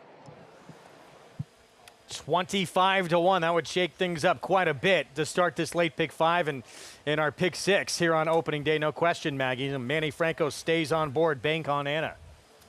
From a race dynamics too, the pace is going to be suitable for her, because we're expecting fireworks early. It's a short distance race, 5.5, but it's loaded with horses that have very fast early speed. It's going to be a big early tussle, and if it's a pace meltdown, Bank on Anna is the one that could most likely capitalize on that. JK, we see 4 to 5. Sorry, Tom, but no, quite were right. you a little surprised to see her this short? No, I mean, no, not at all. I mean, in fact, I wouldn't be shocked if she clicks down again. I think if she's 4 to 5, I think that's a square price on her. I wouldn't be surprised if she clicked down to 3 to 5 in this spot. No, I mean, we don't run a lot of 5.5 dirt races in New York. We don't run a lot of 5.5 dirt races for older horses in this country at all. It's more of a turf sprint situation. I think on turf sprints, it's a huge edge to be forward. It's even more of an edge to be forward, in my opinion, in a 5.5 dirt sprint. You give no room for error for horses that are trying to come from off the pace.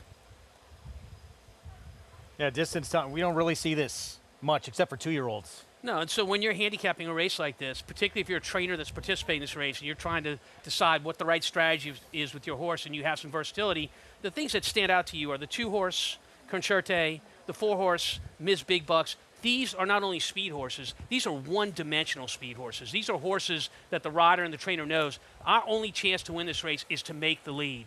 They ensure that this pace is going to be really fast up front. And then you've got speed from the 10, and of course our big favorite, the 11, Spiteful Lily. It's going to be hot up front, in my opinion. Rajiv, you got to think that, I'm curious how you feel about this, but because there is some other speed in here, there's no better place for Spiteful Lily to have drawn than towards the outside, so she can see what they all do from the inside.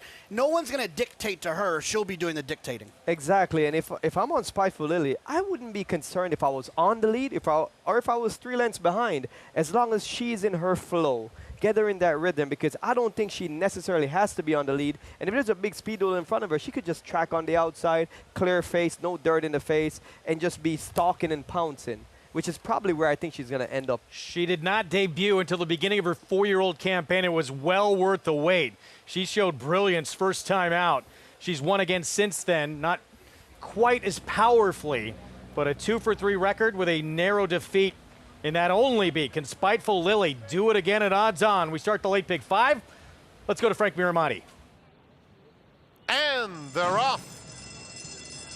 And it's a very quick start for Queen's Dancer in the center of the racetrack, going straight to the front. Concerti flashing some early foot along the inside to challenge, and Sunday Girl is up and on the pace too. They're followed by Spiteful Lily, 4th on the outside, and Weekend Rags racing in 5th. It's another 2 back to Bank on Anna, who races on the outside of Solib, and a length and a half back to Ms. Big Bucks. The opening quarter went in 22 seconds flat, and there's a battle on the front end. Concerti along the inside, narrowly, with Sunday Girl pressing the issue. Sunday Girl on the outside now powers to the front. In between those two comes Queen's Dancer in 3rd. They straighten up for home, and Sunday Girl goes on. Sunday Girl dives down toward the rail as Weekend Rags takes up the chase into 2nd. These two are dominating.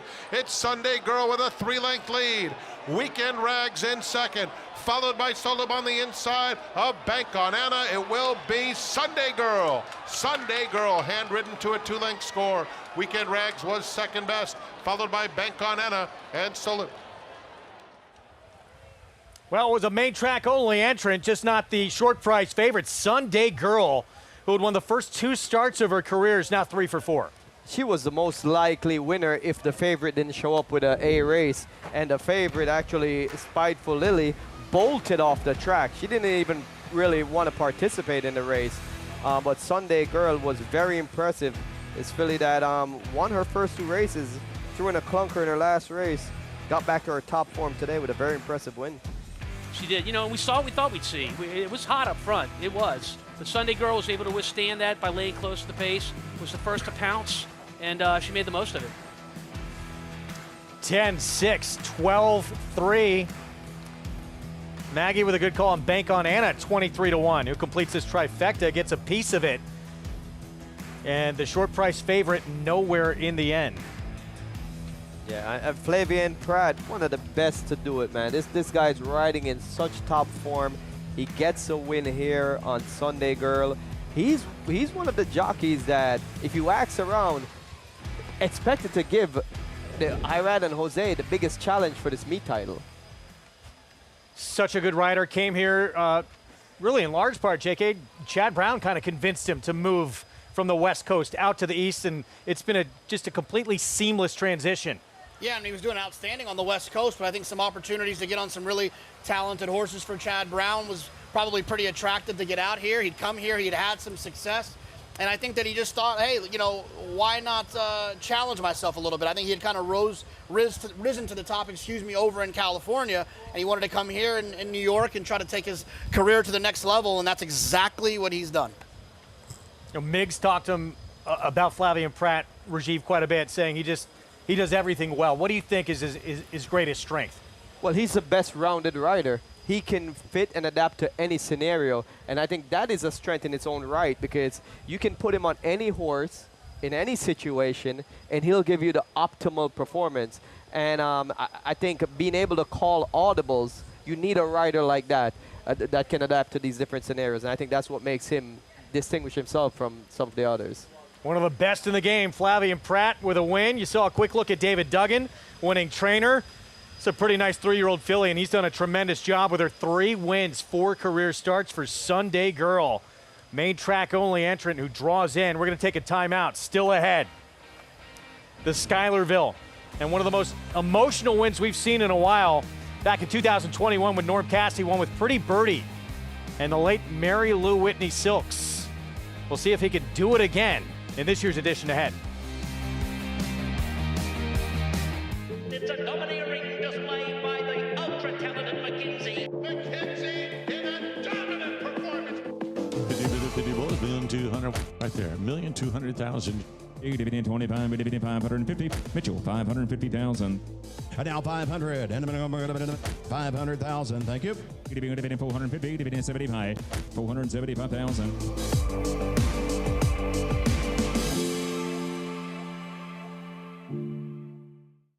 Who's in for Mohegan? Obviously everyone. We're off to the races, and it's you for the win. A moment of calm before the dark and stormy. High score, one more, dance floor. Who needs skill when you have style? And feeling like it's the best time ever? Smile. Apps, craps, and nightcaps? Yes. Then it's down for the thread count to start it all again tomorrow. This is how it feels when you're all in for Mohegan. Mohegan Sun. Good afternoon, ladies and gentlemen. On behalf of the management and staff of Keeneland, I would like to welcome you to the September yearling sale. Good to have you back with us. It is the marketplace. It's electric. Quality in quantity. Some of the absolute best horses. These are the horses we're going to be cheering on in the next 4 or 5 years to come. It's shareholder to win the Norfolk.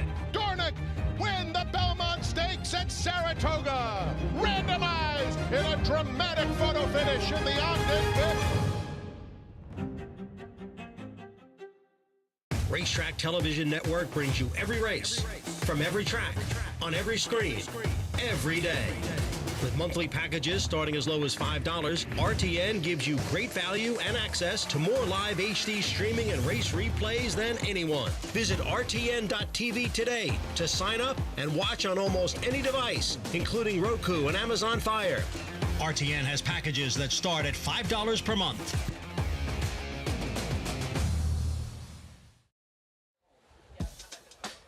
Back with you on our opening day coverage. Fox Sports 2, regional networks out in Southern California. Program brought to you in part by Mohegan Sun. We are underway on the first late pick 5 of the meet with an upset to begin it. Sunday Girl wins for trainer David Duggan. Bred by McMahon of Saratoga Thoroughbreds. Flavien Prat gets his first winner of the afternoon. Let's go downstairs to Maggie. Here with winning trainer Dave Duggan and Sunday Girl. Dave, I think the cut back to the 5.5 just really suited her today.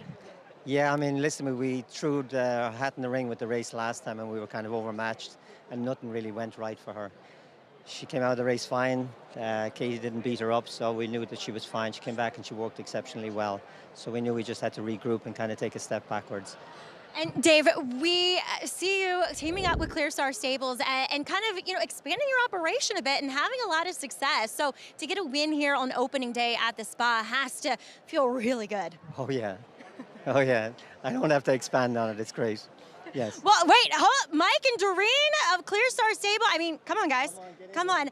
You guys gotta have to be so pumped up, so excited. Your winner circle celebrations are second to none. Yeah, thank you. It was pretty amazing. I want to thank Bob Jacob from Miterbach Stable, who's our co-investor in all of our horses, and of course this man right here, who is really much the best. So thank you. And we cannot thank everybody who works for us behind the scenes every day, every minute. I love this game.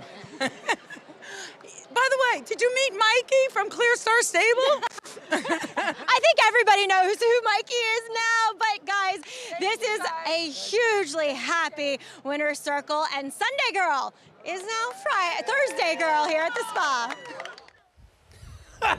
Nothing like winning at Saratoga, and David Duggan, he says he was just too stubborn to quit. He was struggling a little bit, and good thing he was stubborn, because the last couple of years have been the best for him in his career and earnings. You know, training horses is a game of ups and downs, just like riding, just like handicapping. And the ones that stick it out, you know, through time are the ones that last. And you could see how sweet that was just now, right? Not only for David, but for those owners. That was a beautiful winner's circle, in my opinion. We move on. Race 8 was meant for the grass at a mile and a 16th. Main track now at 1 mile. Becomes a 6-horse field in the starter optional claiming group. And Spring Magic was going to be one of the favorites on grass, but it's going to be the favorite maybe here on dirt as well. More on this field. When we come back, things just get bigger and better as the meet moves along. Our first grade 1 of the meet. It's the Diana. It might be an understatement to say Chad Brown has owned this race. He's won 7 of the last 8 runnings. They'll send out half the field, including last year's winner, White Beam. A preview next. He always showed up. From June at 2 and through 2 championship seasons, week after week after week of consecutive works. That's toughness. He always showed off. You know all about those 4 G1s. Here's his maiden on the Derby undercard. That's brilliance. Now his yearlings are at the sales. That's opportunity. Essential quality. Showtime. We know that the horses are the foundation of this industry, but it's the people that brings us together. We need to celebrate the community that is horse racing. The stories are amazing. The people that you meet and the love they have for this business warms your heart and renews one's faith in this industry. I think this is one of the best things we've done in the last few years in horse racing, but it has to happen with somebody nominating an individual.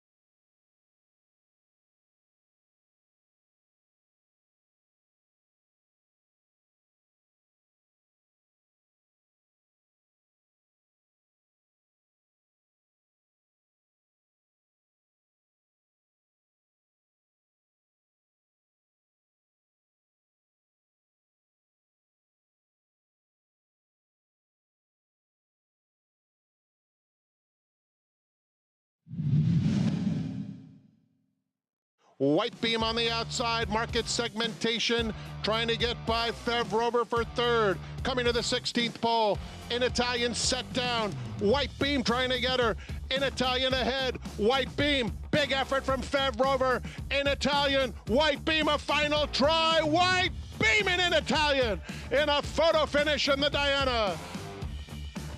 Well, last year's edition of the Diana was supposed to be all about in Italian, but again, second year in a row, Chad Brown surprises with his fourth biggest price of 4 in the race as White Beam gets the signature win of her career. Well, not to be outdone, he's got half the field this year in a field of 10 or 11, so we'll see how he does in the Diana, but he holds all the cards, in my opinion. You know the thing, I think that people get like, oh, Chad, the other one wins, all of it. It's because I think that the turf courses are different at different places. Sometimes they have given them, sometimes they have rain. The paces are different. The paces are different. Certain circumstances play to other ones. It doesn't mean that White Beam's better than an Italian, just on the day she was. And you look at this field, 10 are going to line up. Chad Brown is going to send out 5 of the 10, but amazingly, he's not going to have the morning line favorite in the race. How about that? Yeah, I mean, but this race, of all these 10 horses, each one has the credentials to win this race. This is such a loaded field from top to bottom, and I can see anyone winning this race. Well, let's go back to the Just a Game mile at Saratoga, Belmont Stakes Racing Festival. And again, Chad Brown, dominant here, runs 1-2 with Chili Flag and White Beam. This was a rush coming off the turn, and another race that's set up that looks like anyone would have a chance to win. And the Chad Brown horses really kicked in, but you know, of all his 4 horses, I do think that Chili Flag is his top contender. She's won 3 in a row, Tom, but they've all been at a mile. Can that closing kick be as effective at a mile and an eighth? Yeah, and a lot of times that makes a big difference to a racehorse. They like to use that closing kick at that shorter distance. They can't sustain it at a longer distance. But I think the theme here is that 4 years ago, Chad Brown would have half the field. That hasn't changed, right? But he'd have the first 4 choices in the race. It's getting to be a tougher game for all trainers, especially Chad on the grass. Charlie Appleby, he's not in this race, but you know, he's come to town and he competes these races, and so now Chad's got half the field here, and as you said, he doesn't have the favorite. No, that will be. So people are learning to have grass horses. They're making it more competitive up here and harder for Chad Brown. Well, I think the difference there, you look at that list, in Italian, Rushing Falls, Sister Charlie, Lady Eli, they were that like contradicts what I goddesses, said. right? They were outstanding, and I think that's why those were favorites. The ones he's got now, they're just kind of hard knocking, taking turns beating each other types. There's not that superstar, but maybe that changes on Saturday. He knows how to get him there. That's for sure. Obviously, yeah, he's got the depth as we see with half the field, but those were superstar talents to JK's point. Not to say every single one he's going to send out in that race on Saturday can't win. Right. No doubt. I mean, they're going to take a lot of action, as they should. Well, Didia really stepped up, and talk about one getting better as you get older. 6-year-old mare, Grade 1 winner of the New York during that Belmont Stakes Racing Festival. Boy, I like this race from Didia. Finds an opening at the head of the lane, cuts through, and just kicks in nicely in the New York. That was a great race. Look how big that field is there.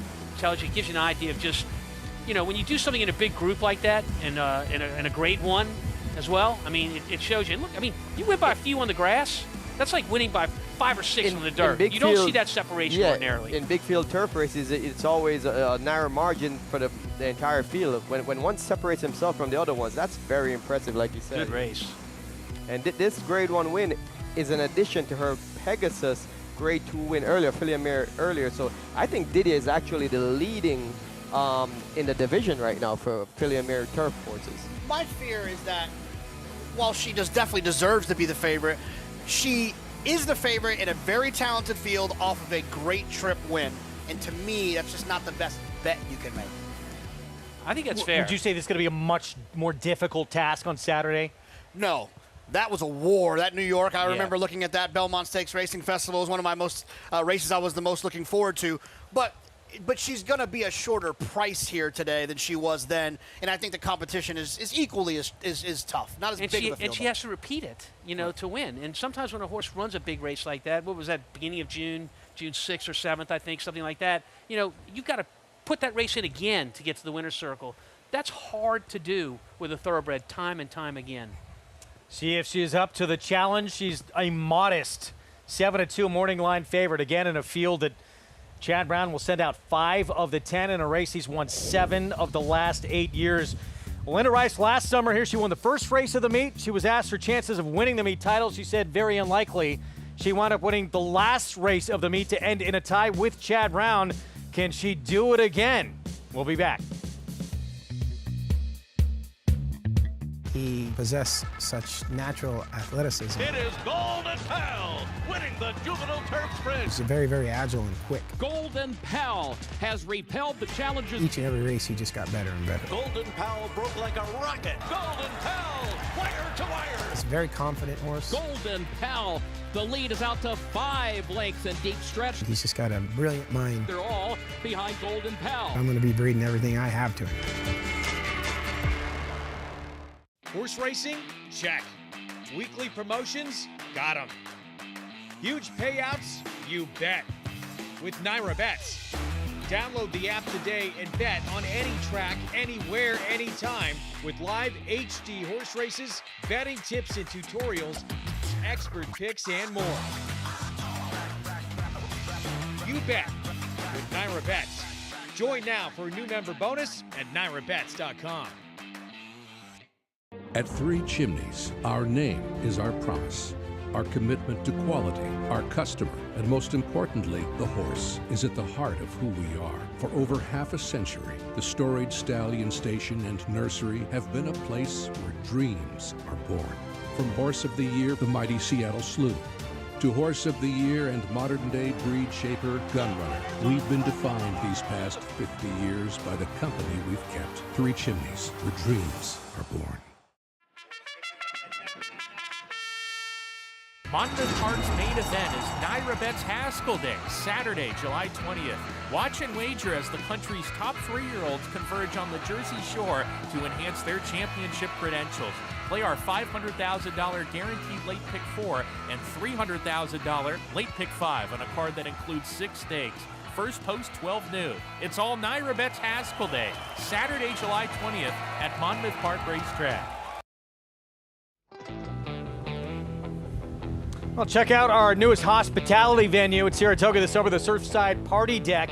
Located right by the Post Bar, this private outdoor space gives you and your group of 20 the perfect home base for a race day at the spot. Group packages include admission, race day programs, and a drop-off platter menu. To reserve your space, call 844-NYRA-TIX or go to NYRA.com/Saratoga. And since she worked so hard for us, we decided to let Maggie relax to a fluff piece on that Surfside Party Deck. Maggie. Here at the Surfside Paddock Deck, one of Naira's new venues for hospitality. It accommodates 20 to 30 people. You get a bar package, food packages, and it includes admission and programs for the day. We have a lovely group of people assembled here. I'm gonna get my girl Courtney. Look at this outfit, Lily Pulitzer all the way. And the hat. Courtney, you're rocking the style. Thank you very much. Well, you're no stranger to Saratoga, though, but talk a little bit about finding this space and taking it for the afternoon for opening day. So my family and I come here all the time, and we've stayed in many different places, sat in many different places, and I enjoy being able to see the horses in the paddock and them taking their walk inside. And so we had a company function today, and I thought it couldn't be better to have outside, inside, and have the food and the drinks, and them to be able to experience, you know, Saratoga at its finest and be able to see the horses close up.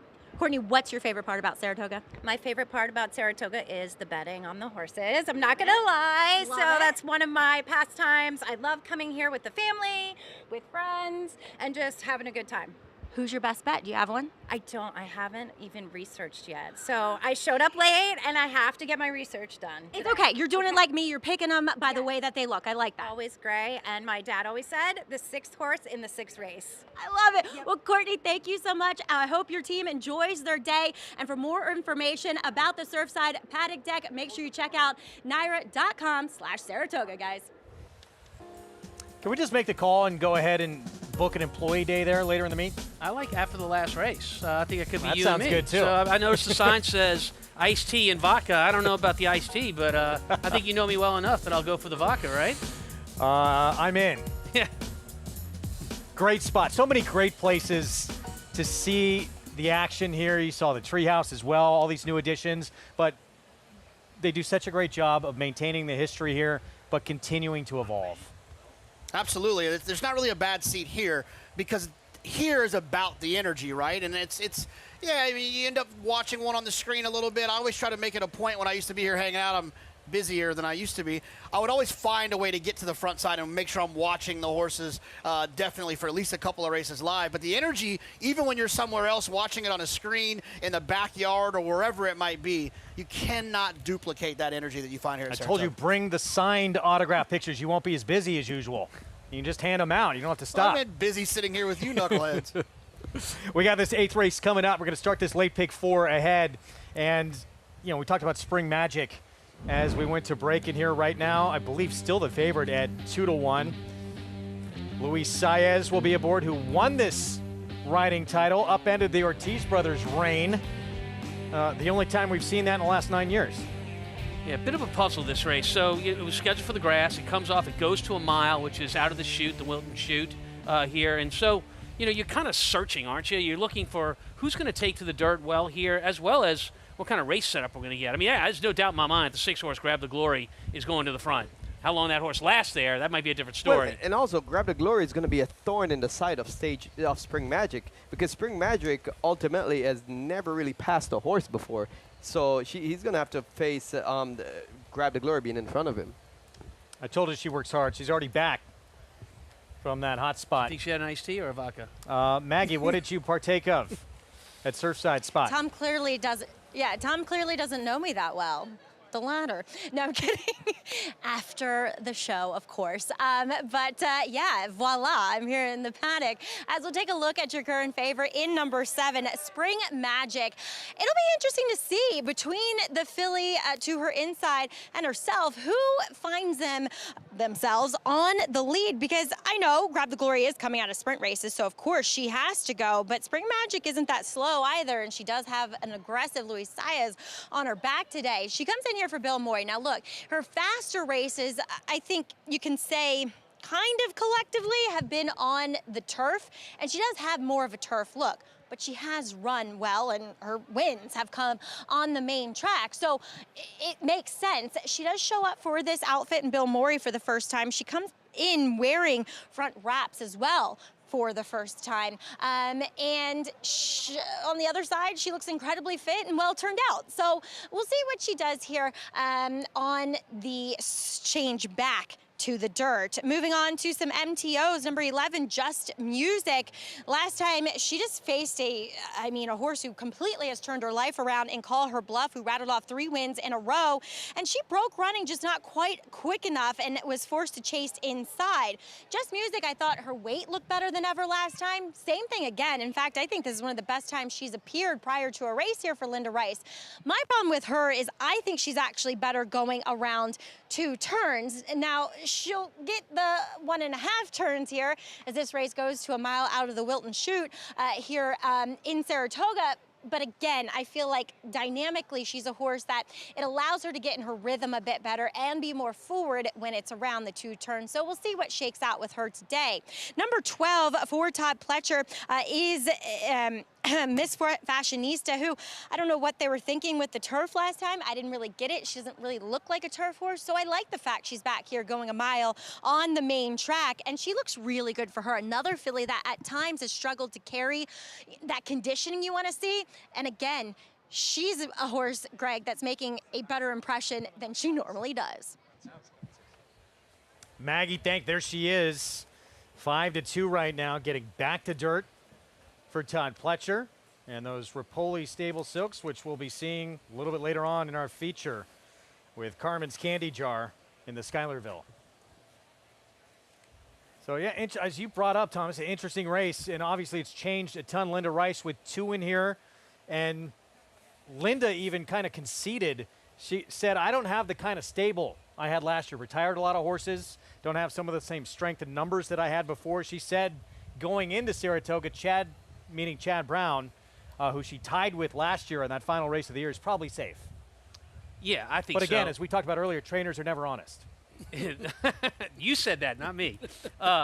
You know, for Linda last year, she was brilliant in her game plan for New York. She went to Kentucky, and she claimed a lot of horses out of Kentucky, brought them here, and did great with them. those horses really won her the title at Saratoga last year, all the ones she brought out of there. Well, Kentucky got wise to that, and they changed their claiming rules.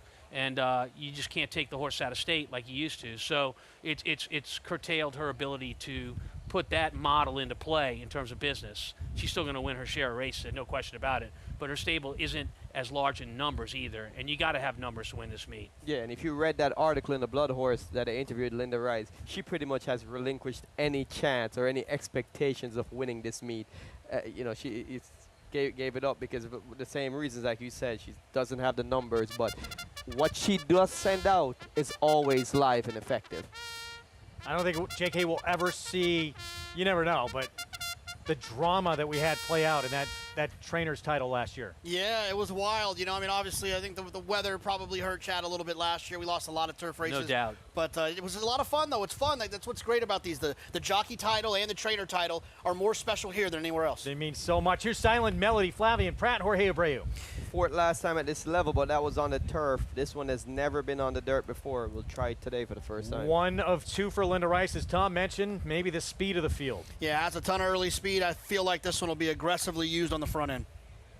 Spring Magic, some big efforts on wet tracks. Yeah, and her last win came last October at Mountaineer by 8 lengths at this same distance. And here we go with a main track only entrance. Another Linda Rice runner, Just Magic. Just Music, excuse me. Just Music was second last time out behind Call Her Bluff, who is a hot horse now. This filly has 1 win in 6 seconds, so she has a tendency to finish second. Here's the Todd Pletcher filly Maggie touched on, Miss Fashionista. Yeah, has a couple of good dirt races, and I thought she ran particularly well last time on the turf. Maybe she's in good form here. And big effort last out for Crushed Ice. It came at Churchill Downs. The more I look at this race, the more I like Crushed Ice. Seems like there's a lot of early speed, and they're not going to be finishing too fast.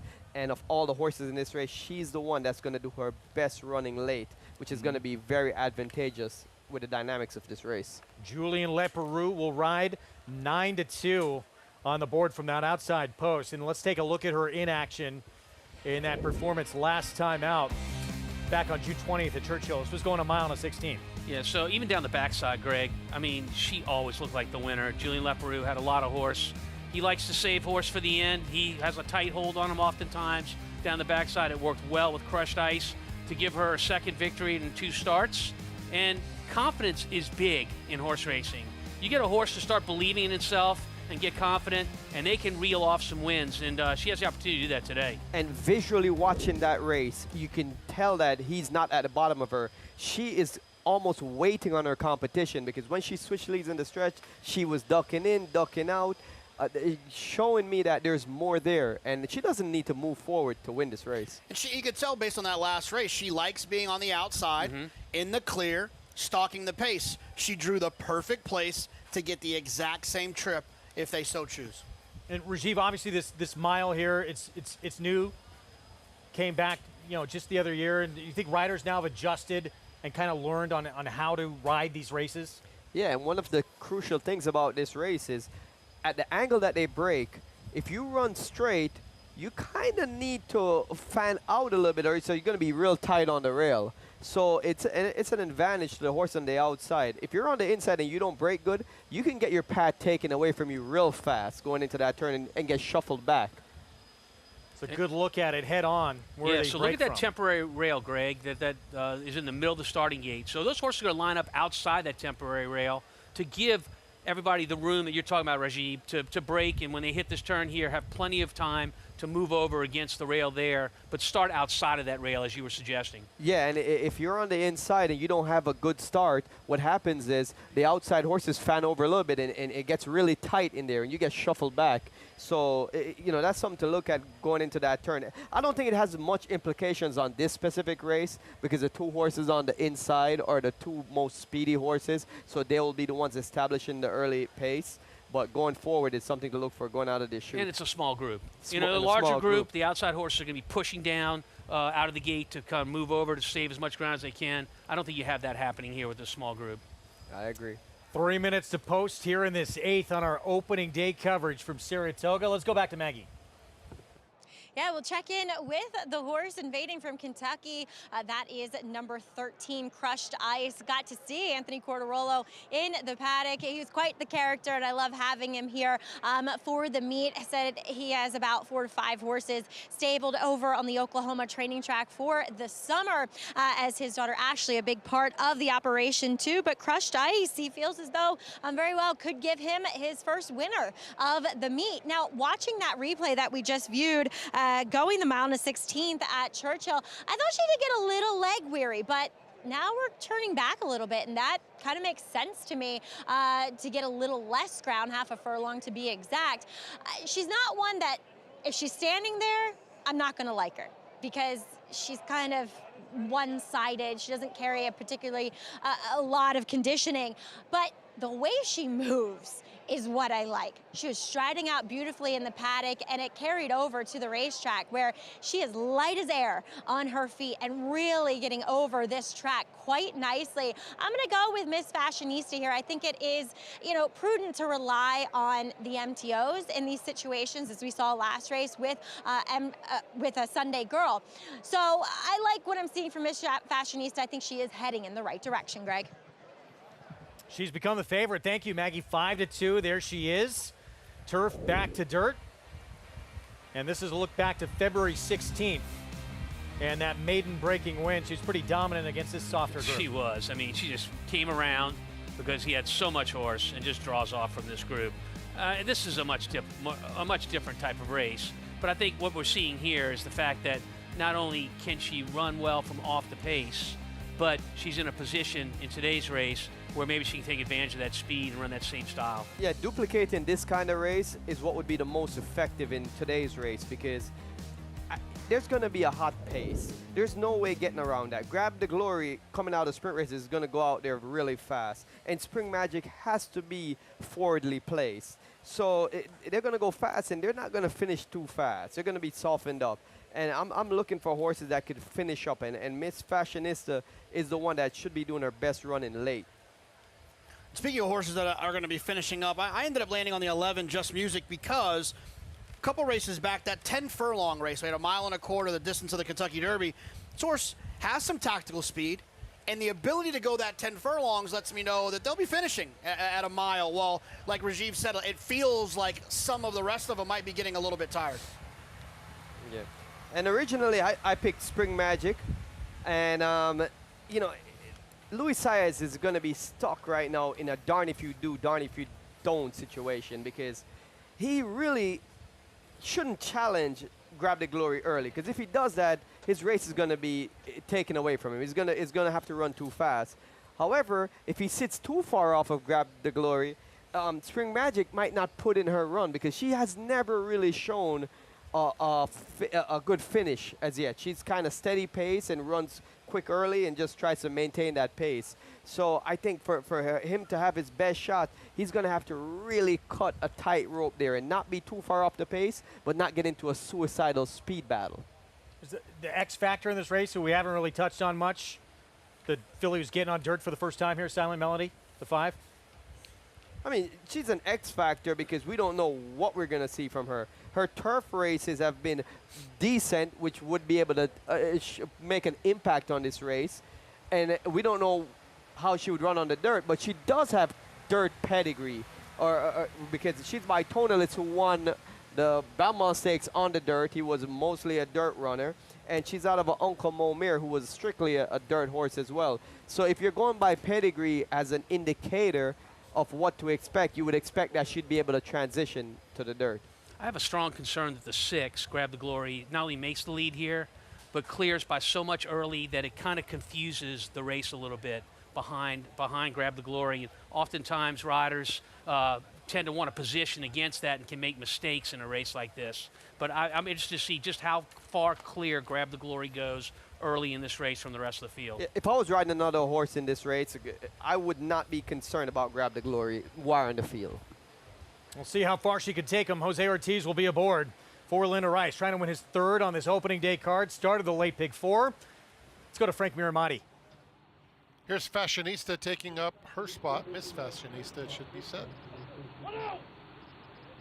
And Crushed Ice, Julian Leparoux.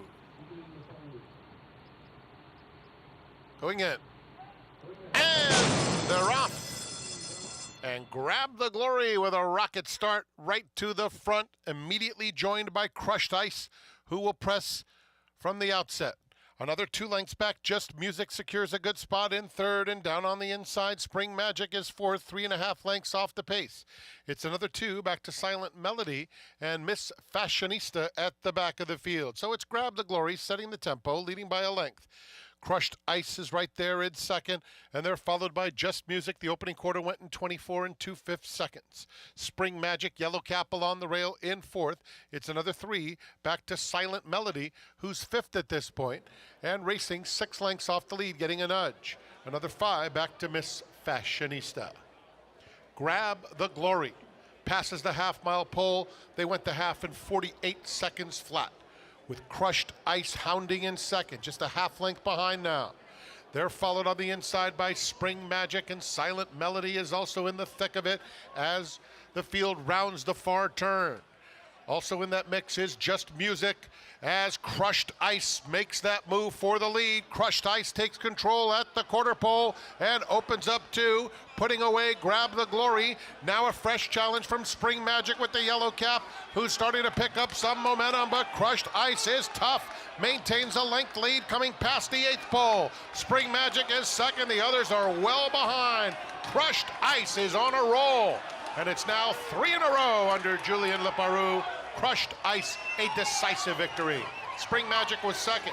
Just Music finished third, and Silent Melody was fourth. Ice backs up that big performance at Churchill Downs, and she's on a roll. She's won 3 in a row now. Yeah. Talk about confidence, right, Rajiv? I mean, here's a horse that leads the gate, positions perfectly against the speed. She has first jump on the speed horse that we spoke about, and when she makes the lead, she just keeps on going. I think the best is yet to come with this filly, because watching her run, coming off the turn here, she gets a little bit idle until her competition engages her. She just does as much as the jockey asks her to do and as much as they push her. So I don't think they're at the bottom of her. Goes off at 3-1. Julien Leparoux for Anthony Quartarolo, and it pays to have JK runners entered main track only, especially with the weather up here. It could be beneficial. Yeah, well, hopefully not. Just opening day. This is the only day we're going to lose grass. So, yeah, I mean, I don't know what you're talking about, Wolfie.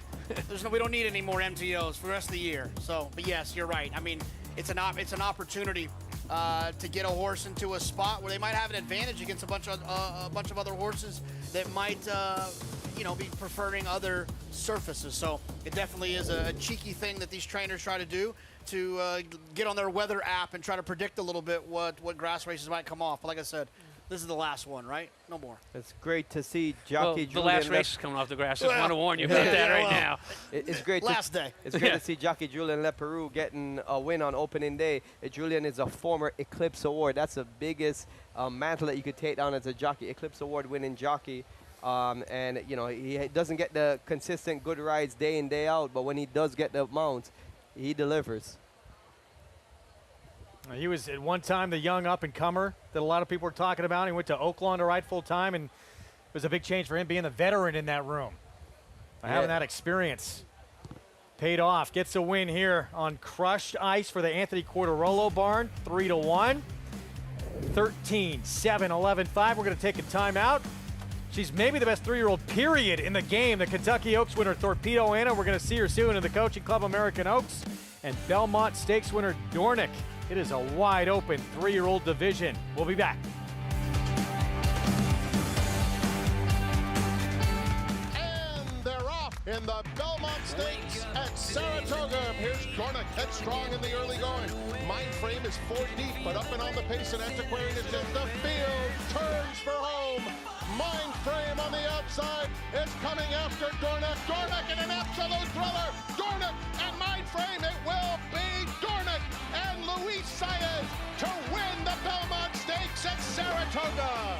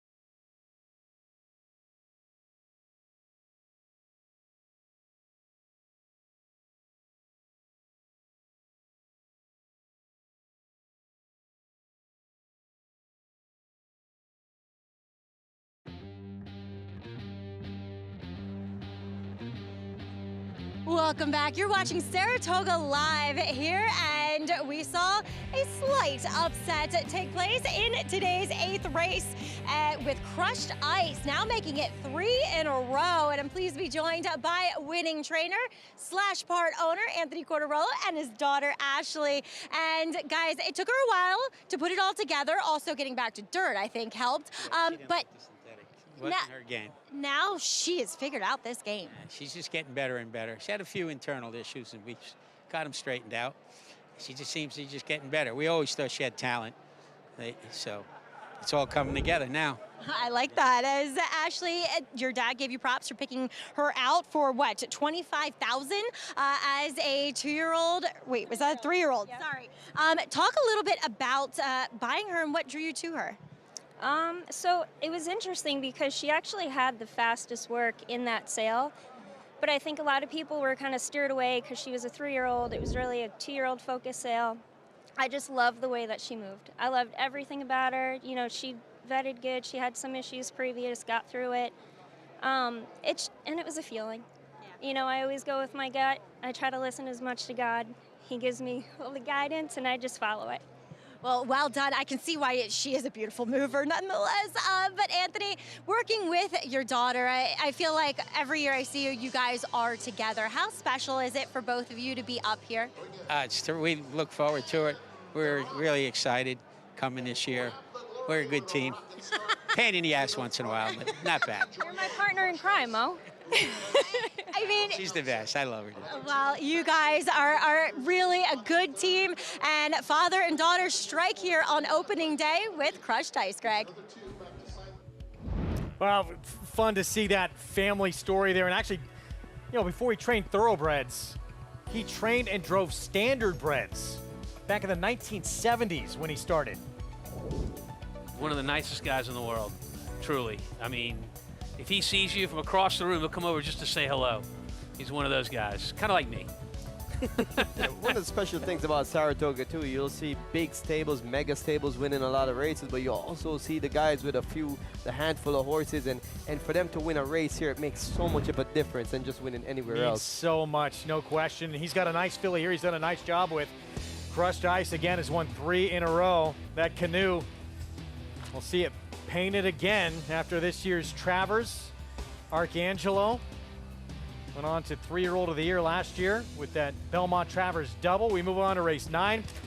This is a war coming up. One of the better races we may have in a long, long time. 1 1/8. It's just an allowance optional claiming field. This could easily be a graded stakes race.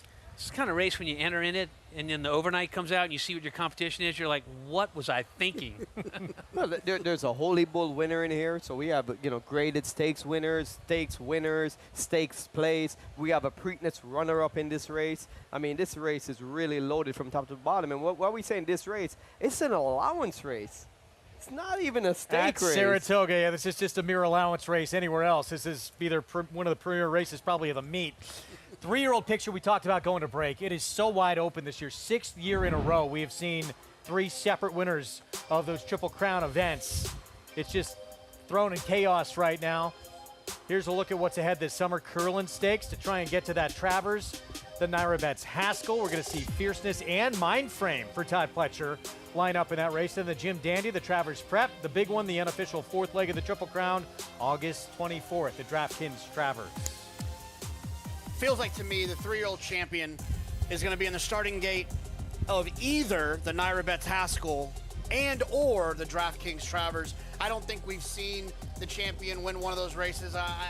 We'll see. I mean, obviously if Dornick or Seize the Gray or to go on, or Mystic Danner to go on and win another one, I just think that some of these horses that are sitting on the sidelines could make a little bit of noise this summer. It's got to be the Travers. The Travers decides who the front runner is, as it oftentimes does. So, you know, you've got those preps, the Haskell, the Jim Dandy, and those horses will be split up between those races, at least the East Coast horses, which I think the strength lies in the East Coast horses with the 3-year-olds, but the Haskell brings them all. The Travers brings them all together. And Danny Gargan squarely in the mix now with a horse who is pedigree, the brother to last year's Kentucky Derby winner Mage. Got his big moment, the Triple Crown. Waited a bit for it, came in the Belmont here at Saratoga. Used that tenacious ability we saw from early on in his career to hold off Mind Frame. Here's his trainer. So we're here with the horse of the barn. The barn, the champ. Yeah. Belmont champ, huh? Yeah. Next start is going to be the Haskell. Probably the Haskell. I mean, we'll see how he works. He's going to work on Saturday. He's doing really well. He's going to do this until we give him a peppermint. I know, I was gonna say. He's a peppermint hound. If he works good this week, probably the Haskell, and I might run Society Man and Jim Dandy. So why that though? Why not bring him back to the Jim Dandy? Is it just purse, $1 million versus grade one? It's the grade one. Okay. You know, if he wins, you know, we'd love to make him 3-year-old champion. That's the campaign we're trying to get to. If he could win the Haskell, it puts him, you know, he's probably up there with all of them right now because everybody's on the same page. I'd say Kenny's horse, Mystic Dan, and us are in the front of that.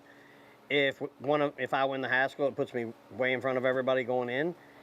And then, you know, obviously we have the Travers, but if a horse jumps up and wins the Travers that hasn't won a classic race, and we have the Haskell, we've got a big chance of still being, because we'll have 2 grade ones, 2 big races, we could still be 3-year-old champions. So it's campaigning.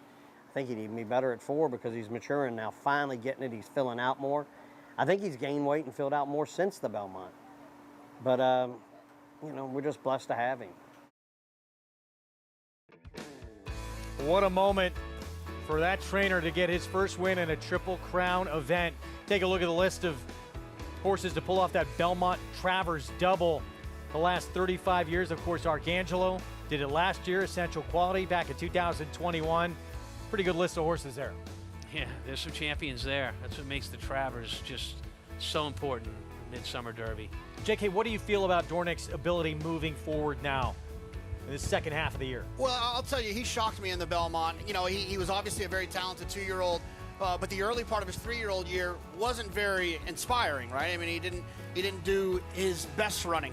But what he did in the Belmont kind of showed me that he was who we thought he was after his 2-year-old year. So, look, I'm looking for him to take another step forward, and if he does do that, he can definitely thrust himself into that conversation about winning the 3-year-old champion. But he's got to show me one more time after that performance in the Belmont. And, look, I alluded to it. I'm not sure I'm the only one who feels that way. His trainer might feel that way, too. The best 3-year-old period in the country might be a filly, Torpedo Anna. Oh, yeah. She is, no question, the most dominant 3-year-old filly in the land. Kentucky Oaks winner, Acorn winner. She may wind up going to the Travers if Mystic Dan, her stablemate, does not wind up in that race. Kenny McPeak said he does not want to run them against each other in there. We'll see what happens. We're going to see her next in the Coaching Club American Oaks. Yeah, Kenny's not afraid to run a filly against the boys. He won the Preakness that way with Swiss Skydiver, and I think this is a better filly than Swiss Skydiver. She's a true superstar, and there's no 3-year-old filly right now that can come close to her, in my honest opinion. I've seen her run at Oaklawn, and she buried her competition. Do you remember that Oaklawn race? I remember. She fell apart in the paddock and was washed out going to the gate, and I'm like, this filly isn't going to run at all. And she ran a dominant race. Since then, she's been much more composed and just taking it to the best fillies in the nation. For her to win, she had all the excuses at Oaklawn. For her, she coming off a layoff, washed out pre-race. She was very nervous, unsettled, bad post. Yes, bad post. That's everything that you could think of for an excuse, all combined to, and she blew the doors off her competition. Won by 5 lengths. That race stamped her as just such a significant overlay against her competition. Tom, long term, would you be targeting Alabama or Travers if you had Torpedo Anna? Another loaded question. My first show, and I've got 2 loaded questions here. You're going to ask me to beat Kenny McPeak. Kenny does a great job. I'm going to leave that in his hands, and I'm just going to watch. Well, Mystic Dan, Kentucky Derby winner. Long campaign, hard campaign, is going to train up to the Travers. Should something happen, he does not go in the Travers. We're going to see, likely, according to McPeak, Torpedo Anna line up against the boys. We'll see what happens. I don't think that's a mistake if he does. She's that good. Those boys are shaking. If she shows up in that race, I'm telling you, she's going to be the horse to beat in there. You see her favorite if she goes in there? I know we got some preps coming up. I would but pick if her to win. If the race was tomorrow, would she be favored? Jonathan? No, she wouldn't be favored. But I'm not saying she wouldn't be the horse to beat or to bet. Well, she's going to kick off our Saratoga Saturdays on Fox schedule in that Coaching Club American Oaks. Torpedo Anna, Kentucky Oaks winner. will line up in that contest. And the Jim Dandy, Whitney, 4-star. What a lineup of races we'll have from you on our Fox Saratoga Saturday schedule. Ending with that DraftKings Travers that will go, as you guys mentioned, a long way toward determining, put the winner of that race in the front seat, driver's seat, for championship honors as a 3-year-old. We're going to take a timeout. We'll be back. Chad Brown, he's going to have a couple of shots likely at that Travers, and he could have another big stepping stone to the Alabama. We didn't know we were seeing the Alabama winner in this race last year. Bells Beach coming up tomorrow. Quality Road, proving Lane's End's tried and true stallion-making tradition. Quality Road has sired multiple Eclipse Award and Grade 1 winners, including champion 2-year-old Colt Corniche, champion 2-year-old filly Caledonia Road, champion 3-year-old filly Abel Tasman, Grade 1 winner Bleecker Street, and classic winner National Treasure. He's a leader of his generation. Quality Road, a stallion that stands above the rest. Horse racing? Check. Weekly promotions? Got them. Huge payouts? You bet. With Naira Bets. Download the app today and bet on any track, anywhere, anytime with live HD horse races, betting tips and tutorials, expert picks, and more. You bet with Naira Bets. Join now for a new member bonus at NairaBets.com. History remembers moments of extraordinary strength, skill, and determination. True greatness is forged by those who fulfill their destiny.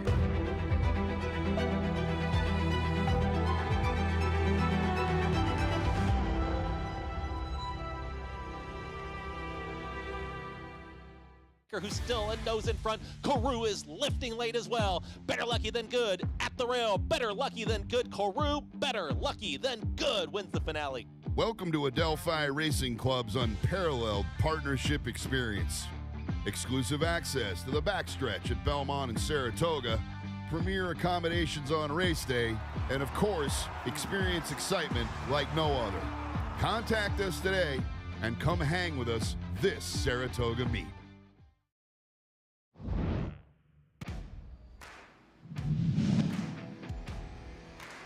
And randomized, going on strongly. Unsung Melody second, followed by Just Catherine. On the outside, Exceed with plenty of work to do. They're coming inside the final 1/8 of a mile, and randomized in complete command. Opening up to lead by 3. Just Catherine, a solid effort, but she's still 3 lengths behind, and it's going to be randomized. Randomized has won the Wilton.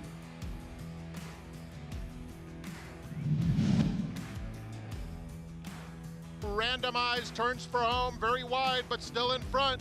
Wet Paint will have to come through along the inside, but it's randomized, still loaded with a furlong left to go. And she has a 3-length lead. Wet Paint is trying her best, and so is Defining Purpose. But today's the day for Randomized. It's her coming out party in the Alabama, presented by Keeneland Sales.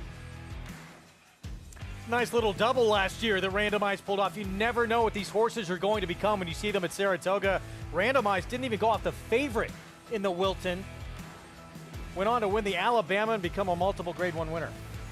And now she's one of the top fillies in our sport. You know, she's really blossomed into something really good, and we don't know what's going to happen in this Wilton here. Can Chad Brown, JK, do it again? Randomized came into that Wilton last year as just a maiden winner. He's got Bells Beach, who comes in off a maiden win. I mean, he certainly can. I mean, I don't think there's too many questions about things Chad can't do here at Saratoga. Bells Beach, to me, probably needs to improve a little bit, but that can happen. Randomized improved, and then she shocked the world a little bit, I think, with her performance in the Alabama. You know, with these 2-year-olds, with these 3-year-olds, they can continue to improve, to show up and improve throughout their career. And so I don't have any problem with Bells Beach in here getting a little bit better, to be better with this group. This race is a unique race in the sense that you've got the 2 favorites, Miss Justify the 1 and Bells Beach the 6. They ran the same day at Churchill at the same distance in back-to-back races. Ridden by the same rider, Irad Ortiz on both. Irad chooses Bell's Beach over Miss Justify. And although the Beyer speed figures say Miss Justify ran quicker that day, I beg to differ. With other speed figures, they say Bell's Beach was the quickest of the two, and Irad obviously thinks so. I will say this, though, and Rajiv, you've probably been in this situation before. Something tells me that Irad didn't choose. He probably just closed his eyes and pointed when it comes to Todd Pletcher and Chad Brown. Well, that's the story he's going to tell. He wants to keep both those stables in his back pocket. He wants to ride for both. That's coming up tomorrow. Race 8 on our first Friday of the meet in the Wilton for 3-year-old fillies. This 9th race, as we talked about, an absolute war in Linda Rice right now. That horse right there, Film Star, a 4-time winner. Going to be the 5-year-old debut coming up. The slight 7-2 favorite. Let's go downstairs to Maggie. Yeah, Greg, and he is one of several horses in here coming in off of a layoff as Film Star comes back in with a plethora of fast workouts into this, and that's not necessarily Linda Rice's MO. She generally is kind of letting them go out there and do just enough. Well, he's doing just enough, and that is pretty quick. So that's a very good sign. And looking at him here, it doesn't look as though he's missed a beat. He is a horse that was always kind of really well-muscled and robust in his physical makeup. He is a little bit more quiet than what I had seen from him in the past. I do want to watch how he warms up because he's, again, a horse that aggressively will warm up out on the racetrack. So we'll see. It is a short price with him coming back and having that layoff to contend with, but a horse that projects to be forward, too. Moving on to number 6, Rocket Can. Last time I saw him was as a 3-year-old, and that was in the Arkansas Derby. And he's one of those funny horses that each year he gets older, he changes. He was kind of a bigger, big bone, kind of raw and backwards looking 2-year-old that hinted at ability. Then he came back as a 3-year-old, much more leaner and aerodynamic. And now as a 4-year-old, he's kind of filled out that more athletic frame. So I like this progression from Rocket Can. Came back with his first start of the year and dominated a field at Oaklawn Park. Watching his workouts on XBTV, he was a target last time for Time Out, a recent maiden winner, and easily covering the half in that 48-2. So a horse that's firing on all cylinders heading into this, and he really looks fit. I really like what I'm seeing from Rocket Can here in the paddock. He's moved up yet again with another year under his belt. Number 10, Untreated. Well, this is a long layoff for Todd Pletcher to bring one back off of, and really a horse that only had the one start last year. So you could say this is more of a near 2-year layoff in a way. Couldn't ask a horse to look any more fit than what he does. Now, naturally, he could need a start. Are you willing to trust him given the poor performance last time out at Aqueduct in March of 2023? I get it. But based upon my eyes here, Greg, and what he's showing me, again, you cannot ask a horse to look any more fit considering the layoff. He's so defined. The only problem is that an 8th is probably okay for him. I wouldn't be surprised if he wants longer, though. Greg? Maggie, thanks. And yeah, she talks about that long time away. Well, yeah, he last raced in March of 2023. That was 16 months, but that was one start. He had a 6-month layoff coming into that race. Yeah, and it's so, as a trainer, as horses get older, just like people, it's harder to get them fit again. So, going from their 2 to 3-year-old year or their 3 to 4-year-old year off a layoff, you can get those horses fit pretty easily as a trainer. But when they turn 5, 6, as in Untreated's case, who's a 6-year-old now, it's a much more difficult job to get that horse fit and back to the race in that very first start. And you got to be on your A race to win this race. I mean, you have to be fit because this is going to be a grueling race. There's a lot of pace in here. It's a 1.8 miles. It's going to be a solid pace. You're going to have to run hard the entire 9 furlongs. Here's a look at the 2 stepping by as they come down Champion's Way for Brad Cox.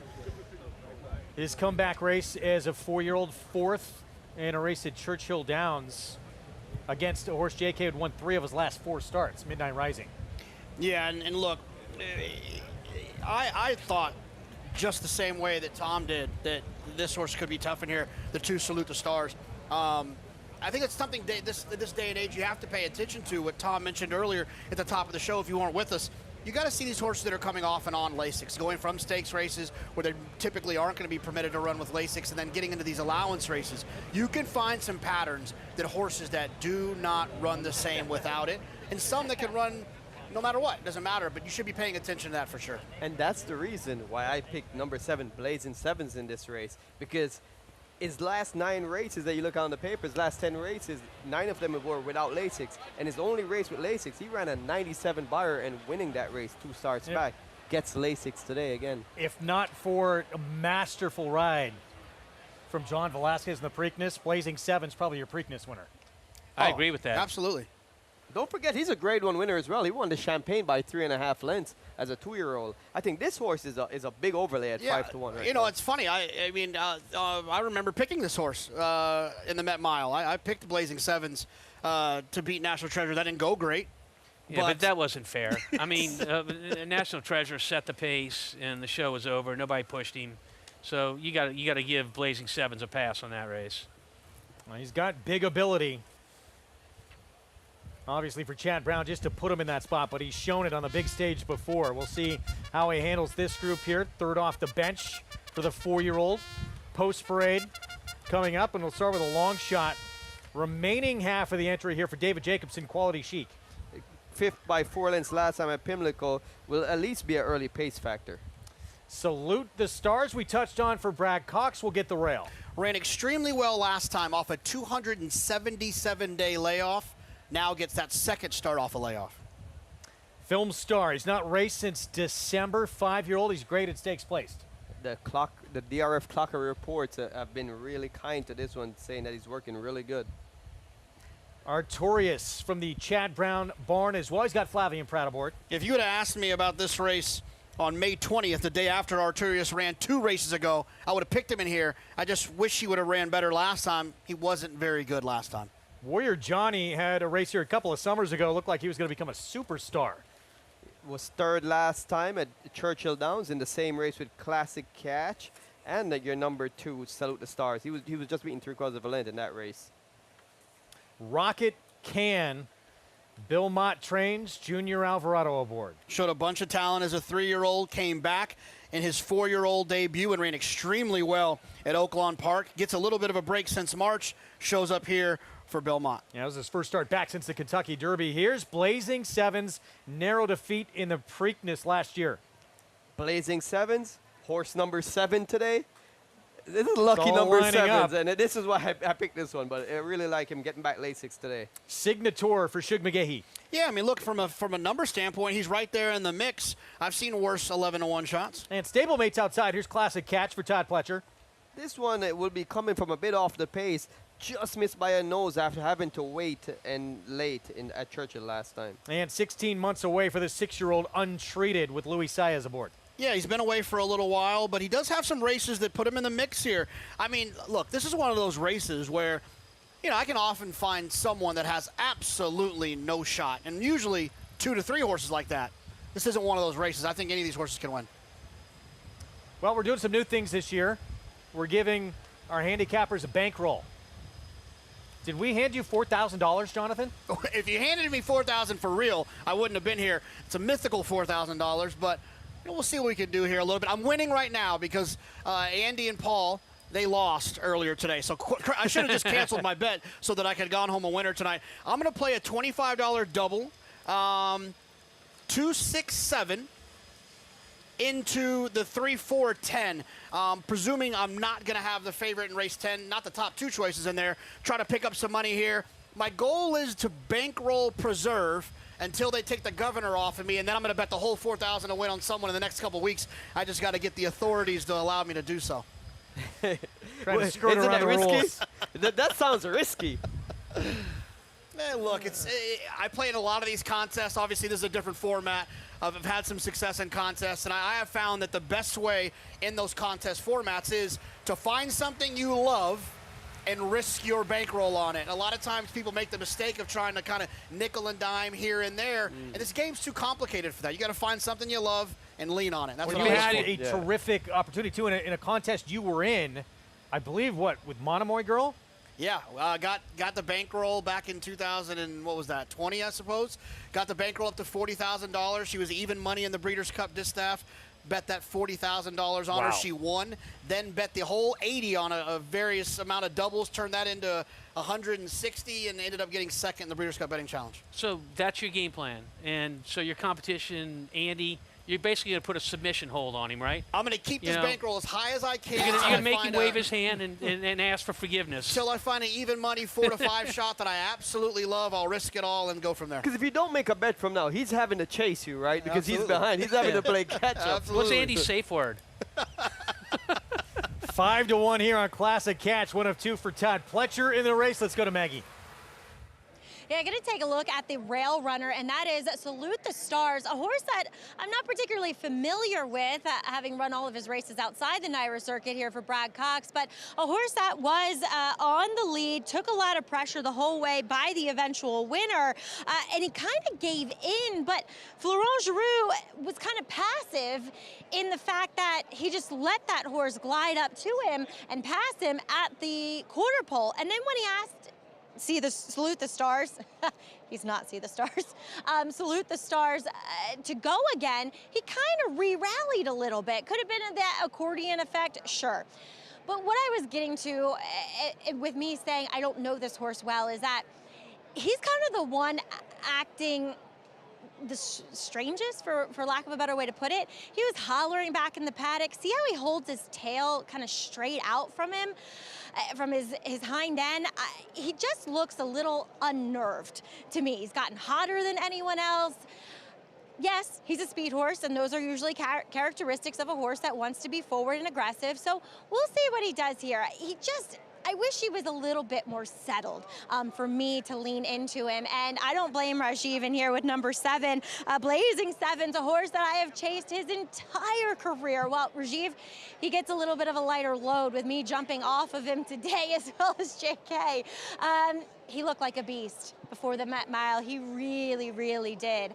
And that was a day, though, that I don't think horses really wanted to run through the kickback, and he was out the back. And National Treasure, as you guys highlighted, was able to waltz around on the front end, probably being the best horse in that field. He looks great again. Word is out that he's training excellently. I wonder, does he lack a little bit of that genuine racehorse mentality? Yes, I think so, but there's still an abundance of talent. But the horse that just has done everything right throughout the prelims is your current Luke 1 favorite in number 6, Greg, Rocket Can, and I landed on him. Yeah, a horse who won one of the preps leading up to last year's Kentucky Derby. Wound up in the Derby, non-threatening 9th place finish at a big price. His first start back, though, looked like he took a move forward as a 4-year-old. Rocket Can, his first try at this 1 1/8 distance coming up. Yeah, good race back at Oakland. Had some time between races again, going all the way back to March for that race back. But when you look at this field, Rajiv, particularly with the scratch of the 1, who is going to be some speed in here and keep some company with the 2 and the 3, who I think are the other speed horses, you can see how edgy the 2-horse Salute the Stars is going into this race. He was edgy in the paddock. He's a little edgy on the track. I kept waiting to see Irad kind of just keeping quiet out there. But he seemed pretty confident staying on him and keeping him moving. So I don't know how much of that is his personality versus him doing something different today. In any case, Yeah, I'm not Salute the familiar with- Stars, I think, is going to be a horse Yeah. that's going to be prominent early, along with Film Star right next to him. I think those two go head-to-head early, and we'll see what happens from there. And Rajiv, it's the 2 Ortiz brothers on these 2 speeds to the inside here. The fact that Film Star, the 3, comes in fresh off the bench, think maybe a chance he's a little more forward? Well, Salute the Stars is keyed up and geared up, so you would expect horses that are showing that tendency to be forward, right? The run into the first turn here is going to be crucial to set up the stage for this race. If they get into too fast of a duel, it's going to really aid the closers. If I was riding with my brother, I don't think I would want to duke it out too much. But you have to go out there and execute and do your job. With Laughing Boy coming out of the race, I think we're going to see Salute the Stars and Film Stars set it up early on the front end and try to probably not go too fast. If they go fast, it's going to really set it up for Blazing Sevens to close into. I see the 2 showing conviction out of the gate and trying to make the lead. First turn comes up awfully quick at this 1 1/8 configuration here at Saratoga. The favorite, Rocket Can, Holy Bull winner from last year for Belmont. First time at this, or trying to win, I should say, first time in a mile and an eighth. Competitive group. Let's go to Frank Miramati for the call. And they're off. Classic Catch is hustled pretty hard in the early going, as is Film Star, and it will be Film Star joined at the rail by Salute the Star. So Salute the Star is a little quicker than Film Star. Artorias comes through, Rocket Can way out in the center of the racetrack, and Quality Chick is racing in between those two. They're followed by Warrior Johnny on the inside of Classic Catch, who broke well, but is now 4 lengths off the lead. Then Blazing Sevens in the blue silks in between rivals, very close today. Another couple to the 2 trailers, Untreated and Signator, is at the back of the field. The opening quarter went in 24 seconds flat. Salute the Stars and Film Star racing together with Rocket Can in third. Warrior Johnny is eager. He comes through along the inside to take third. Artorias right next to him. Quality Chick is the gray, racing on the inside of Classic Catch, who's caught wide and 4 lengths off the lead. Blazing Sevens is next, followed by Untreated and Signator. A half-mile left to go. Salute the Stars and Film Star went that half in 48 seconds flat, with Rocket Can in the clear. Down at the rail comes Warrior Johnny, with Artorias racing in between those two. Then it's Blazing Sevens called on 5 lengths off the pace. Classic Catch losing ground around the far turn. Another 3 lengths back to Signator, followed by Untreated and Quality Chick at the back. 1:11 and 2. Salute the Stars, Film Star, neither giving an edge. Here's Warrior Johnny. Warrior Johnny firing a big shot. Comes through and easily takes the lead away from the embattled leaders.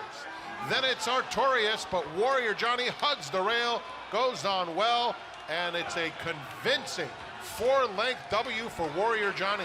Salute the Stars won that battle with Film Star, then Blazing Sevens and Artorias.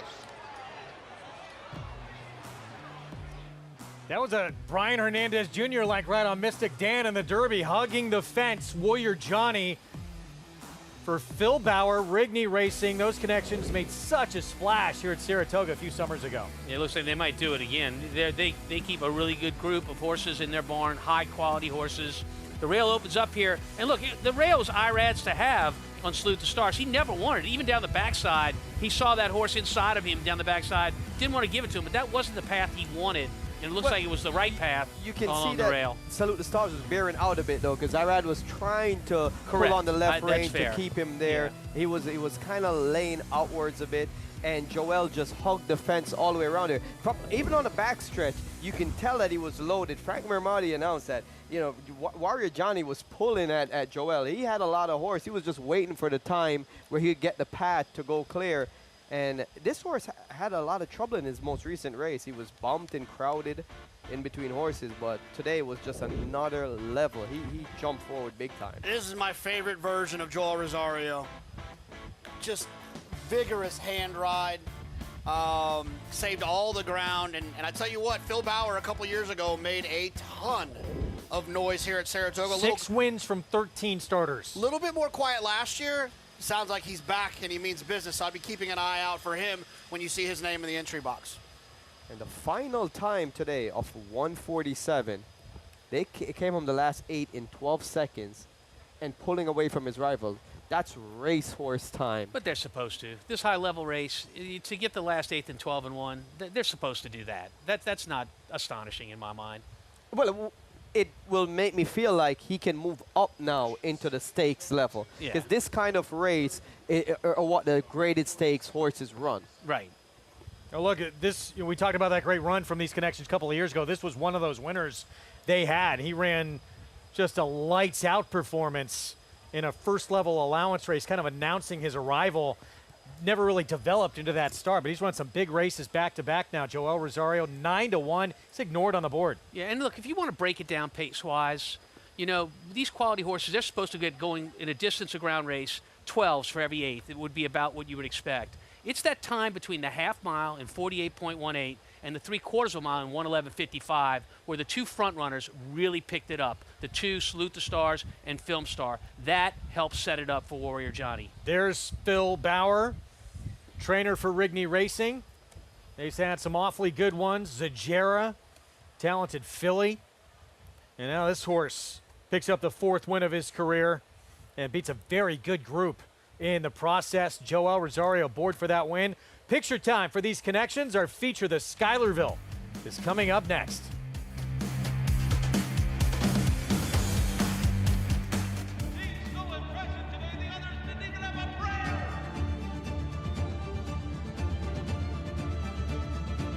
Catholic boy rolls in the run. Happy Travers.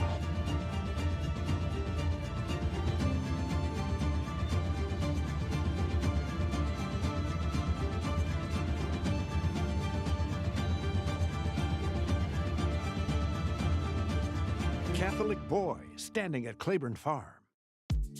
When you can bring over a champion like this to the Night of the Stars sale, it's exactly what we dream of and what you hope for. Anytime we've got a marquee filly that is ready to be brought to market, we know that the Night of the Stars is the venue. It really wasn't a question as to where we were going to sell her. We have had a long history of selling seven-figure mares here at Night of the Stars. Boyd Browning and his team just do such an exceptional job promoting these mares, getting them sold.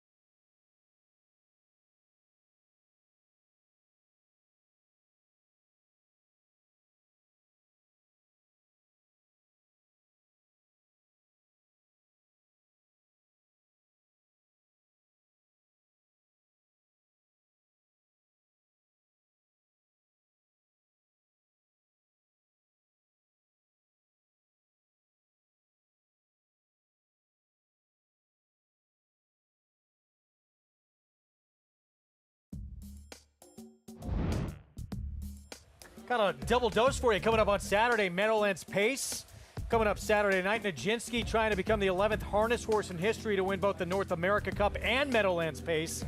And then Carl likely headed to the Hamiltonian. This horse has such a large stride, they had to order him a larger bike to accommodate him. 13 for 14 in his career for Nancy Tactor. He's looking to go back-to-back in the Hamiltonian, one with tactical approach last year. That's coming up on our Saturday night coverage. Starts at 8 Eastern. Warrior Johnny, what a performance, beating a very good field in this allowance race here to win for the 4th time in his career. Let's go to Maggie.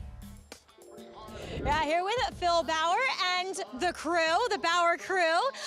Phil, here with your children and your wife, Ashley. Yeah, it's a great way to start the meet. You know, coming out of the gate when we got pinched back, Ashley saying, where you want them to be? I said, well, I guess we're going to be there for now. But no, Joel rode him great. Conversation in the paddock was he's a big momentum horse, so he let him use his momentum up the backside and gained a better position. And I didn't, turn for home. I knew he'd cut the corner, but it was exciting to watch him run down the lane. Yeah, and up the rail, too. He's a big boy, so showing some courage to go through there and pull his way through. Yeah, these wide turns here, I think, gives horses a little more courage than they do at other places. But, he rode him great and he ran great, so we're good start to the meet. Phil, you make such a great showing for yourself the last several years up here at the spa. How many horses did you bring up? And, are we looking for the same success, obviously, this year as well? It'd be nice, but you can't kind of set the bar that high coming up here. We brought 14 with us this year, and, there's a lot like races like this where, you just lead them over and hope they run their best because it's such a tough race. So, you'll kind of we got a maiden and a 1X that we're excited about. So, hopefully we can knock off a few, but, one's good enough right now. Right. I'm sure you share the same sentiment as many trainers. Any nice babies? Yeah, we brought 4 with us this year. So, none of them are named yet, but they're all kind of tipping their hand that they might be quality. And, hopefully we don't hit any hiccups and get them all started here. But, it's a long 56 days, so we'll pace ourselves. Guys, what's your favorite part about Saratoga? Racing. You gonna follow in Dad's footsteps? Yep. I love it. My man is confident. There we go. Yeah, well, Phil, congratulations. Nice way to start the meet. Thank you. All right, Phil Bauer with Warrior Johnny. He is a warrior, showing the tenacity that he did today on the track, guys. I don't know about you, Tom. Guys, I'd be feeling the pressure right now. They've got 2-year-olds who are going to run at this meet. They've not named them yet. Well, look, Jonathan was talking about it earlier, naming a horse that you really like after something you really like. Look, you don't have to name that horse when he comes to your barn. You can name him a few weeks before he hits the track in the starting gate. So there have been plenty of horses that were named at the last minute just because they knew they were that good and were saving that name for that moment. What's the longest you can actually wait? That's a good question, but I know the clockers don't like you to wait at all because they don't want to hear this one isn't named yet. But they get that a lot from these trainers. What kind of trainers do you call those trainers? I can't remember. I don't know what you're talking about. You know what's a great name for a horse with no name? Has that been used yet?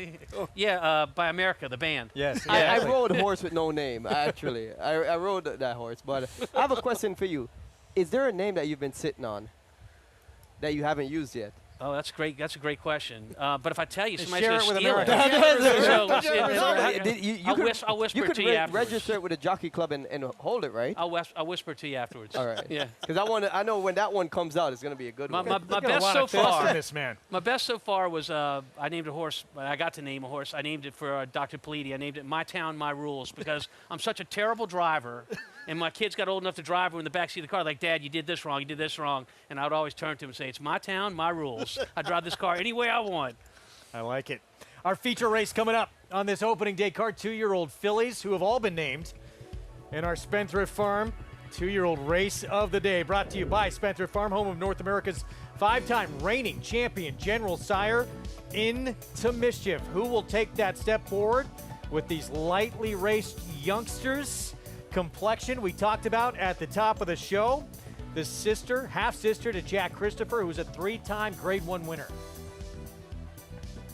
2-1 favor right now for Danny Gargan, who of course campaigns as well. One of the top 3-year-olds of the country in Dornick.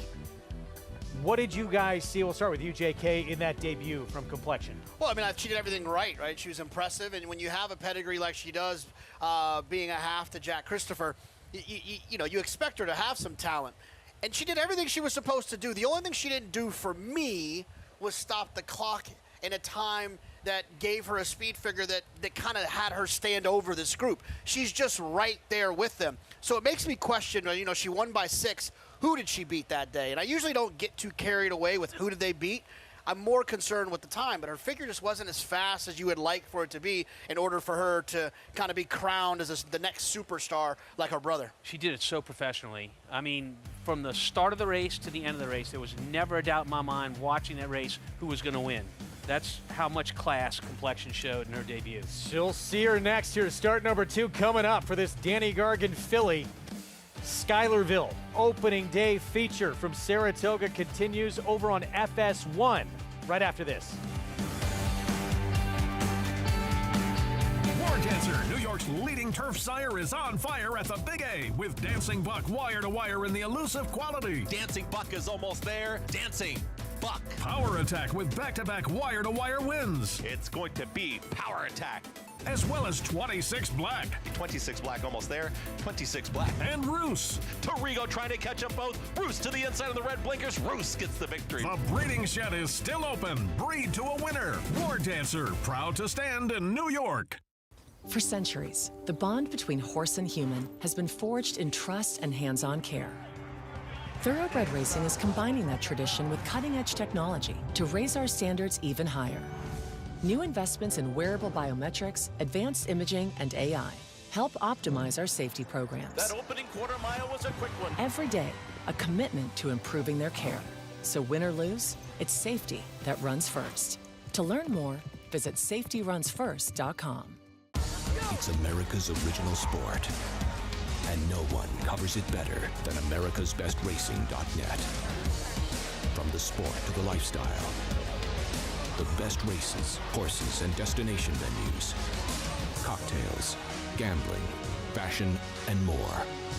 americasbestracing.net is a sport for you.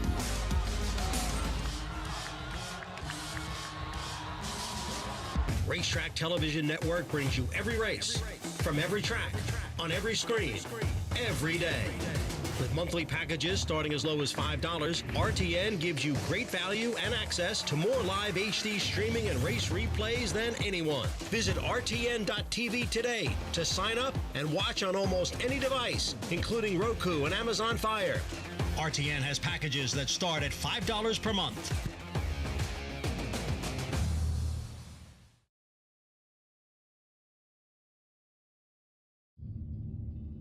What was your first Saratoga memory?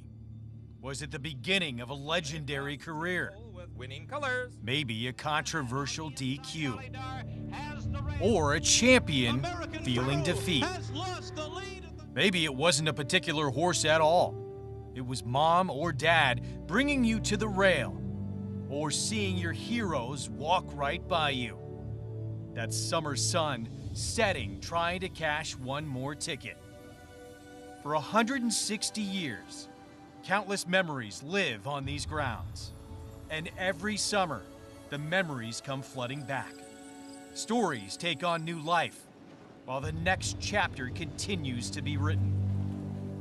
40 days of new memories lie ahead at the summer place to be.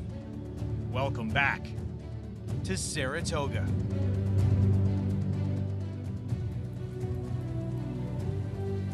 Great to have you with us on Fox Sports 1 as we continue our live exclusive coverage of one of the truly special days of the sport of horse racing. No greater anticipation for a race meet in this country than opening day at Saratoga. From the fans to trainers, owners, jockeys, the entire town even.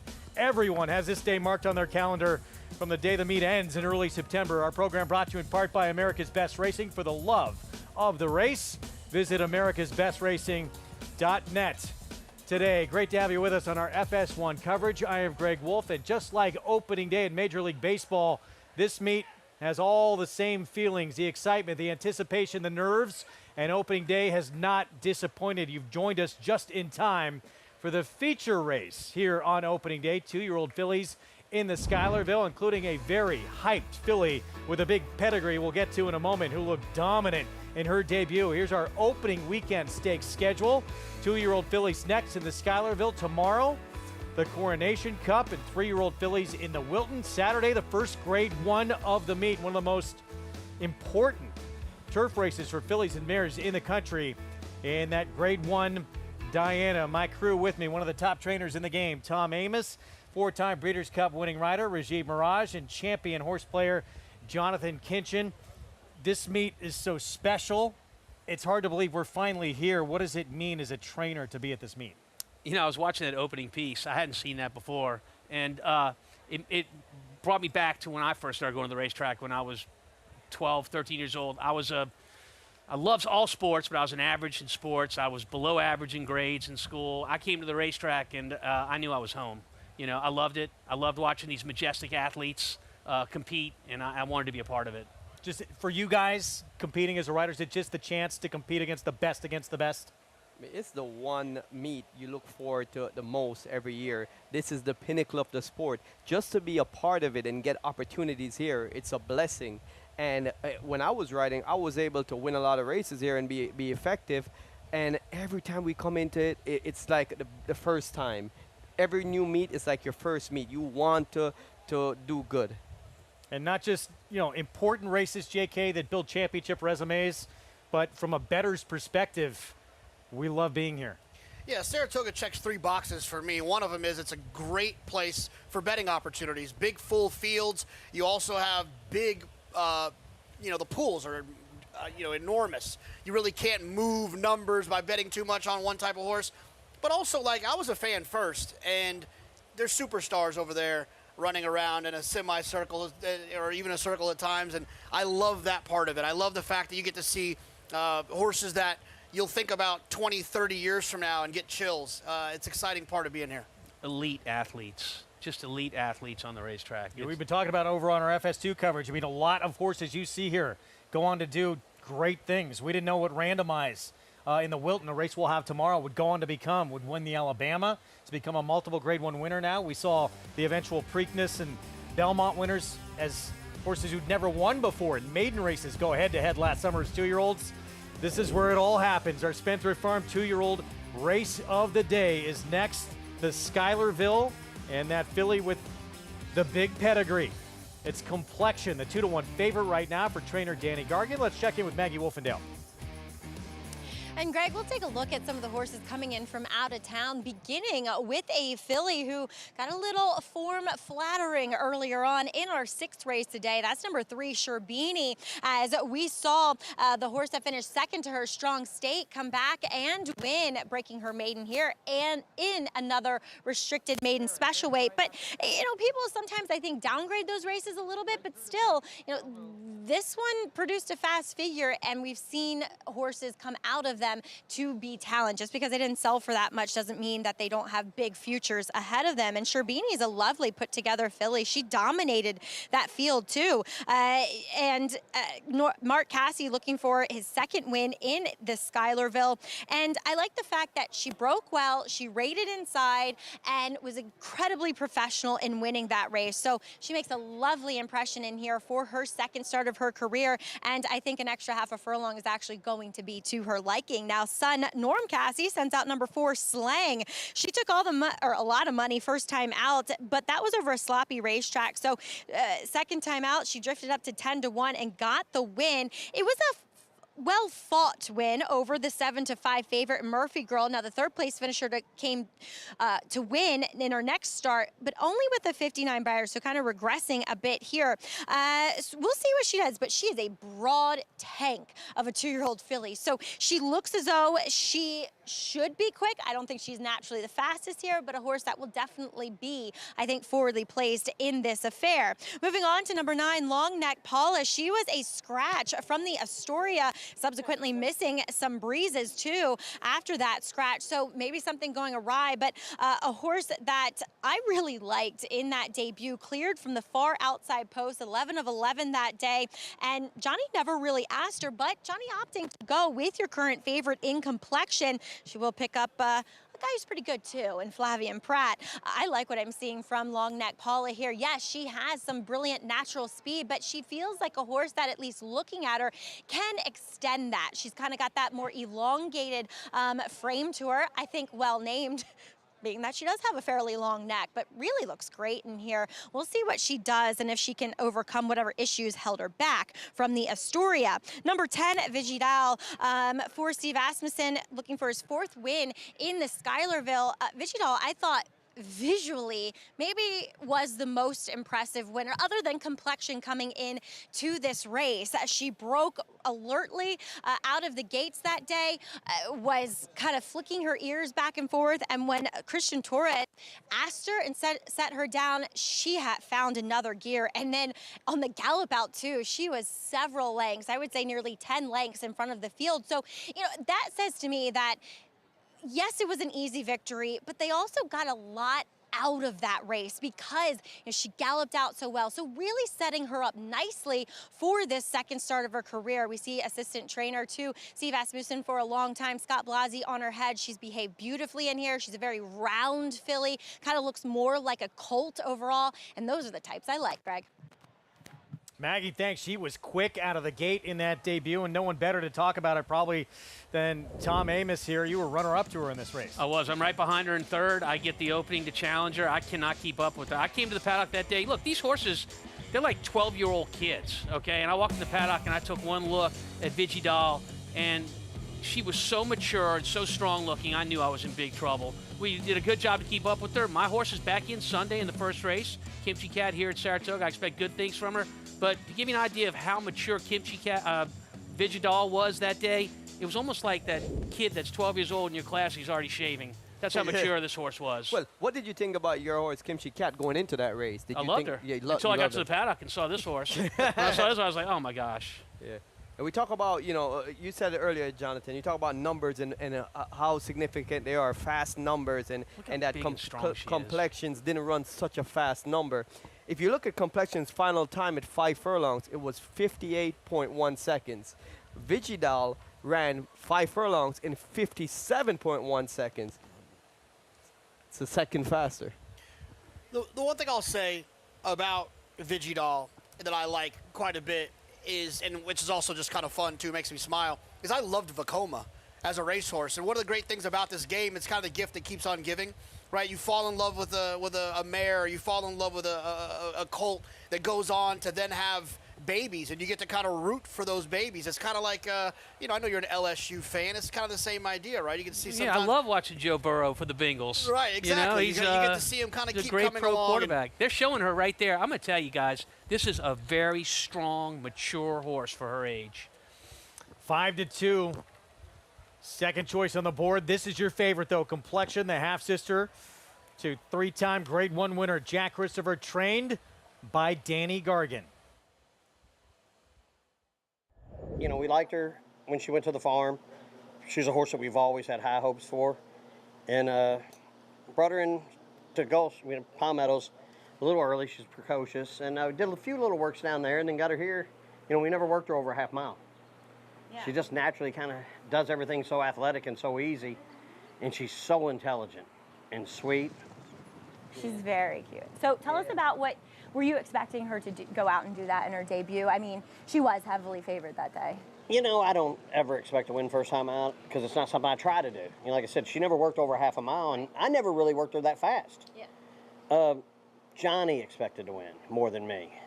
And then we go in the paddock, and I'm telling everybody, we don't really win first time out. It'd be good to get her started, and she'll break her maiden at Saratoga. And Johnny looked over and said, well, you go stand over by that winner's circle. I'll be back in less than a minute. You're winning today. And I was like, stop it, Johnny. And he was real confident in her, and he really likes her. And for him to like her, it builds up the confidence more. She's real talented. But she easily made the lead from the outside post in that debut, and she did that stumbling. If Danny Gargan had talked about if she hadn't stumbled, how far in front would she have been in that race? Yeah, no doubt. I mean, that outside post for a beginner is a hard post because you've got all these horses inside of you. You have no experience in a race before. Horses will tend to shy away from other horses until they learn how to do it. You can't practice that in the morning, that many horses together at once. And she did. She stumbled, recovered very quickly. It shows the athlete she is. Never looked like anything but the winner all the way around there. And JK, does that give you a little more confidence when a trainer says, I'm not a win first time out kind of guy, yet she was able to do it? Absolutely. I mean, I think that, I don't want to call when people don't win first time out a bad stat. It's just a lower stat, right? Because like Danny said, he doesn't try to win first out, so I'm not going to knock him for not winning first out. But I think when horses can their talent runs through a kind of lower stat for a trainer, I think it definitely can help you get your attention that they might be pretty darn talented. And Tom, it's just a different philosophy, isn't it? You try and it is. Train your horses into getting ready, and some have them ready to go first time out. Yeah, I mean, the Lucas school of thought, which was carried on to a number of his assistants that went on to be trainers, was let them get that experience in that first start. It's the second start where we're going to jump forward. Here's the other Steve Asmussen runner, big price A.O. Racky. Just ahead from being undefeated, was second last time in the Astoria behind What in the Literal. Yeah, who she will face again. Here's West Memorial, beat the boys in a stakes race. Yeah, absolutely. Winner of that race at Churchill Downs in Kentucky Juvenile, has those Aggie silks on for Swinbank Stables. Sherbini won the debut, and she beat a filly who we just saw win earlier on the card today. Yeah, beat the filly Strong State, who won earlier on the card today.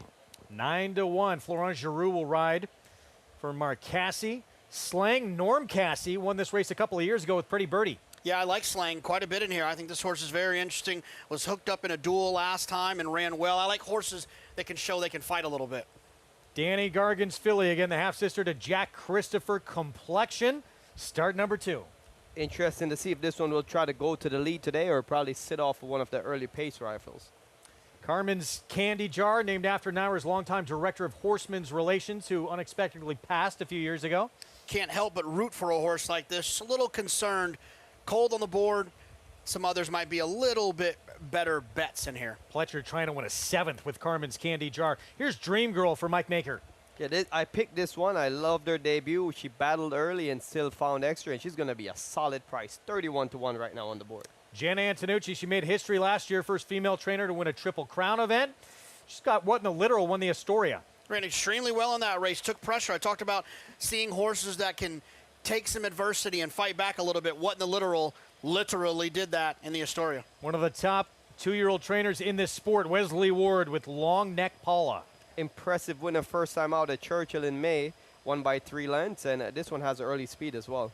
The favorite, and this is the Steve Asmussen runner we were talking about, it would be Tom's filly, Vigidol. The fact this horse is 2-1 makes me feel better about this selection, but the fact this horse is 2-1 makes me think it might not be a great bet. And 41-1 outside on the Queen's MG, or won her debut at 45-1, was the first ever starter for her sire. The Queen's MG, a big long shot today. She was actually the favorite in the Astoria last time against what in the literal and Iroquois. What in the literal? The Astoria winner was on the front end throughout for Jenna Antonucci, 26-1 today. Let's go to Maggie. Yeah, Jenna looking for some long shot magic again after the Astoria win, breaking her maiden in style, to say the least. What in the literal? Jenna, talk a little bit about what has developed since that win with her. I think she, obviously showed all of us she knew what it meant to be competitive and to win. And, it's so early in the career for all of these 2-year-olds. So I think we're all learning what's their quality, how good are they, what do they want to come back and do. And so we're asking the same questions everybody else is. Obviously, she showed a really gritty, determined, race in that last start. And so today I expect the dynamic to be a little bit different. Javier knows what he needs to do, and my job is to continue to stay out of her way. Well, Jenna, how is that dynamic different? I mean, we saw the speed from her last time. Now it feels like there's even more speed in this one. She can sit off of it, and that's the nice part. When she just missed at Keeneland, she was closing off the pace, and so I think the biggest thing for her is that Javier will keep her in the bridle and let it develop. So if the inside goes, she can sit right off of him, and she's fine with that. She's smart that way. You just give the best interview, so thank you so much for your time, and best of luck here. 26-1, should she be shorter? That's for them to decide. It's above my pay grade. Jenna, thank you as always. Guys, what in the literal with those odds? It's an incredible story from last year. All that history in the Triple Crown. Never had a female win a Triple Crown race until Jenna Antonucci broke that barrier with Arcangelo in the Belmont Stakes. This performance, JK, did speed help here the way the track was playing that day, or wasn't the literal very good?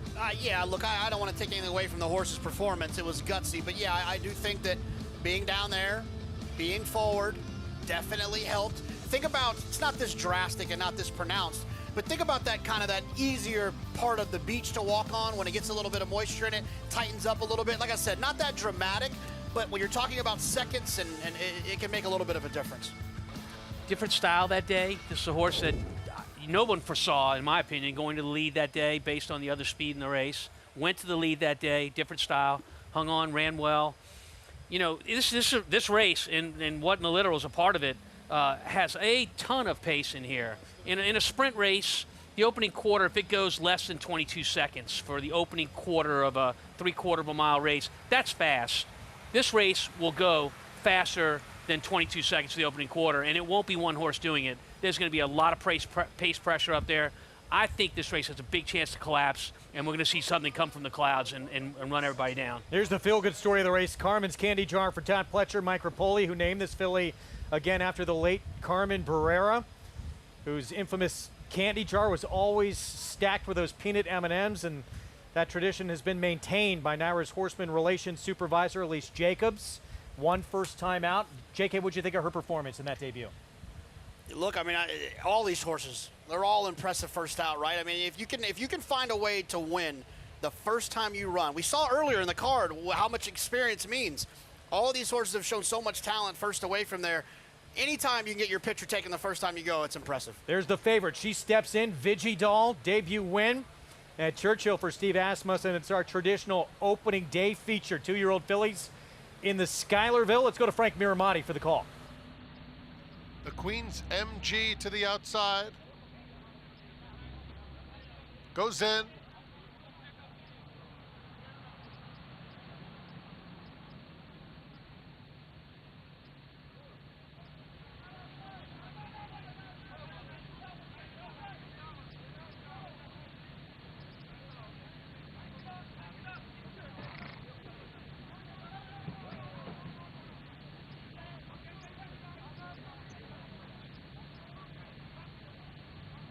Bit of movement.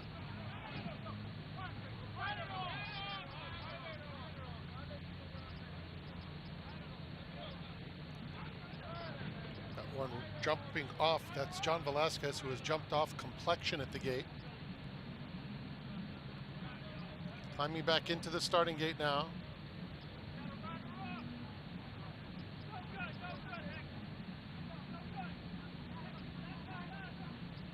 And acting up once again. Johnny V outside of the gate. Complexion is fractious.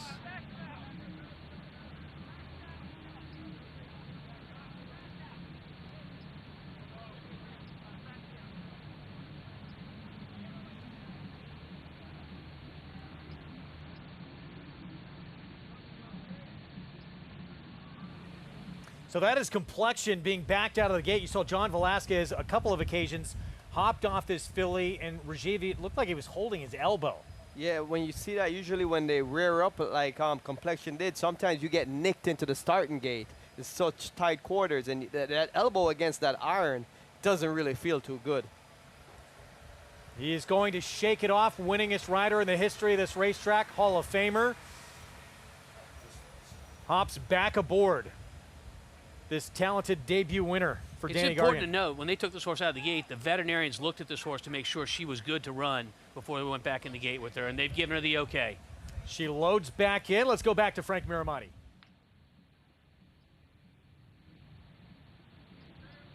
We're set once again. And they're off in the Schuylerville. And Vigidal is very quick away from there. So is Aoraki. These two hook up right out of the gate. And they're speeding toward the half-mile pole together. Just in behind them, the Queen's MG is in third, followed by Complexion, Slang along the inside, racing in fifth. Then Long Neck Paula, 6 lengths off Aoraki. It's another length back to West Memorial, who races on the inside of Dream Girl. It's a long way back. Carmen's Candy Jar trying to make up some headway. Being pulled out of the race is Slang. Slang has pulled up, leaving the trailer as Sherbini. 21-4 for the opening quarter. It's Aoraki in front. Vigidal in between horses. The Queen's MG running nicely in third. They're joined 4 deep by Long Neck Paula, who's trying to launch a bid. A long way back to Complexion in fifth, followed on the far outside by Sherbini.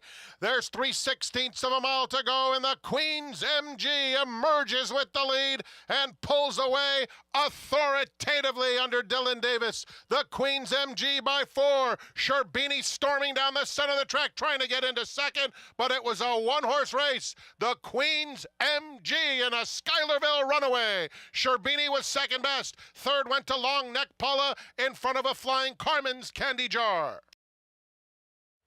44-1 upset in the Schuylerville on a filly who was the first ever starter for her sire. She won that race at 45-1. Yeah, at no point did the Queen's MG look like a winner. She was always traveling well. You can see her jockey Dylan Davis looked like he had a lot of horse. He comes off the turn, he gets her straightened away, and she just kept on pulling away from her competition. Yeah, I mean, look, she was part of that pace, and they did go fast. They went sub-22, but, you know, Jonathan, we talk about it a lot. If you're a part of a pace scenario, 3 across the track, as it was in this case, and you've got the outside position, as she did, versus our favorite, Vigidal, that was in between horses, that's a big advantage. Yeah, if you're going to be in a pace duel, you want to be on the outside. And the one thing I'll say about the Queen's MG at 44-1, this wasn't like a she got fortunate, got loose on the front end, the race fell apart. She was dominant in here, and she did all the running on the front end with the dirty work that the rest of them were doing on the front end. It was very impressive. And the 2 horses that ran on the front end with her Vigidal and Aoraki, they both collapsed. They stopped pretty badly, and she just kept on going. She absorbed that pace and ran through it. Pace, yeah, really backed up in here. Dylan Davis aboard for the win. And you know, just like it's opening day, just like baseball too, you can't buy championships. This filly cost $3,500 at auction. Keep your eyes on the 8. Oh, my goodness. Javier Castellano, look at him get right back up. Good news to see that right there. You stand no chance when a horse stumbles that dramatically as what in the literal did. She was very fortunate not to go over herself and caught herself how athletic and agile these horses are for her to bring herself back up. But the momentum just it catapults the jockey right over. We have to talk about how important it is for horses to not only be physically talented, but to be mentally right for a race. Complexion, obviously, going in the gate and causing those problems, was not mentally prepared to run today. And that's what happened. She ran a dismal race, but it wasn't a fair race for her because she wasn't right. I mean, look, Jonathan, you step on the basketball court and they get ready to tip it off and you're nervous, you're not playing your best basketball when they blow that whistle and tip the ball off. And that's what happened here. They tipped the ball off and she wasn't going to play her best game. It was a little more than a nerves, right? It was a complete meltdown. Yeah, that it was. Well, stumbled, dropped the rider, wasn't a literal. We saw Slang pulled out of the race as well. Let's go to Maggie for an update. Yeah, as what in the literal, she was actually apprehended right here in front of the winner's circle. Actually, Jenna Antonucci, her trainer, bringing her in here out of the way of the horses coming back. She's on her way back to the barn. She looks no worse for wear, waiting to catch up with Javier Castellano, as well as the rider on number 4, Slang, Ricardo Santana, because he was pulling her up and then she dropped him and then ran loose behind the field. They were able to apprehend her on the clubhouse turn. Looks as though she will receive a ride home from the equine ambulance, but I will, Greg, bring you an update when it comes to riders here once I find out. Maggie, thank you for that. We appreciate it. 44-1 fireworks here in our opening day feature. 2-win day for Dylan Davis, and certainly a big win here riding for Saffie Joseph Jr. Yeah, I mean, what a great way to start out the meet. Not only winning 2 races, but winning the Schuylerville. You know, winning the feature race of the day. I mean, this is the kind of start that you want to get off to coming into this meet. You know, earlier we talked about Pratt in his transition from California to here. You are going into the deepest jockey colony in the United States when you come to New York. You look at Dylan Davis, who's a regular on the circuit, and just how well he has done with the opportunities he's been given. This is truly, and you wrote in it, got to be the toughest group of riders to run against. And one of the crazy things about this colony is from top to bottom, everyone is capable of doing great, but it's hard to get the constant opportunities if you're not the go-to guy because there's just so many top riders here. I don't know if we've ever seen betting like we've seen on the Queen's MG as we bring you our Fasig-Tipton Winner Circle lead-in, brought to you by the 103rd Saratoga sale of selected yearlings August 5th and 6th. Where will you be? 45-1 in the debut. She wins. Sent off the favorite next start in the Astoria, and now she's 44-1. We see odds drop quite a bit off a win. Completely forgotten on the board again. She had a little bit of a rough trip. She got bumped around a little bit in that Astoria. Obviously didn't run a whole lot today. A totally different story. 2-win day for Dylan Davis, including the opening day feature on the Queen's MG in the Schuylerville for Saffie Joseph Jr. We'll be back with prices next.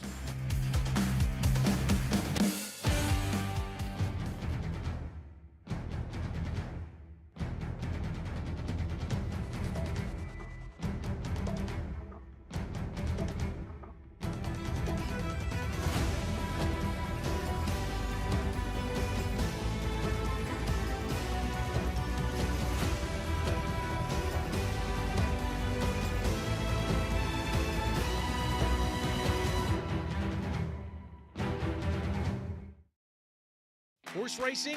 Check. Weekly promotions? Got 'em. Huge payouts? You bet. With Naira Bets. Download the app today and bet on any track, anywhere, anytime with live HD horse races, betting tips and tutorials, expert picks, and more. You bet with Naira Bets. Join now for a new member bonus at NairaBets.com.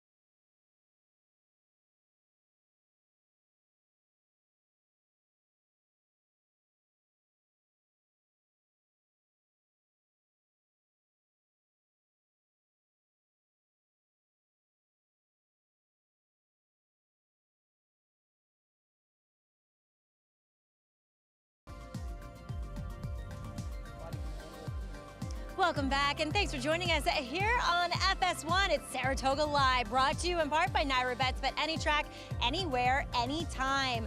Schuylerville in the books, and wow, emphatically, the Queen's MG, as she returns $91 in upset fashion, though winning dominantly with Dylan Davis aboard for Saffie Joseph. And Dylan, I know you've never been on her before, but she was the favorite going back to the Astoria, and it felt like the fact that she didn't get to the lead last time really kind of, affected her negatively, and she ran backwards, as many horses did that day here on this surface. Talk a little bit about your trip today, though.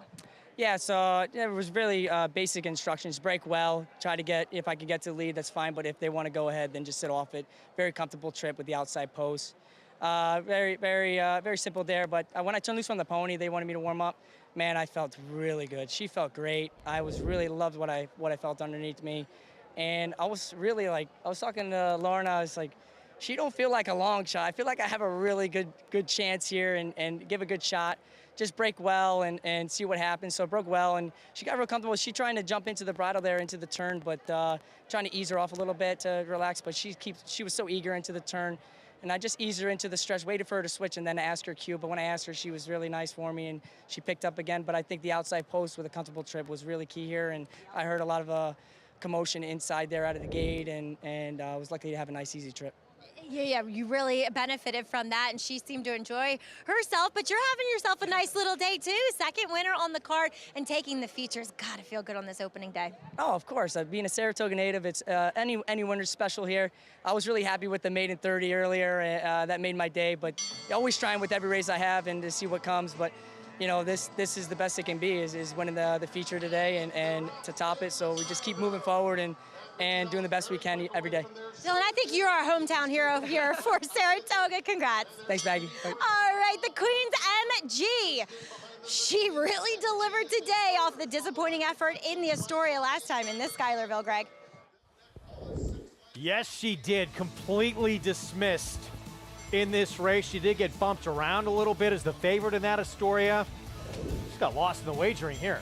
Yeah, you don't generally go from being the favorite in the prep race for this race and then go to being the longest shot in the race. That generally doesn't happen, but no one believed the last race was she was going to be able to bounce back, and that's why she paid so much money. $91 winner, JK, in our Spencer Farm 2-year-old race of the day, and that's, we talk about these 2-year-old races, and you can just see a complete turnaround from race to race. Well, yeah, I mean, they're just all learning, right? They're still figuring it out. So you'll have a horse that will run well one day, and then, a circumstance will come up that doesn't work out.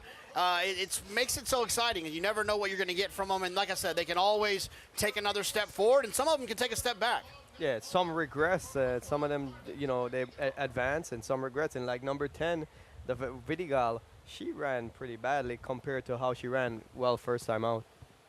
Huge upset, 44-1 in the Schuylerville, our traditional opening day feature. We still have the nightcap to come, and of course this weekend, our first grade 1 of the meet in the Diana. Chad Brown has won 7 of the last 8 runnings, including last year's winner trying to go back-to-back.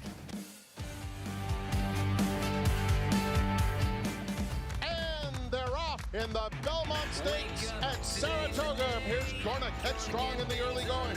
Mind Frame is 4 deep, but up and on the pace, and Antiquarian is in the field. Turns for home. Mind Frame on the outside is coming after Dornick. Dornick in an absolute thriller. Dornick and Mind Frame. It will be Dornick and Luis Saez to win the Belmont Stakes at Saratoga. There's a big, bold, beautiful world waiting to be explored by you and your friends, of course. But not just any friends, the best of friends. The kind of friends who let you do you. Because in this world, it's positive vibes only. And when you get in the zone here, you stay a while. These aren't just good times, they're the best of times. And your time is now. So come explore. Resorts World.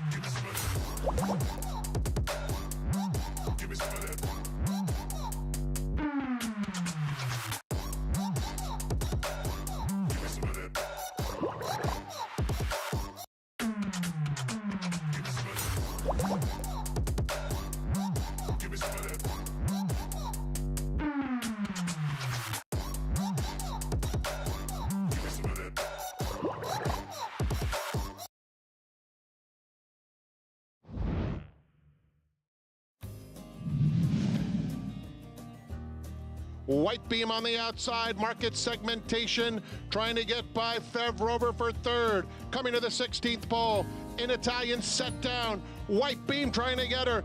In Italian ahead. White Beam, big effort from Rover. In Italian, White Beam, a final try. White Beam in Italian in a photo finish in the Diana. Well, that was unexpected in last year's running of the Diana. White Beam, the biggest price of the 4 entrants from trainer Chad Brown as he wins another one. 7 of the last 8 he's claimed, and a big moment for White Beam. Is she a one-hit grade win wonder, or can she do it again? That was a thrilling finish, and I don't think she's a one-hit grade 1 wonder, but I think she was very fortunate to beat In Italian, because In Italian was probably the more talented of the two. However, In Italian was better at a 1-turn mile. I thought that was her best, and a mile and 8 was stretching it for her. You could see White Beam just wear her down that day. Well, you look at this field, JK, and Chad Brown, as usual, loaded in a race that means so much to him. He's going to send out 5 of the 10 who line up. Yeah, I mean, I would think that, outside of the Triple Crown races and the Breeders' Cup races, the most important race on Chad Brown's racing calendar is the Diana. I think it means a lot to him, and he's got a lot of horses that fit into this. And look, all 5 of them can win. It's not like there's a no-hoper in there. Including Chili Flag, who got the best of White Beam in a Just a Game back at that Belmont Stakes Racing Festival. And Chili Flag, of all the Chad Browns in the Diana, is the one that I prefer. I think this filly is really on a good roll right now. The mile and 8 suits her to the T. She's just perfectly at that distance, and I think that she's the one that's going to be the horse to beat in this race. Wolfie, my concern is the outside draw for a horse. The question is also the mile and an 8th. So if you're worried about the mile and an 8th, you also got to worry about losing some ground on the outside. That would be my biggest concern with Chili Flag. On a roll, though, right now. Yeah, 3 wins in a row, all at that mile distance now. She's going to try and prove it at a mile and an 8th. As JK said, morning line favorite is not one of the 5 for Chad Brown. It's Didia, who comes in off a grade 1 win in the New York, that Belmont Stakes Racing Festival weekend on June 7th. Yeah, and Didia, for me, she's the divisional leader in the filly and mare turf right now. This race backed up her big win early in the year in the Pegasus filly and mare turf. Solid, loaded field, and she just separates herself from her competition. You don't see this in turf races. Like you saw even when White Beam beat in Italian, the turf races are separated by short margin, by a nose. This was a big field with top quality fillies like Warlike Goddess amongst many others, and she just distinguished herself from the class. Yeah, this was an impressive performance, and look, she's thrust herself into the category of being the best turf horse in the country off of that, female turf horse in the country, and she deserves that. She'll probably be the favorite on Saturday, but off of a really nice trip. Despite that huge field, she worked out a really nice trip. It's just really hard for me to wrap my brain around taking her at a short price off a trip like that. Is she going to get another great trip like that? Sure, she might. But I just think there's some more interesting horses in here at much better prices. Yeah, I mean, does it seem like a field no one's really separated themselves? I mean, even though she's going to be the favorite, she had that win. Are they all fairly evenly matched? I would think so. I mean, I think in years past, we've seen horses like Lady Eli and Rushing Fall and Sister Charlie. There's none of those kind of high-level superstars. I think there's a bunch of horses that are on the edge of that. If Didia goes out there Saturday and runs off and does that again, now she's in that category. But I don't think that there's any horse that could really do that, because there's so many good horses in this race. When you talk about the elites like Lady Eli's and horses like that, they were elite, and then the competition was ordinary horses, good horses. This race, I feel like, is loaded with a lot of good, top-quality horses that are just about tickling on that verge of being in the elite, like Didia, Mora, Chili Flags. I mean, any one of these horses that could win this race and win it very convincingly will be considered. We do need to check the rules, though. I don't think you're allowed to win this race if you're not Chad Brown. 7 of the last 8. I mean, it's just incredible. We'll see what happens. That's coming up on Saturday, first grade 1 of the meet. One more to come here on our opening day coverage from the summer place to be here at Saratoga. And we're going to close it out on a race that was meant for the grass at a mile and the 16th. It will now be 1 mile. So out of that, Wilson Chute on the main track, $40,000 maiden claimers, all trying to get that first win of their career. And we're going to see the Oaks Derby duo team up again in here Kenny McPeak, Brian Hernandez Jr. pulled that off with Torpedo Anna and Mystic Dan. They'll team up with Vincita, who drops in class in the finale. Stay with us.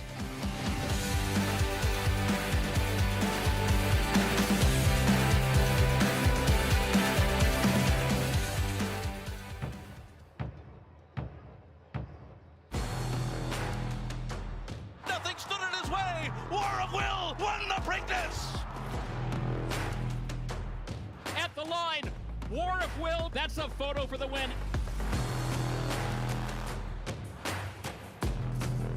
Hey, 650,000. War of Will, standing at Claiborne Farm. Horse racing? Check.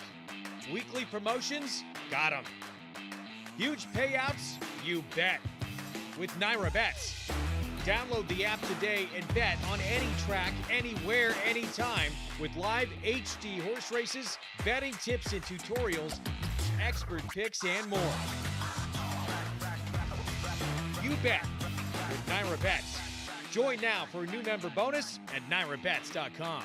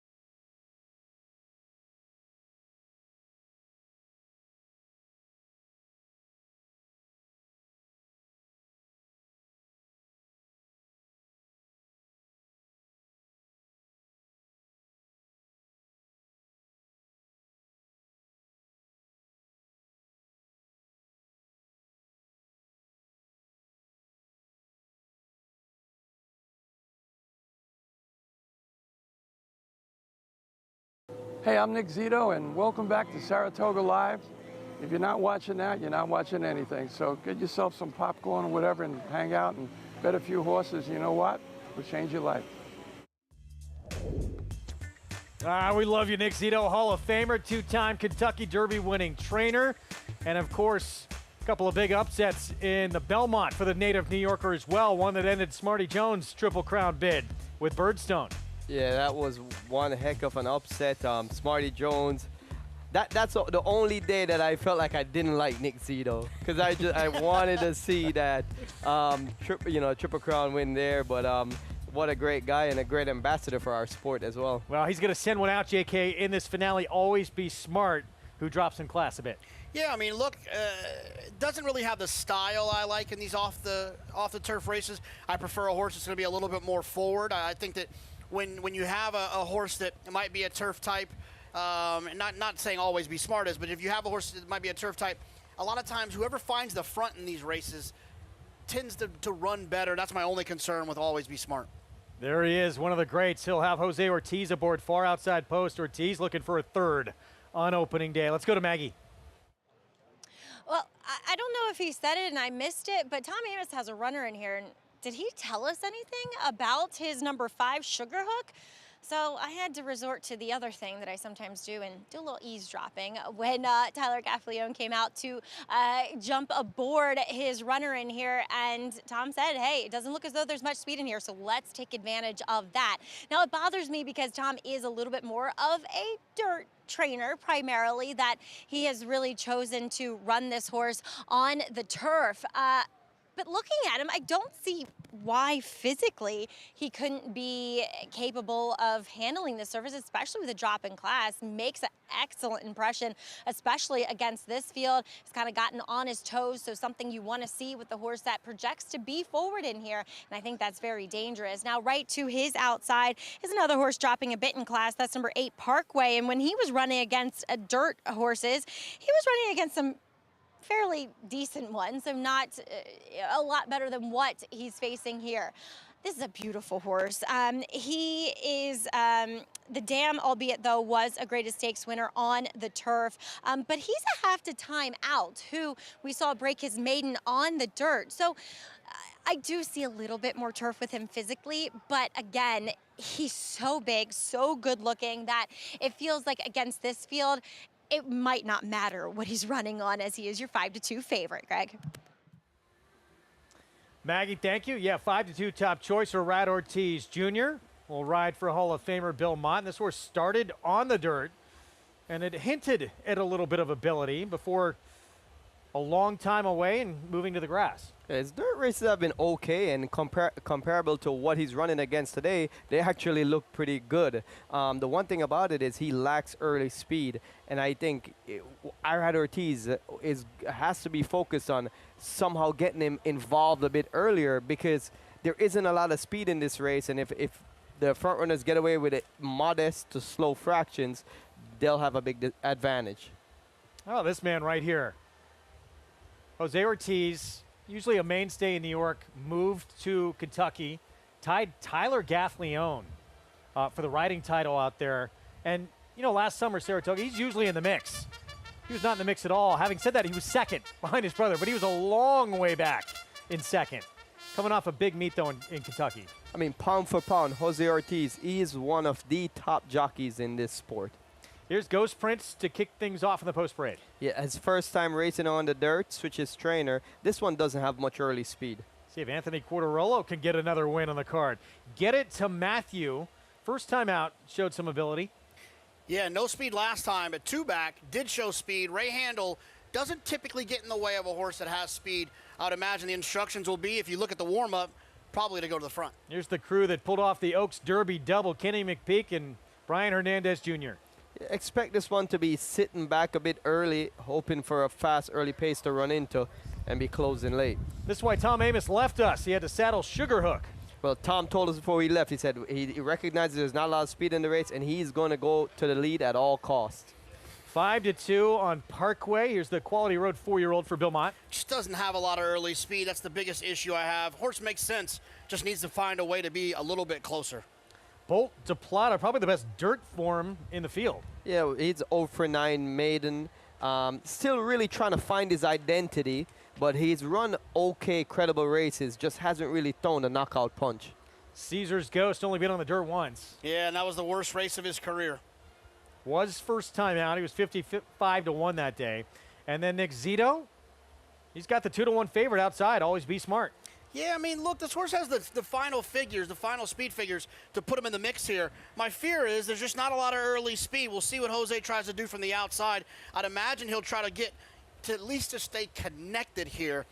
Be curious to see. Be nice to see Nick Zito, in the winner's circle, that's for sure. No question. It'll always be popular here at Saratoga. Just incredible what these connections pulled off earlier this year. Still the talk of the game right now. Kenny McPeak, Brian Hernandez Jr., Torpedo Anna in the Kentucky Oaks. And then they back it up with Mystic Dan in the Kentucky Derby. First jockey to pull off that double since Calvin Burrell. First trainer to do it since 1952. Yeah, and this connection has been going guns a-blazing all year. I mean, they make such a formidable team, both with Mystic Dan, Torpedo Anna, but not only that, throughout the rest of the year, in the Midwest and Louisiana and all these places, you see them pop up in big races, and they deliver. And, you know, McPeak has said of his partnership with Brian Hernandez Jr., it's no stress, it's no tension, it's no drama. And he said, the older I get, I really appreciate that. What's that like? It's kind of rare to have that kind of working relationship. I mean, in this day and age. one thing that Kenny gets from Brian is consistency. And it's easy to deal with consistency. He knows what he gets. Brian shows up, he delivers every time. And, you know, sometimes that is the best thing when you can get that consistency, know what you're getting. Well, Vincita, what do you think, JK, in this nightcap with these connections? 10-1 right now, not taking much support. It's funny. I mean, I had written in here from handicapping these races the night before, finally gets to the grass because was off the turf a couple of times. So you'd like to think that Kenny has been trying to get this horse onto the grass, and just another time where they weren't able to do so. That's 3 off the turf races for Vincita. Ran fine on the dirt. Something tells me he's going to run better when he finally gets to the grass. Well, let's go to Maggie for more on Vincita. JK, you took the words right out of my mouth. This horse has some sneaky turf pedigree, too, and he kind of looks that way. He really physically looks like kind of a turf miler, mile and a 16th. That's what Kenny was trying to get to do with him. But let's face it, he has run in several scheduled dirt races, too, against some a little bit tougher competition. Bonny little horse. I mean, very good looking, really round, healthy, framed himself up beautifully out here on the racetrack. I mean, really was the one who probably warmed up best of any of these. And I know he didn't have any speed last time out, but I'm hoping that Brian puts him in the game here, because at least he's acting that way. He's been sharp throughout the prelim. So I'm hoping if he can be a little aggressive with him, but I'm going with the horse that I know is going to be aggressive, and that's our good friend Tom Amos's number 5, Sugar Hook, Greg. Well, 5-1 right now. We do know one thing going into this finale. There will be a carryover in the pick 6 after our opening day. 116,000 plus carried over in the pick 6 into the first Friday of the meet. All right, talk about betting values too, right, JK? You know, you said it. The big payouts here are amazing. Yeah, the pick 6, when you have that carryover, is it's an outstanding opportunity for kind of a life-changing score when you have those carryovers. And you know, and that one of the things I'm grateful for here in Naira is that we have the dollar minimum. A lot of racetracks got to the kind of the 20-cent jackpot situation, and not nearly the opportunity as the dollar minimum is. So that'll be a lot of fun, something to look forward to tomorrow.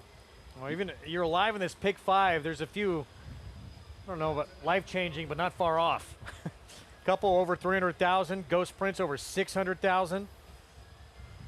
Always Be Smart is the favorite right now for Zito, over 157,000. That's in the pick 5. I think you should bet the pick 6 tomorrow with your bankroll and blow the guys out of the water. I'm going to ask for permission, but they're not going to let me. But I'm going to see if I can bet the whole 4,000. That would just be over and out if you hit Overkill. that. Nick Zito with the favorite in this finale on opening day. Here's Frank Miramati. And they're off in the opening day finale. And it's a quick start for Get It to Matthew. Ghost Prince is flashing sharp early speed too.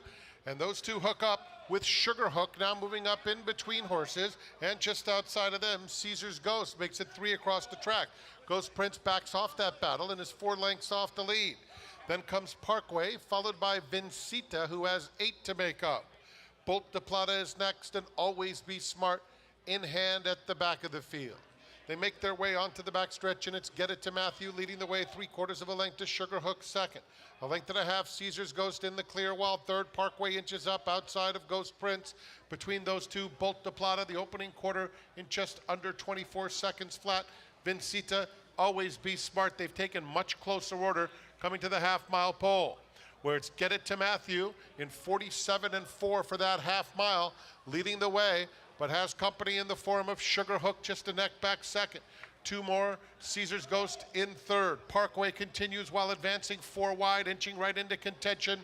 They are followed by Bolt de Plata, Always Be Smart on the outside. Vincita, Ghost Prince drops out. They're at the top of the stretch. Parkway with a sustained bid way out in the middle of the racetrack, up to battle with Get It to Matthew, and right on by, coming to the 8th pole in the center of the track. Always Be Smart picking up some pieces, but Parkway has shaken loose and has a 5-length lead. As Always Be Smart moves into second lead. Parkway wins for fun by more than 5 lengths. Always Be Smart was second. And then it's a photo for third that went to Vincita in front of Bolt de Plata. Parkway the win to close things out here on opening day. A homebred for Claiborne Farm, Hall of Famer Belmont, and Arad Ortiz Jr. with another one on the card here on opening day. Arad Ortiz Jr. is now on par for 80 wins for the meet. Yes, he is. 2 today, so. If anyone's going to do it, it's Irad. As is his brother. Yeah, this is his brother. Yeah. But, you know, he rode such a perfect race. And I think Hirad was really happy going down the backstretch when he saw the contentious pace. You know, we talked about, you know, him, the trouble for Parker would be if there was a slow pace in front of him and he wouldn't be able to catch up to that. Well, everyone read the same racing form, and they said this is going to be a slow pace. So now we have a 3-way duel, and Irad just was in such a perfect position to capitalize on that.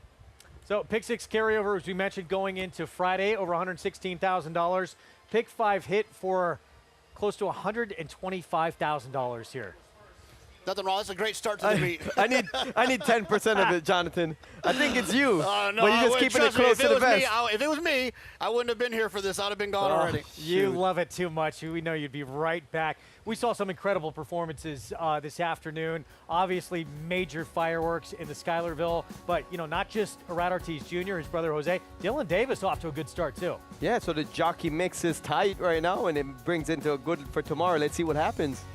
Hope you enjoyed our opening day coverage here on Fox Sports 1. We're back with you tomorrow for the first Friday of the meet, 1 Eastern start time. It was the Queen's MG 44-1 in the Schuylerville after being the favorite in the Astoria.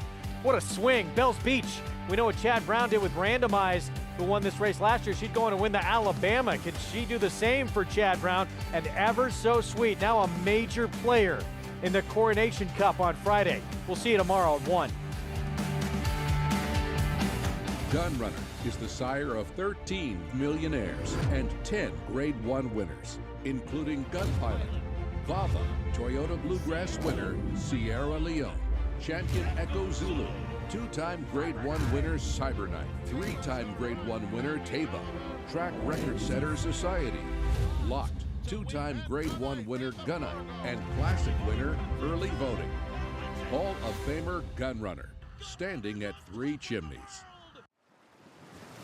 You have to be here to feel the rumble from 40,000 race fans.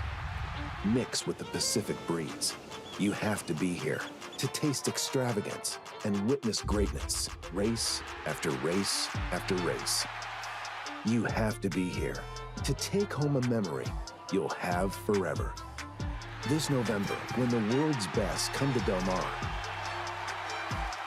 you have to be here. Flightline is in full flight. Flightline turns it on at the top of the stretch, and he's in cruise control. And Flightline takes off! Take a good look at this, because you're not going to see this too often, maybe never again. Flightline, 20 lengths clear. World-class racehorse, world-class performance at a world championship event.